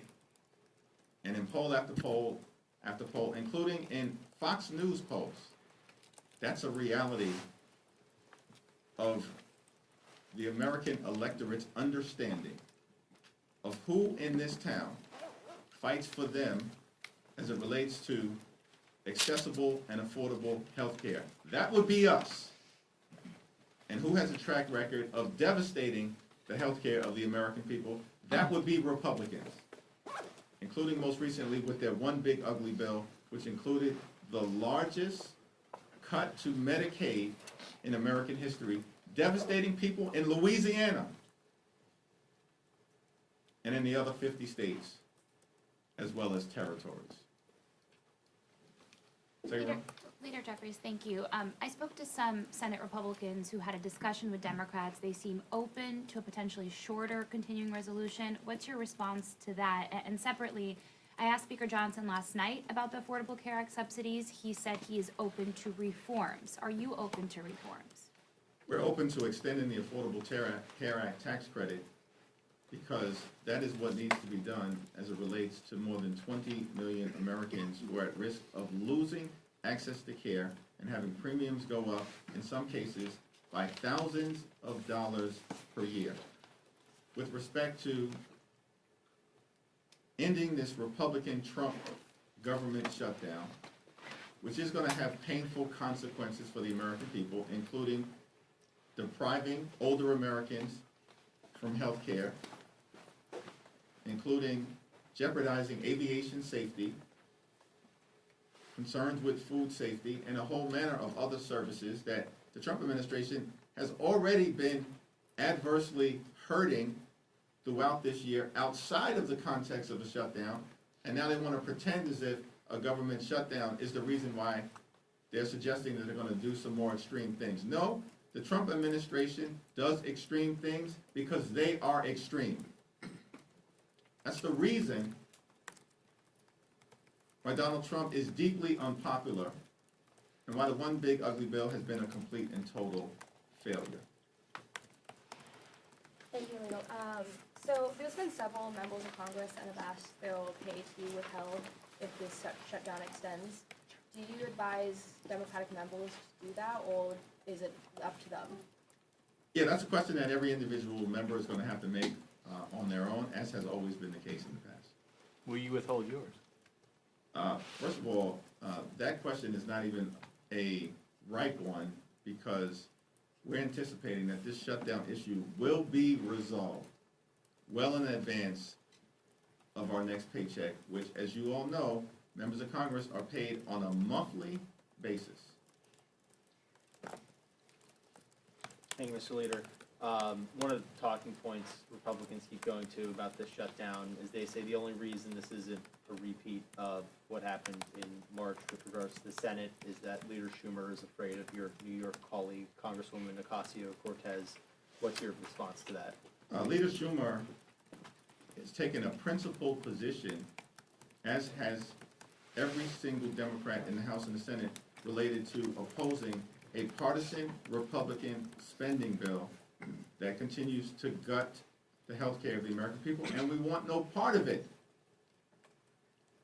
Because the Trump administration has already done tremendous damage to the health, the safety, and the economic well-being of everyday Americans. We just need sensible Republicans to be willing to sit down and have a conversation with all of us that can include the administration about reaching a good faith agreement to reopen the government, to enact a spending bill that actually improves the quality of life of the American people and that addresses the painful, harmful, outrageous, and out of control Republican health care crisis that has been visited on the American people throughout this year. Thank you.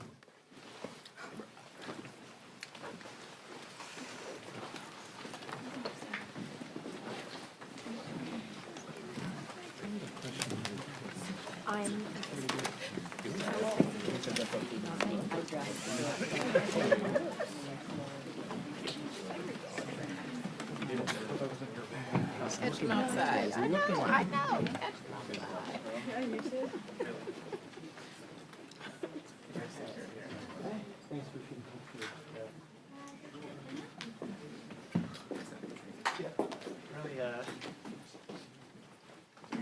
Really trying.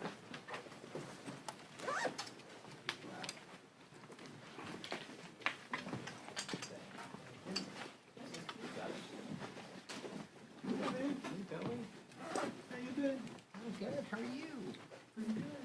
Can't believe all the fun about me. Huh? Absolutely not.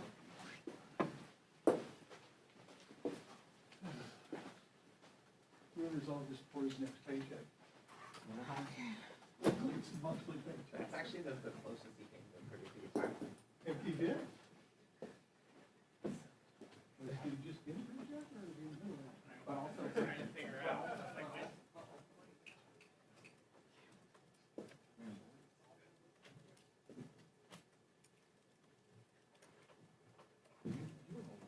No.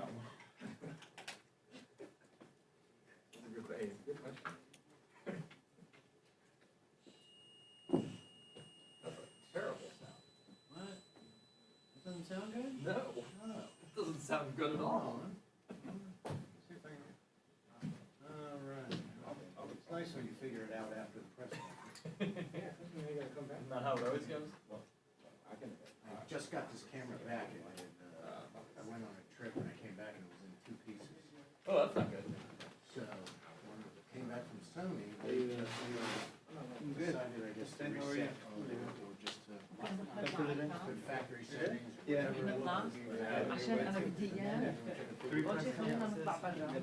Yes, I couldn't figure out. Yeah, New York today, so. Wait, doing it all.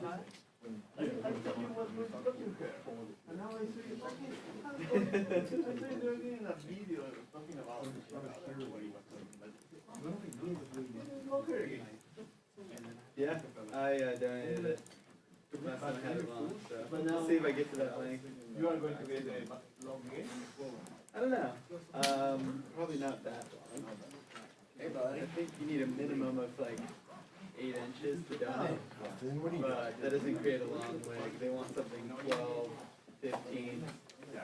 Yes. That'll take a whole nother year of doing that.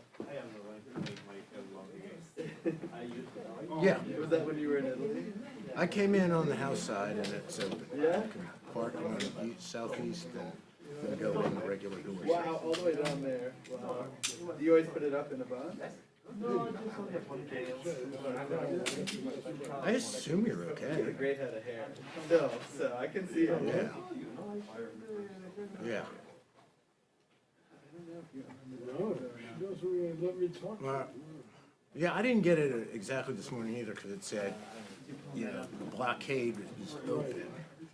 And I was like, wait, there's a blockade? And then I guess they just meant, you know, when you pull in, that entrance on New Jersey or whatever, that's open. So I assume the main entrances are open on the Senate side just as well as the House side.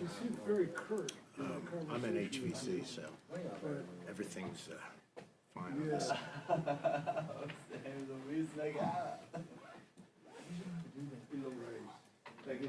It's crazy to write. It's there. I've actually never done that. But my There's a plug-in on the floor by the podium.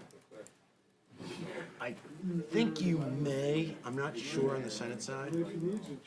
I would bring one just in case. But yeah, there's a drop inside in the floor just like there is over here. Pay with $1,000. I haven't done a live shot in so long. I can't remember if it's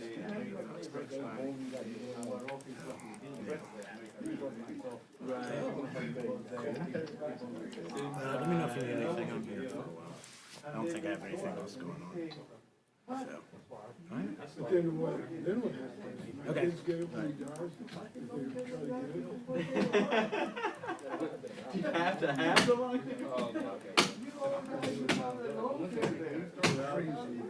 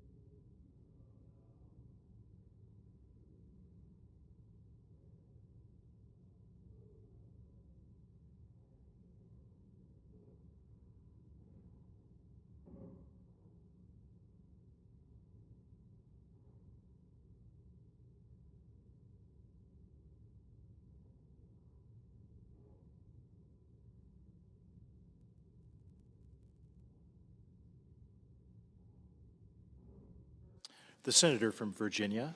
Mr. President, I rise to talk about the reality of the shutdown that we are in and the efforts underway to find a path out, which I'm optimistic we can, particularly after discussions among so many colleagues of both parties today on the floor of the Senate. This is the third time during my nearly 13 years in the Senate that I have been involved in a shutdown. The first occurred in the fall of 2013. I had been in the Senate for less than a year. Senator Cruz sort of forced us into a shutdown mode over the Affordable Care Act. Interestingly enough, many years later, that Affordable Care Act is still central to this discussion. In late 2018 and 2019, President Trump forced us into a shutdown of part of government, the part of government dealing with the Department of Justice and other justice-related agencies over border wall funding. The first shutdown lasted for about 2 weeks. The second shutdown, again, of part of government, not all of government, lasted for about a month. And they're horrible. The consequences on those affected, whether they be federal workers or the citizens who need services, are horrible. And no one relishes that in this body. I'm completely confident that all 100 senators feel the same way, that this is not a good thing and there needs to be a path forward.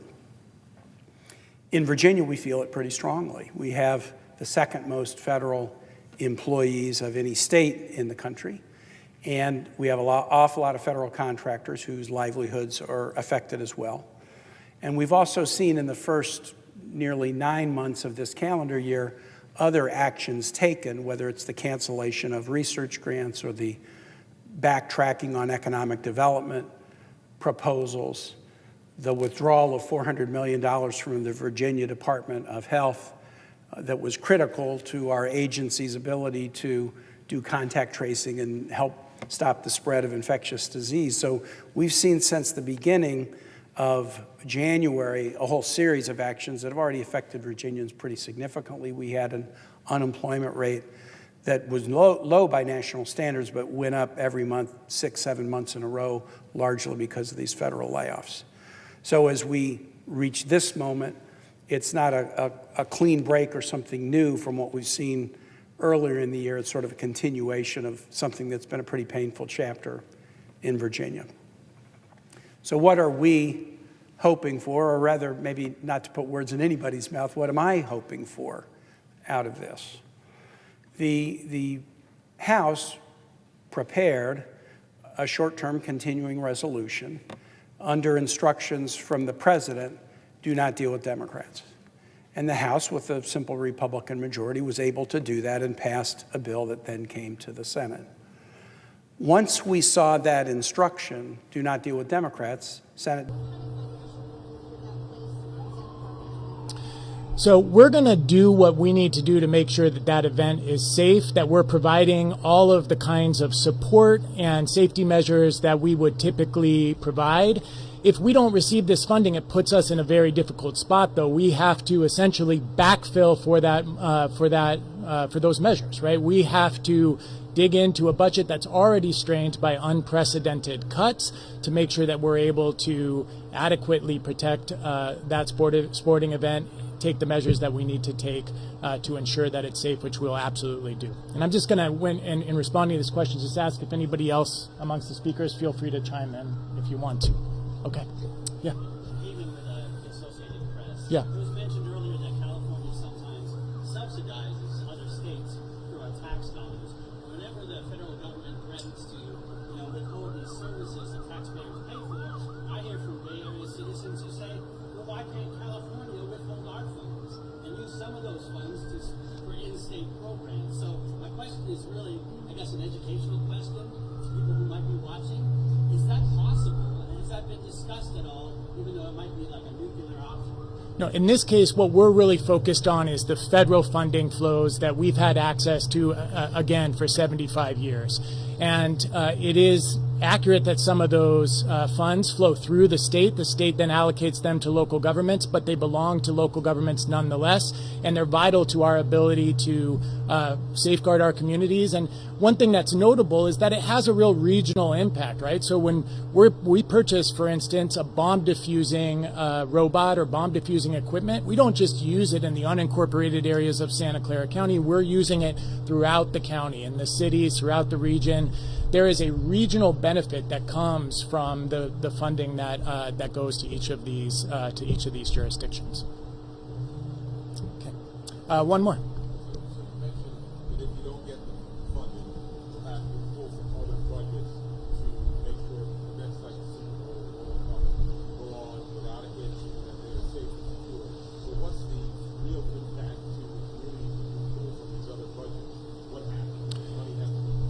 That's exactly right. The entire bundle of services that the County of Santa Clara provides, we are the social safety net of last resort, right?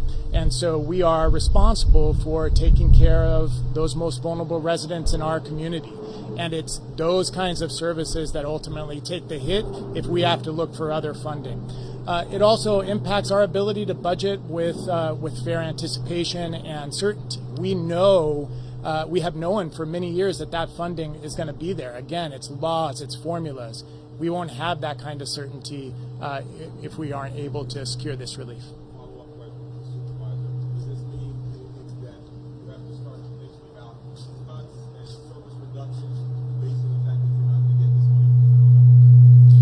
The truth is we're already working on cuts, and we've been working on cuts the last 2 years. We're currently working on cuts now, and we put a measure out because we can't do it alone, right? And so if the measure comes in, it'll help stabilize our system, but additional cuts will compromise our system once again. And as Tony just mentioned, it'll hurt our system overall. There's not one program that we're going to target. We're going to do overall reductions. I'm going to answer your question in a slightly different way, which is this lawsuit was not our first, second, or third choice. Our jurisdictions have been placed in an impossible situation because what the administration has essentially said to us is either agree to illegal, unconstitutional, politically, ideologically, and driven conditions, or give up money that we need to save lives. And because of that false choice, we have been forced to move forward with a third option, which is to sue, given that we know that these conditions are unconstitutional and illegal, and we're hopeful that the courts will agree with us. We'll have difficult conversations, but we are looking to vindicate our rights as cities and counties and to be able to receive taxpayer dollars back to the communities that deserve them. We are, as the Bay Area region, as Californians, perfectly happy when our tax dollars go to support citizens in Texas and other red states when they are experiencing disasters. But in instances where we may need help or we need to prepare, we believe that we are due these dollars. That is what Congress said, and the Constitution doesn't allow this administration to simply do what it wants.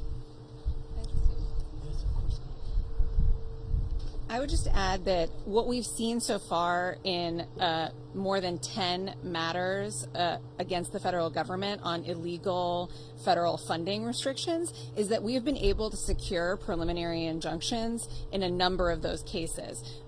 Our coalition of cities and counties is currently protecting over $22 billion of federal funds that the administration has tried to illegally restrict, withhold, or terminate.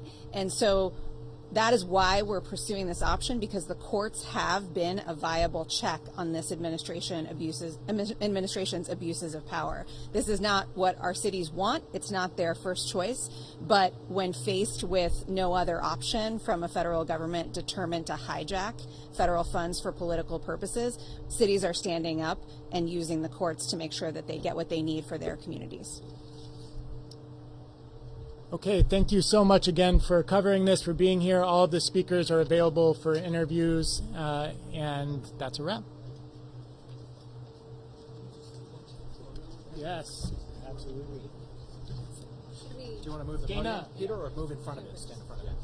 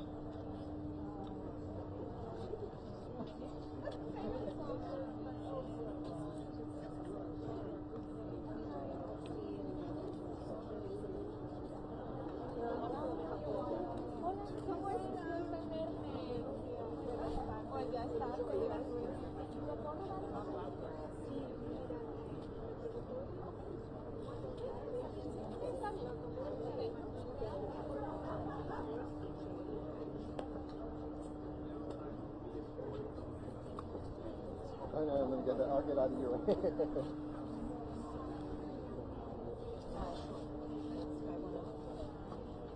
So you were running late, or a little late? yeah. Checking on something else? Just like communication. So anyway, so I was up like 15 till or so. But I was taking a left over there on Taylor, onto San Pedro, right? Like the SWAT is easy, like pulling out of the gates right there. And I mean like 10 police cars and like the Bearcat or whatever they call it. Like 2 of those and they're like, I'm like, oh, am I supposed to get with him? Right.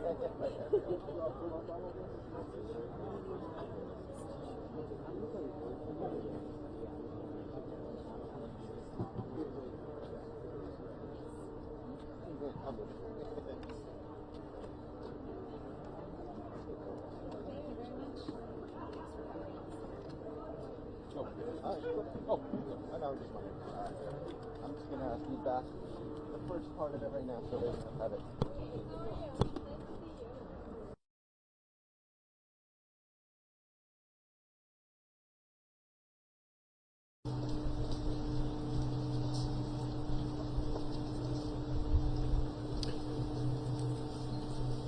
Ready to go? Okay, good morning. My name is Tony Lopresti. I'm the County Counsel for the County of Santa Clara. Dana, can you come up here? Thank you. Just want to put you on the spot. Go ahead and sit right there, or stand right there, I should say. We're announcing today that the County of Santa Clara, the cities of San Francisco, Oakland, and San Jose, and 25 other local governments are suing Secretary of Homeland Security Kristi Noem, the Department of Homeland Security, and FEMA for imposing unconstitutional and unlawful conditions on funding that is vital to our community's ability to prepare for and respond to emergencies and disasters. This case boils down to a simple truth. Local governments shouldn't have to pass a political litmus test to be able to care for their communities. I'm going to say a few words to introduce the lawsuit and then hand it over to a truly impressive group of Bay Area leaders that I'm proud to share the podium with. We're going to start with David Chu, City Attorney of San Francisco, whose office has been instrumental in partnering with our office in developing the case. City Attorney Chu will pass it along to Sylvia Arenas, who is the Vice President of the Board of Supervisors for our County of Santa Clara. Supervisor Arenas will be followed by Ryan Richardson, City Attorney of Oakland, then Nora Freeman, City Attorney of San Jose, and finally, last but not least, Jill Habib, President of the Public Rights Project, which has been representing most of the additional plaintiffs in this case. We'll take just a few questions after that, and then we'll all be available for interviews. Supervisor Arenas and I will be available for interviews in Spanish and English if anybody wants to do a Spanish language interview. Over the last 75 years, Congress has made clear that one of the federal government's core functions is to provide resources and support to state and local governments so that they are ready for emergencies and disasters. Federal funding is vital to our ability to safeguard our communities against the worst crises that we face as a society. We are talking about wildfires and earthquakes. We are talking about mass shootings and terrorist attacks. We are talking about infectious diseases. We are talking about events that can have a catastrophic effect in a matter of a few horrible moments, but ruin people's lives forever. Over the last 75 years, Congress carefully crafted an emergency management framework to ensure that multiple layers of government are able to coordinate, mitigate, and respond to these disasters. Congress passed laws. They used the legislative process, the machinery of democracy, to create formulas to allocate billions of dollars each year to state and local governments for this critical work. As local governments, we count on those federal dollars to pay the salaries of first responders, to fund search and rescue operations, to purchase the equipment we need, to retrofit facilities, to train employees, and to ensure we're able to meet the basic needs of those who lose their homes and their livelihoods in these disasters. And we count on those federal funds for homeland security operations. In fact, particularly apropos in the here and now in Santa Clara County in 2026 alone, we are hosting the Super Bowl, March Madness, and the World Cup in the matter of just a few months. We count on these funds to prepare for and defend against attacks on these kinds of massive events. To put it plain, without this funding, our communities face an increased risk of unmitigated destruction. We face a risk of being less secure than we were before. For 75 years, the federal government has placed this core function of emergency preparedness and disaster response above politics. And the reasoning is clear, because as humans, it doesn't matter what our politics are, we all have a right to be safe and secure. We all have a right to support in the face of calamity. But the Trump administration wants to put an end to the era of prioritizing humanity over politics. Instead, the administration wants to leverage these funds, the promise of safety and security, to advance its own political agenda. The administration wants to coerce governments into assisting with immigration enforcement, to drop their commitments to equity to align with the administration's refusal to respect a chosen gender identity. And what's most concerning is that the administration is demanding that we agree to all future executive orders that it issues. Orders we don't even know what the content will be. In other words, the administration is demanding a blind allegiance to a political agenda. The lawsuit we filed last night asked the court to apply the Constitution and longstanding law to reject the Trump administration's attempt to corrupt the purposes of these core programs. As I said at the top of my remarks, governments shouldn't have to pass a political litmus test to be able to care for their communities. Specifically, our lawsuit alleges that these conditions violate separation of powers and spending power clauses, exceed the executive branch's authority, are unconstitutionally vague, and were imposed arbitrarily. I'm truly proud to join with my city attorney and county council colleagues today and with a board of supervisors that has shown deep courage in the face of a constitutional crisis to stand up to an administration that is hell-bent on flouting the Constitution and the rule of law to advance a political agenda. Finally, I want to thank the team that has been working tirelessly on putting this lawsuit together. From Santa Clara County, Ravi Rajendra, Hannah Godby, Meredith Johnson, Kavita Narayan, and Kimberly Ide. From San Francisco, Sarah Eisenberg, David Lauk, Stephen Mills, and Yvonne Murray. From the Public Rights Project, Sai Mohan, Aaron Manju, Naomi Su, and Toby Merrill, and all of the attorneys and staff from the other jurisdictions for their significant contributions. And I want to thank Dana Reed, the county's Director of Emergency Services for his amazing work in this area and for the work of so many public servants that do the hard work to keep us all safe and secure. Thank you. I'm going to pass it along now to San Francisco City Attorney David Chu. Great. Thank you. Good morning. My name is David Chu. I'm the City Attorney of San Francisco. Let me start by thanking the tremendous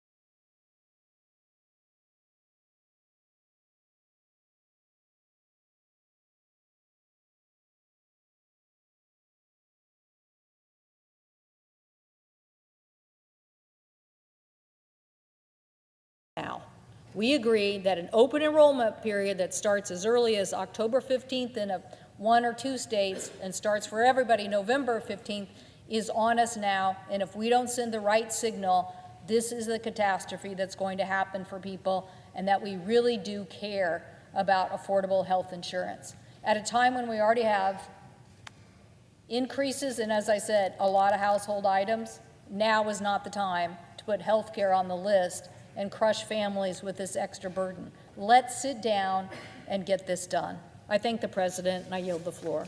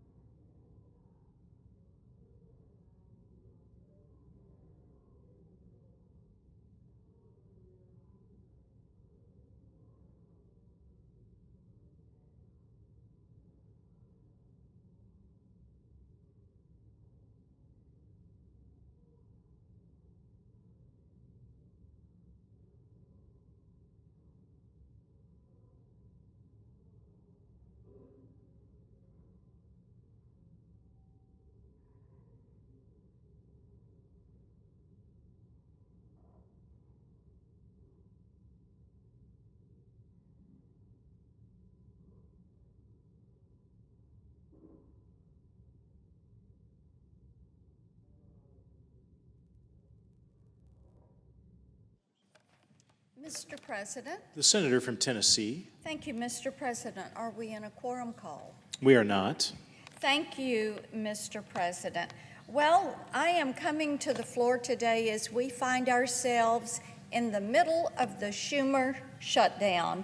And this is a time where, indeed, instead of being in the Schumer shutdown and having these shenanigans taking place, we should be in the middle of working hard for the American people. If we were not in this shutdown and our attention focused on that, we could be working our way through the NDAA, our National Defense Authorization Act, and we could be passing our appropriation bills through regular order. But what we know, Mr. President, is that this is something that the minority leader has been working on for weeks. It's what he wanted. He thinks that it is going to benefit the Democratic members of this chamber. And I just really think he is sorely mistaken on this, because the measure, the continuing resolution in front of us, is a clean CR, which means it is funding that is going to continue at levels where they were for a period of about 7 weeks while we finish exercising our due diligence and passing the appropriations bills. Now, this is something that this shutdown didn't have to happen, but as I said, it is something that appears to have been in the works and something that was really desired by those on the left. We have heard, of course, that the minority leader is not wanting to face opposition from the left there in New York. And because of that, of course, what we're seeing is our nation's business has come to a halt. Now, last night, and then again today, all but 3 of the members of the Democratic Conference voted against a stopgap funding measure, our clean CR that would have kept this government running through November 21st. And keeping the spending at current levels, this measure would have given us the time we need to be working on these appropriations bills. It would have kept us moving forward and keep us from wasting time. One of the things, Mr. President, I think is so important is shutdowns are expensive. And this is something that ends up costing us money every time we do it. And of course, we have quite a bit of national debt. Now, when we talk about completing our appropriations bills and setting our spending limits for the year and fulfilling that budget document, that portion, we have our budget document, then we move to our appropriations bills. Well, Senator Collins of Maine, who has led the Appropriations Committee, has done an outstanding job working with Republicans and Democrats on that committee, building out this appropriations process, making certain that bills moved out of the Appropriations Committee and that they are making their way to the floor. Now, one of the things that is so interesting, 8 of the 12 bills that came out of the Appropriations Committee came out with broad bipartisan support. So if you've got measures that are coming out on broad bipartisan support, why would you not move them to the floor?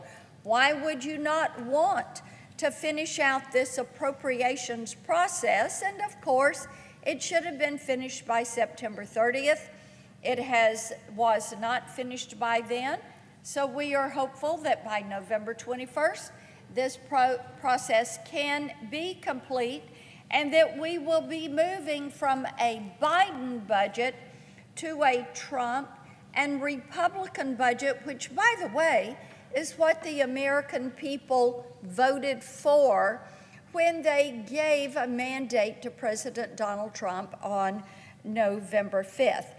Now, I mentioned the 12 bills. 8 of the 12 have come out with bipartisan support. 3 of those bills, our agriculture, our ledge branch, and our Milcon VA, have already passed off the floor, and they did so with wide bipartisan votes. This is something that, yes, indeed, we need to make certain that we continue to push these bills. Now, by passing these appropriations bills, we are ensuring that we get onto the budget the American people voted for. Well, this is not what our colleagues across the aisle are saying they wanted. They don't want the clean CR. They're not wanting to move forward on these bills. Instead, their measure for keeping the government open and running is holding government basically hostage, if you will, for $1.5 trillion in additional spending. $1.5 trillion. Our national debt is north of $37 trillion. It's climbing. And of course, adding another $1.5 trillion for a few weeks is really irresponsible. In this, they're basically trying to undo what we did, the steps and the progress that we made when we did the big, beautiful bill, which is truly a bill for hard-working Americans. So I would encourage my colleagues across the aisle, it is time to come to the table. It is time to pass the stopgap measure, the clean CR. And I would remind my friends that since last year, they have voted for these funding levels 5 times. So let's come together, let's get this passed, let's get back on track to pass these appropriations bills. Let's keep the federal government open and working. I yield the floor and note the absence of a quorum. Ms. Alston-Brooks.